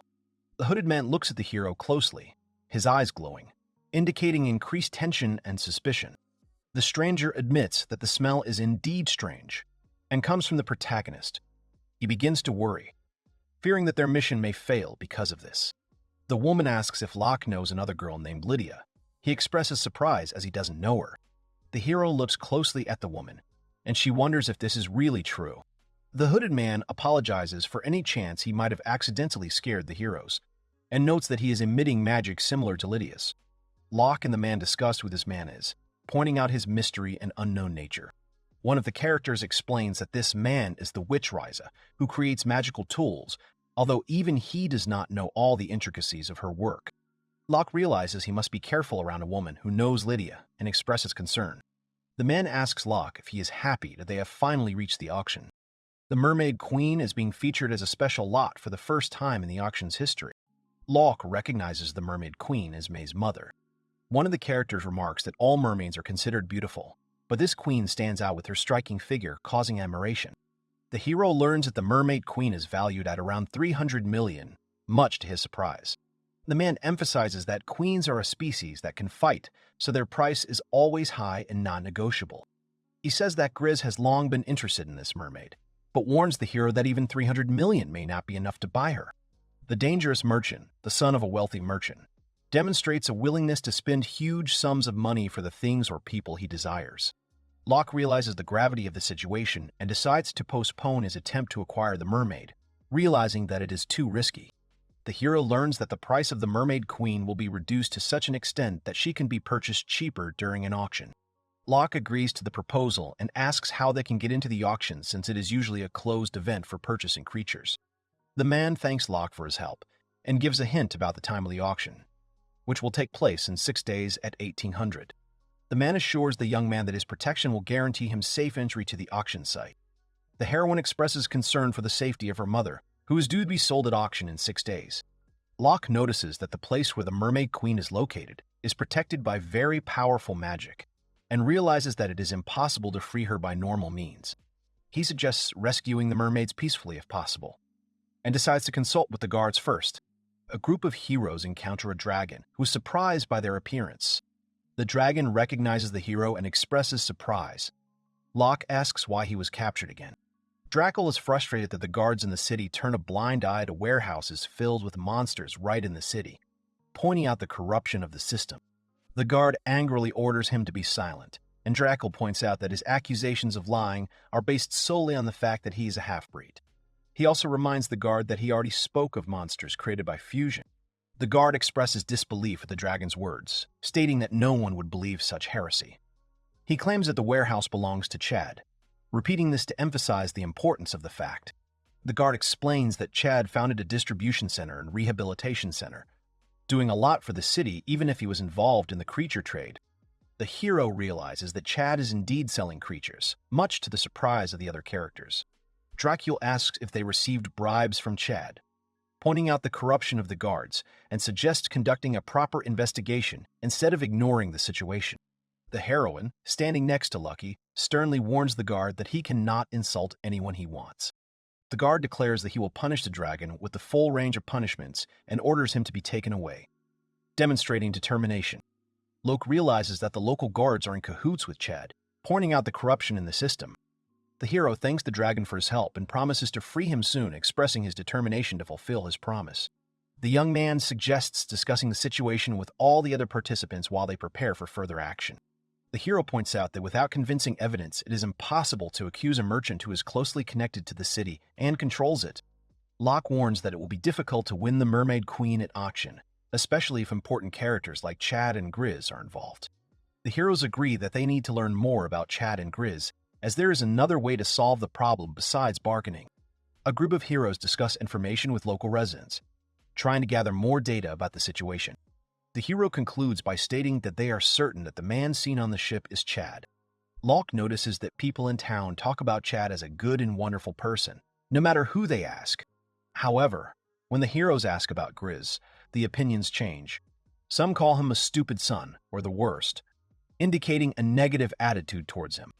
Others accuse Grizz of gathering his own personal army of vicious monsters and trying to take over the entire city, causing alarm among the heroes.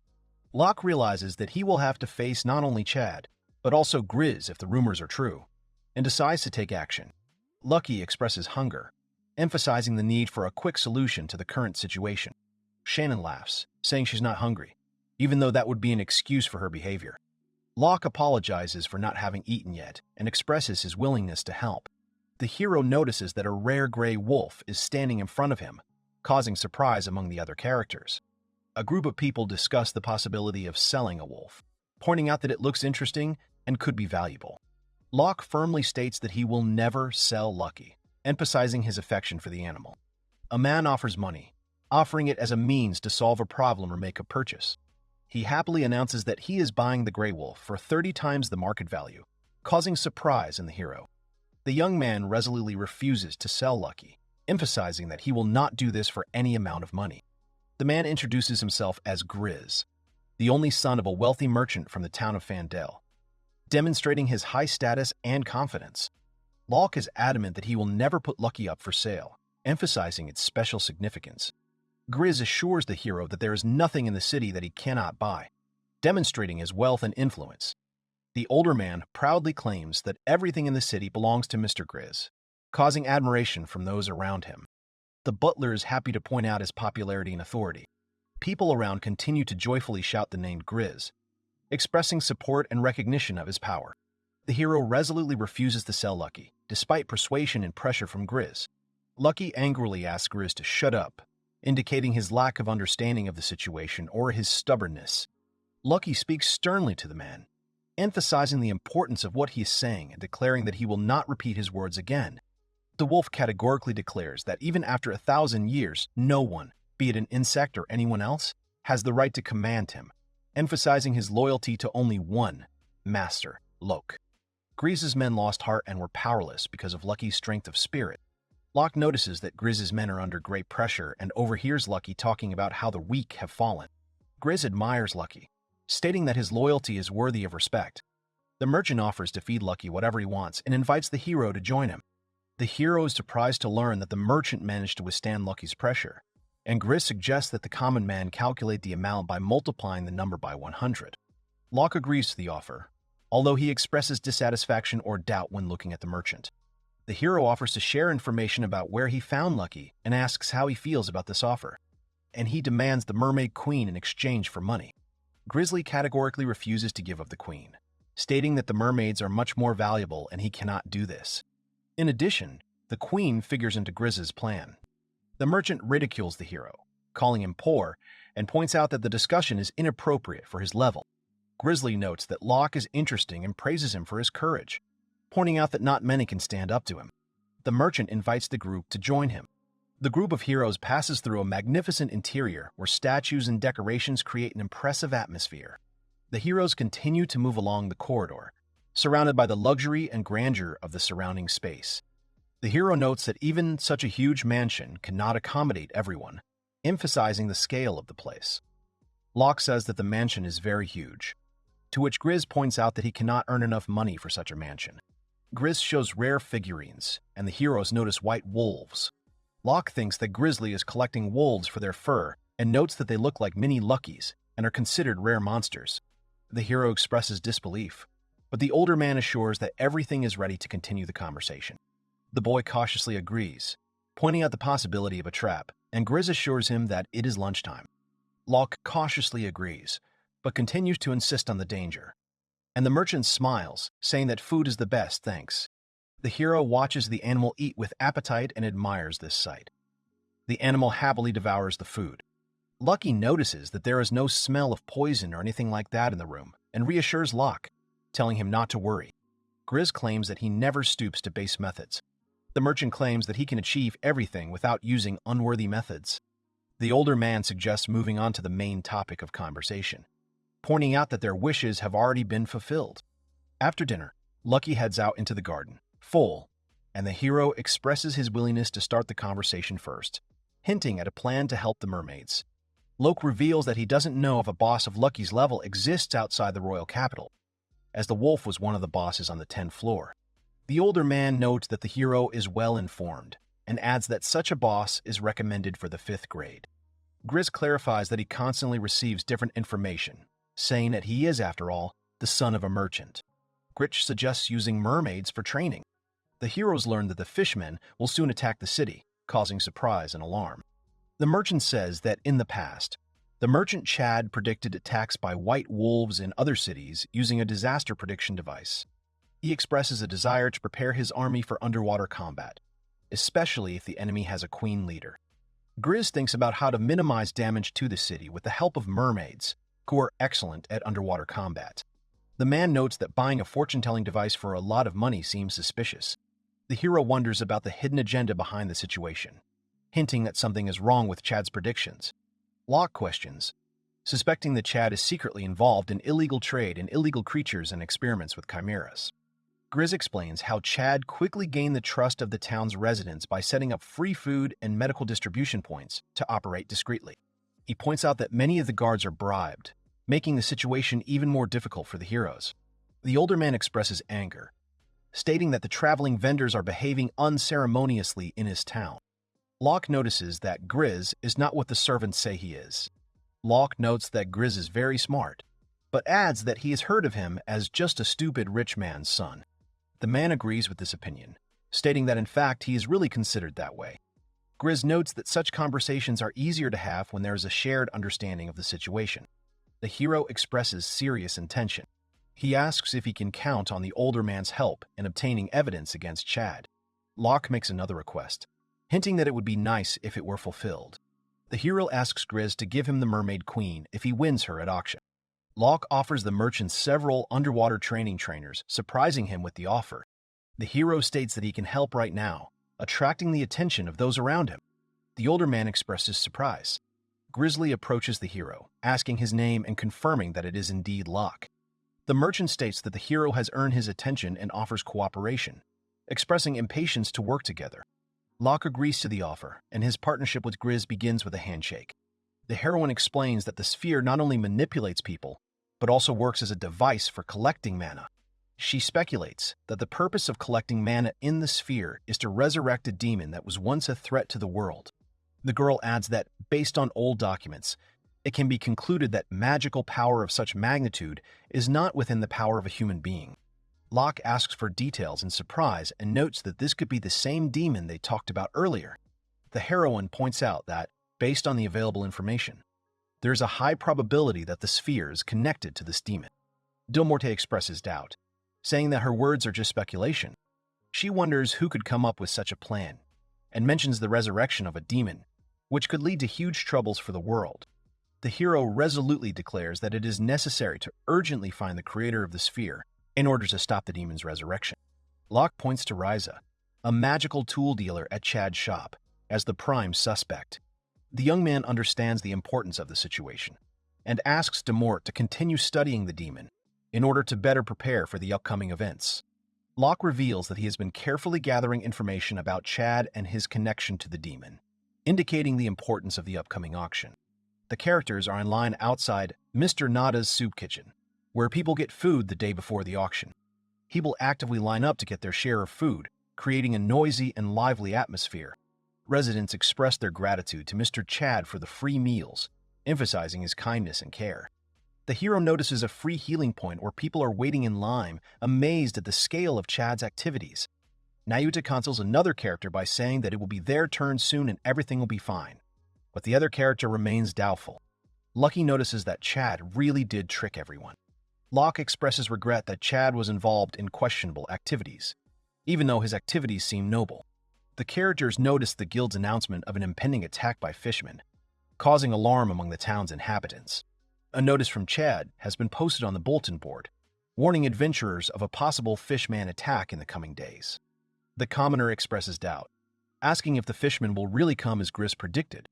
Locke notes that Mr. Chad's prediction turned out to be true, causing surprise. The characters notice a child who seems familiar and are surprised by his presence. The child screams in fear, and the hero asks what happened, trying to calm him down. Lucky shows interest in the child, but he retreats in fear, calling the beast a big dog. The child asks for help, and Lucky declares that he is not a dog.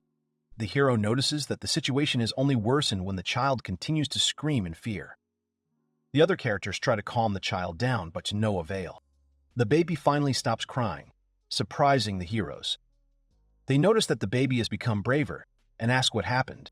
Shannon offers to share a cookie with the child to calm him down and asks if he is hungry. The child admits that he is indeed hungry, but adds that this is not the most important problem, hinting that there are more serious issues. The boy expresses alarm, stating that his little sister has gone missing. He explains that his sister tripped and hurt her leg, so she went to see a doctor. The boy himself went for food, but when he returned, it was no longer in the tent. The heroine offers to help, pointing out that Lucky can help find his sister thanks to his excellent sense of smell. The boy agrees happily, wanting to begin the search for his missing sister together with the heroes. Lucky agrees that he can be called Dog for the time being, and adds that he is even grateful for the nickname. The hero confirms that everything is fine. Now it's up to Lucky. The beast displays incredible speed, moving like the wind, causing admiration among other characters. The wolf flies through the air with pleasure, showing his freedom and joy of movement. Locke thanks Shannon for helping with the baby, and she reveals that she has a younger brother who is a little younger than her. Locke also praises her for being good with the kids. Shannon asks if the boy's parents are nearby, but he replies that they are not around. The boy tells how suddenly a pack of white wolves attacked the town where they lived, and his father, along with others, came to defend the town. The boy explains that they were about to go somewhere, but Nayuta tripped and got hurt, causing them to have painful memories. Locke notices a strange tattoo on the boy's neck. A group of heroes approaches a large building. Locke and Shannon notice a sign that says Chad Khan Residence and are surprised that they are in that location. The hero decides that they need to talk to Gris after they come up with a plan of action, pointing out the importance of the situation. Locke speculates that Chad was using the free healing points to kidnap orphans who came for treatment, much to the shock of the other characters. Riz greets Locke, showing familiarity and friendship. The boy asks Gris to look after the child for a while, expressing concern for his safety and well-being. Gris agrees to help. Locke adds that he has questions he would like to ask. Shannon apologizes to the boy, saying that they were unable to bring his sister back, but promises to continue searching. The heroine assures the boy that they will not give up and will definitely return Nayuta, emphasizing their determination. Nayuta has comment by pointing out that she always says that and begins to laugh, indicating that the situation makes him happy or embarrassed. The character in the dark hood states that Dob is not here at this time, expressing doubt or disappointment. Locke asks if the woman mentioned Lydia before, pointing out the importance of this information to their current situation. The young man explains that he heard rumors about Lydia while walking around the city, emphasizing that these rumors may be key to understanding what is happening. The hooded woman deduces that Lydia is hiding somewhere on the west coast, giving specific information about a possible location. The hero adds that Lydia is seriously injured or in danger, and also mentions the flood that occurred after the horde left the capital, connecting the events together. Locke explains that he decided to tell about his attempts to find someone, but the veracity of what he said remains questionable. The masked character grins and says that she is injured, then adds that she will say hello to Dob. Locke states that they will now exchange information with Pedro and the mermaids, indicating the current stage of the investigation or search is complete. Locke asks if this is Mr. Chad's house, expressing surprise and caution. The guard reacts sharply to the appearance of the hero, asking who he is, demonstrating distrust or irritation. The guards at the gate recognize the hero as a fan of Mr. Chad and offer to help him, showing their willingness to provide support. The man agrees that Shannon can be allowed inside for a short time, but with some hesitation. The heroine apologizes for what happened and assures that everything is fine, reassuring the guard who checks if everything is okay with her. The heroes enter the building with caution, realizing that there may be traps here. They notice a huge courtyard in front of the building, expressing surprise at its size. Suddenly, a group of red coyotes appears and attacks the heroes. The hero offers to take on the fight against the B-class monsters, pointing out that there are many of them. But they do not pose much of a threat. Locke turns to Patra, who is having fun. Patra asks the animals for forgiveness, explaining that they need to pass through this place. The animals react with displeasure and aggression, showing a readiness to defend the territory or hinder the movement of the heroes. The rear view of Patra, resembling a large ant, becomes particularly aggressive, showing its teeth and preparing to attack, creating a tense situation. A group of animals surround the girl, moving away from her words. The heroine happily addresses the animals, indicating that the situation was resolved peacefully, perhaps thanks to her efforts. Locke thanks the little girl, who points out that children are in the building in front of them. The girl calls the hero Daddy, showing trust and respect. The group of heroes climbs the stairs, finding the entrance to a basement. One of the characters remarks that it is a basement, indicating that they are approaching the place where the prisoners may be. Shannon admires Chad, stating that he is really smart, possibly referring to his strategy or actions. Inside, the group discusses how they can make more money by selling commoners instead of healing them. They also note that the synthesized magical beasts are also expensive, indicating the commercial aspect of the situation. The worker expresses a desire to join the next raid, showing a willingness to help and prove himself. The hero notices that the sleeping flower works and thanks Seal for her help. Locke reassures the children that they shouldn't worry and asks how they are feeling. The girl recognizes Raylan and joyfully exclaims his name, confirming that he really did come to help. The heroine says that a way out will definitely be found if you don't give up, and adds that she predicted that help would come. The girl admits that she was always taught that women should be strong and notes that everything is happening as Raylan said. The heroine declines the offer. Locke hands her the keys, pointing out the urgency of the situation. The girl claims that picking locks is a lady's job, causing surprise in the hero, who asks if she is serious. The heroine says that she had long been looking for an opportunity to escape, and was worried about how to get so many people out of captivity. The girl offers to free the remaining captives, expressing joy that the heroes came to the rescue in time. A little girl asks to be shown the right thing to do to help free others. The heroes rejoice at their success, especially Patra, who has received praise for her actions. They note that she is one step closer to becoming a lady. The group expresses satisfaction that everyone has been freed and prepares to deal with the red coyotes that remain a threat. Patra claims to be intimidating, showing confidence in her abilities, though the other characters appear a little skeptical. Patra encourages the girl, saying that she can do it if she is formidable enough. The girl shows confidence. The heroes decide to find a divination device to learn more about future events and then return to Grizz. They agree to this proposal, pointing out the importance of the mission. Locke asks Grizz to take care of the children, adding that Raylan's little sister is also with them. The hero smiles, confirming his agreement to help. Grizzly expresses a willingness to help, although he hesitates a little, showing confusion or uncertainty. The merchant explains that he contacted relatives in the royal capital and sent one of them there. The girl also notes that she misses her older brother. The man asks about something, and the heroine confidently answers that everything is fine. She thanks him for his help, emphasizing the importance of their joint efforts. Grizz, with a serious expression on his face, declares that tomorrow will be fun, hinting at the upcoming events. Locke looks around the building and notices that now, all they have to do is get ready for the next day at 600 p.m. He is pleased, realizing that they have an advantage. View of a large hall with several tables, where people chat and drink, creating an atmosphere of celebration or an important event.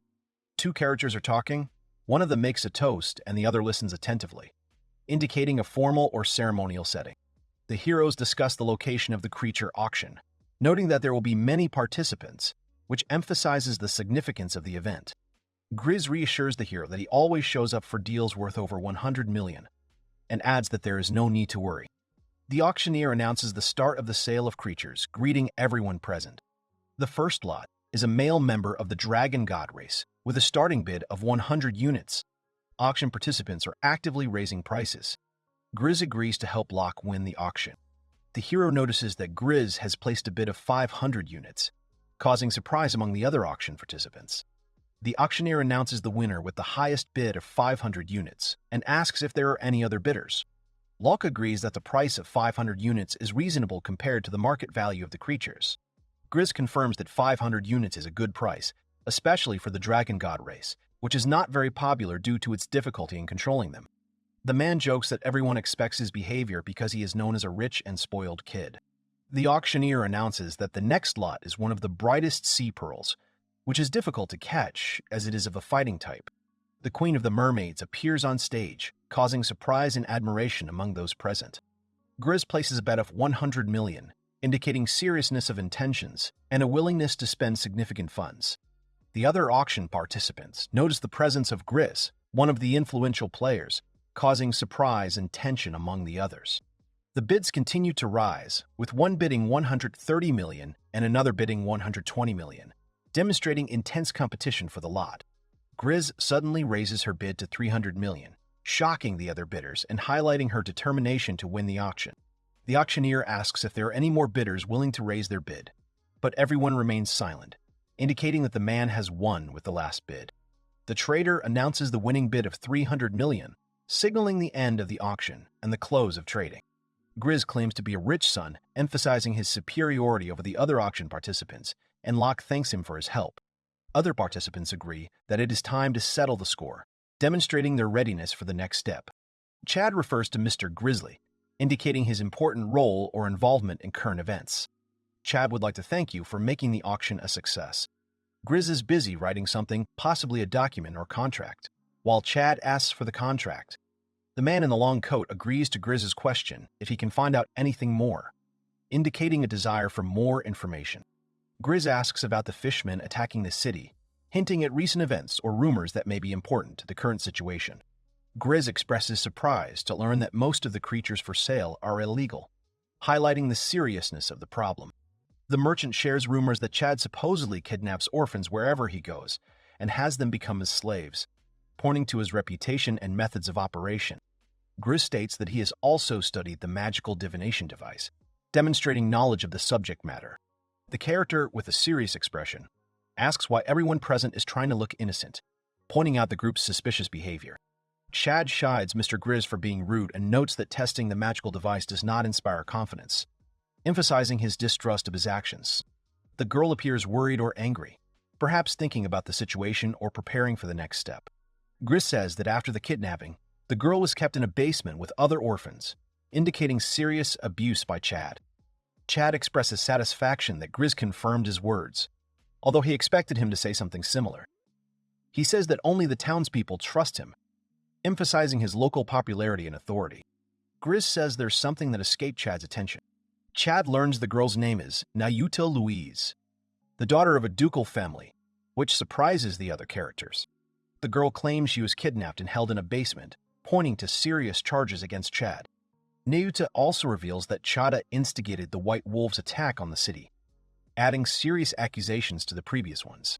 Chad expresses surprise when he learns that the family in question is the Louises, and wonders how anyone in that family could have survived. The girl points to proof that she is the daughter of Duke Louis, showing off a tattoo on her neck. On the girl's body, a tattooed coat of arms is visible, which serves as confirmation of her belonging to the Louis family. The hero notices the coat of arms and asks what this symbol is. The girl explains that this coat of arms is proof of her descent from the Louis family. Grizz explains that each aristocratic family uses its own secret dye to create these tattoos. However, he adds that not all family members know about it, as it can be dangerous. Grizz expresses confidence that the true identities of everyone present will soon be revealed, hinting that their true status and origins will soon be revealed. The merchant discusses which of them can be trusted, the Duke's daughter or a common slave trader.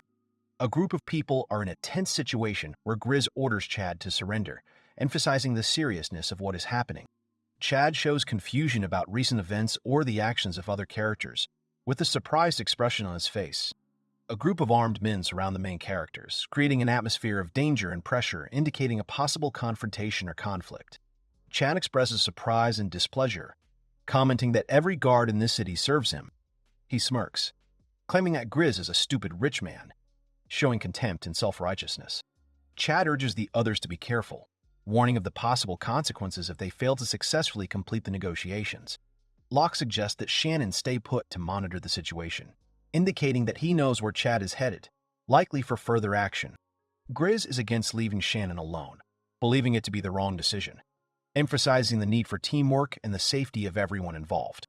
Shannon attacks the enemy with fury, using a weapon, indicating a tense and dangerous encounter. The girl actively defends herself from the attack, demonstrating fighting skills and determination to confront the threat. Characters express surprise and alarm at Shannon's powers. The heroine admits that she trains with Fenrir, emphasizing her training and experience in martial arts. Shannon exclaims in surprise when she learns that Locke said she was cute. The character greets the heroes with a smile. The heroes discuss the story surrounding the slaves, and one of them remarks that the story is quite long, indicating the complexity of the situation. The man displays prepared mermaids in special containers, emphasizing his readiness to sell or use these creatures. Drackle thanks Locke for his help, indicating that he feels indebted to him again. The hero expresses surprise and gratitude upon learning that he wanted to thank the dragon for his help. Dracula asks in surprise why the mermaid costs 300 million, and Locke replies that it really does. The dragon expresses displeasure and indignation, stating that he cannot accept the idea that his race, the dragon gods, is worth such money. Locke asks the dragon to take the mermaid back to the sea, indicating the urgency of the situation. The dragon agrees, but notes that the hero leaves him rather cruelly, emphasizing the emotional tension. The hero finds himself in a difficult situation. He was catching the queen of the mermaids. Grizz tells Chad that running away is futile. The traders call for surrender, pointing out that they have a witness who can corroborate their accusations. Chad noted that he was interested in hearing what others had to say, showing curiosity or enjoyment about what was happening. The character with the mustache says that the witness's testimony would indeed be unpleasant, but only if she remains alive, hinting at the danger to her.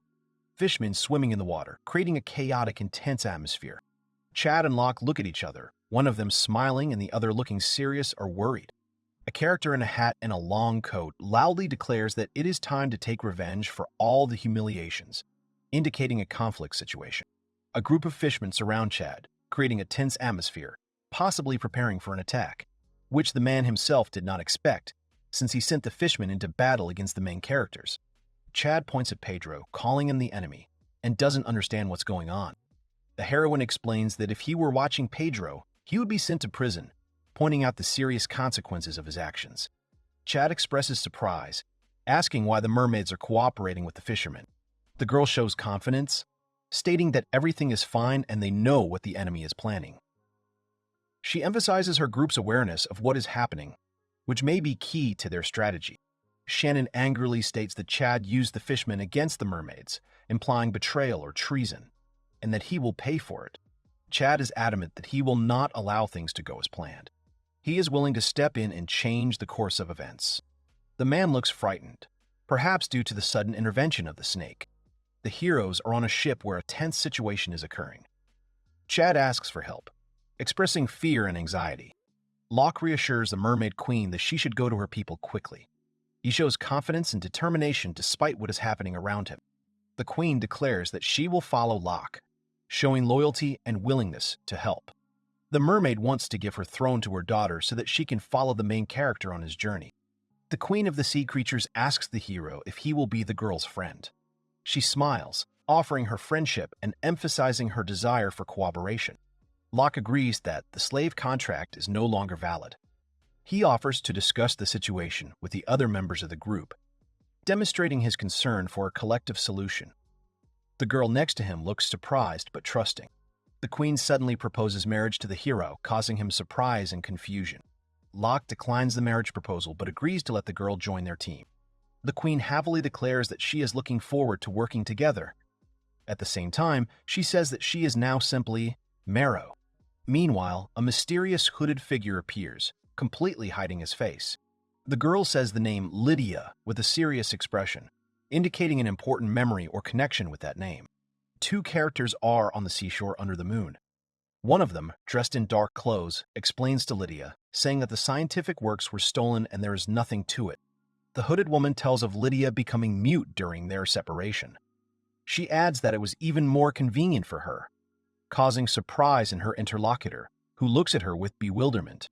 When the woman declares that eternal darkness will come, she promises to do everything possible to make Lydia lose the ability to speak forever, increasing the tension of the situation. The fight between the two girls begins suddenly. Lydia attacks the girl with a powerful blow, creating loud sounds and explosions. The woman retreats, but remains on her feet. The woman expresses concern, noting that Lydia must be badly injured despite her strength. The woman experiences intense pain as powerful flames, described as the endless flames of hell, rain down on him.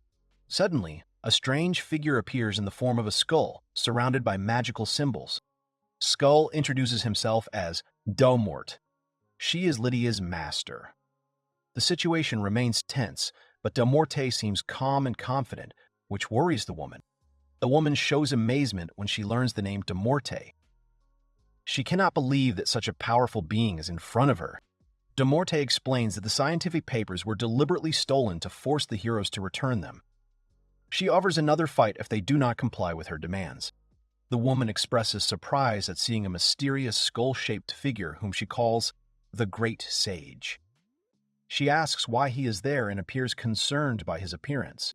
Reese says it's ironic, since Lydia's student is also involved in the theft of scientific papers. She adds that she's grateful for it. Although the situation seems oddly coincidental, the girl turns to the hooded figure again, asking if she can ask him another question. Lydia asks why a woman needs to resurrect a demon. The hooded figure denies that the demonic sphere was created by her. She says that the sphere already existed before, causing surprise in the interlocutor, who tries to understand what is happening. Lydia thinks that the woman is not lying to her, even though she had doubts. The heroine asks Reese for a favor.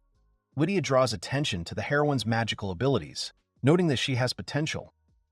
However, she warns that the act she committed could lead to severe punishment. She advises the heroine to use her time in captivity for self-improvement and research aimed at the benefit of people. She emphasizes the importance of reflecting on one's actions. Reese looks surprised and worried, but believes the words of the mysterious character. Lydia says that one can trust the great sage who gives such wise advice. Chad finds himself in prison for violating slave laws, rebellion, and other crimes. He sits in his cell, looking worried and thoughtful. A few days later, Reese is put under investigation. At the same time, she is severely punished and sentenced to a long prison term. Despite this, she seems surprisingly happy. Rylan and his sister contact their relatives to discuss their next steps. They decide that they will now live together, creating a new family. The fishmen, who had previously been manipulated, gradually rebuild their relationships with the mermaids. The heroes notice that the city is calm again after all the events. Grizz agrees, confirming that the situation is stabilized. Grizz expresses his gratitude to Locke, stating that all success is due to his efforts, while noting that the townspeople now know Chad's true identity. A group of people and creatures successfully completed an important task, emphasizing that it was only possible due to their joint efforts. They work together, carrying loads and performing various tasks. The hero thanks the merchant for his support, showing respect and appreciation for his help in a difficult situation. A dark, mysterious place where something happens at the same moment as the heroes talk about their exploits and successes. The mysterious figure shows concern, stating that the situation is becoming too serious even for him. His reaction indicates the danger or difficulty he is facing. He casts some kind of spell. At this moment, a dragon appears, which is sealed in a crystal.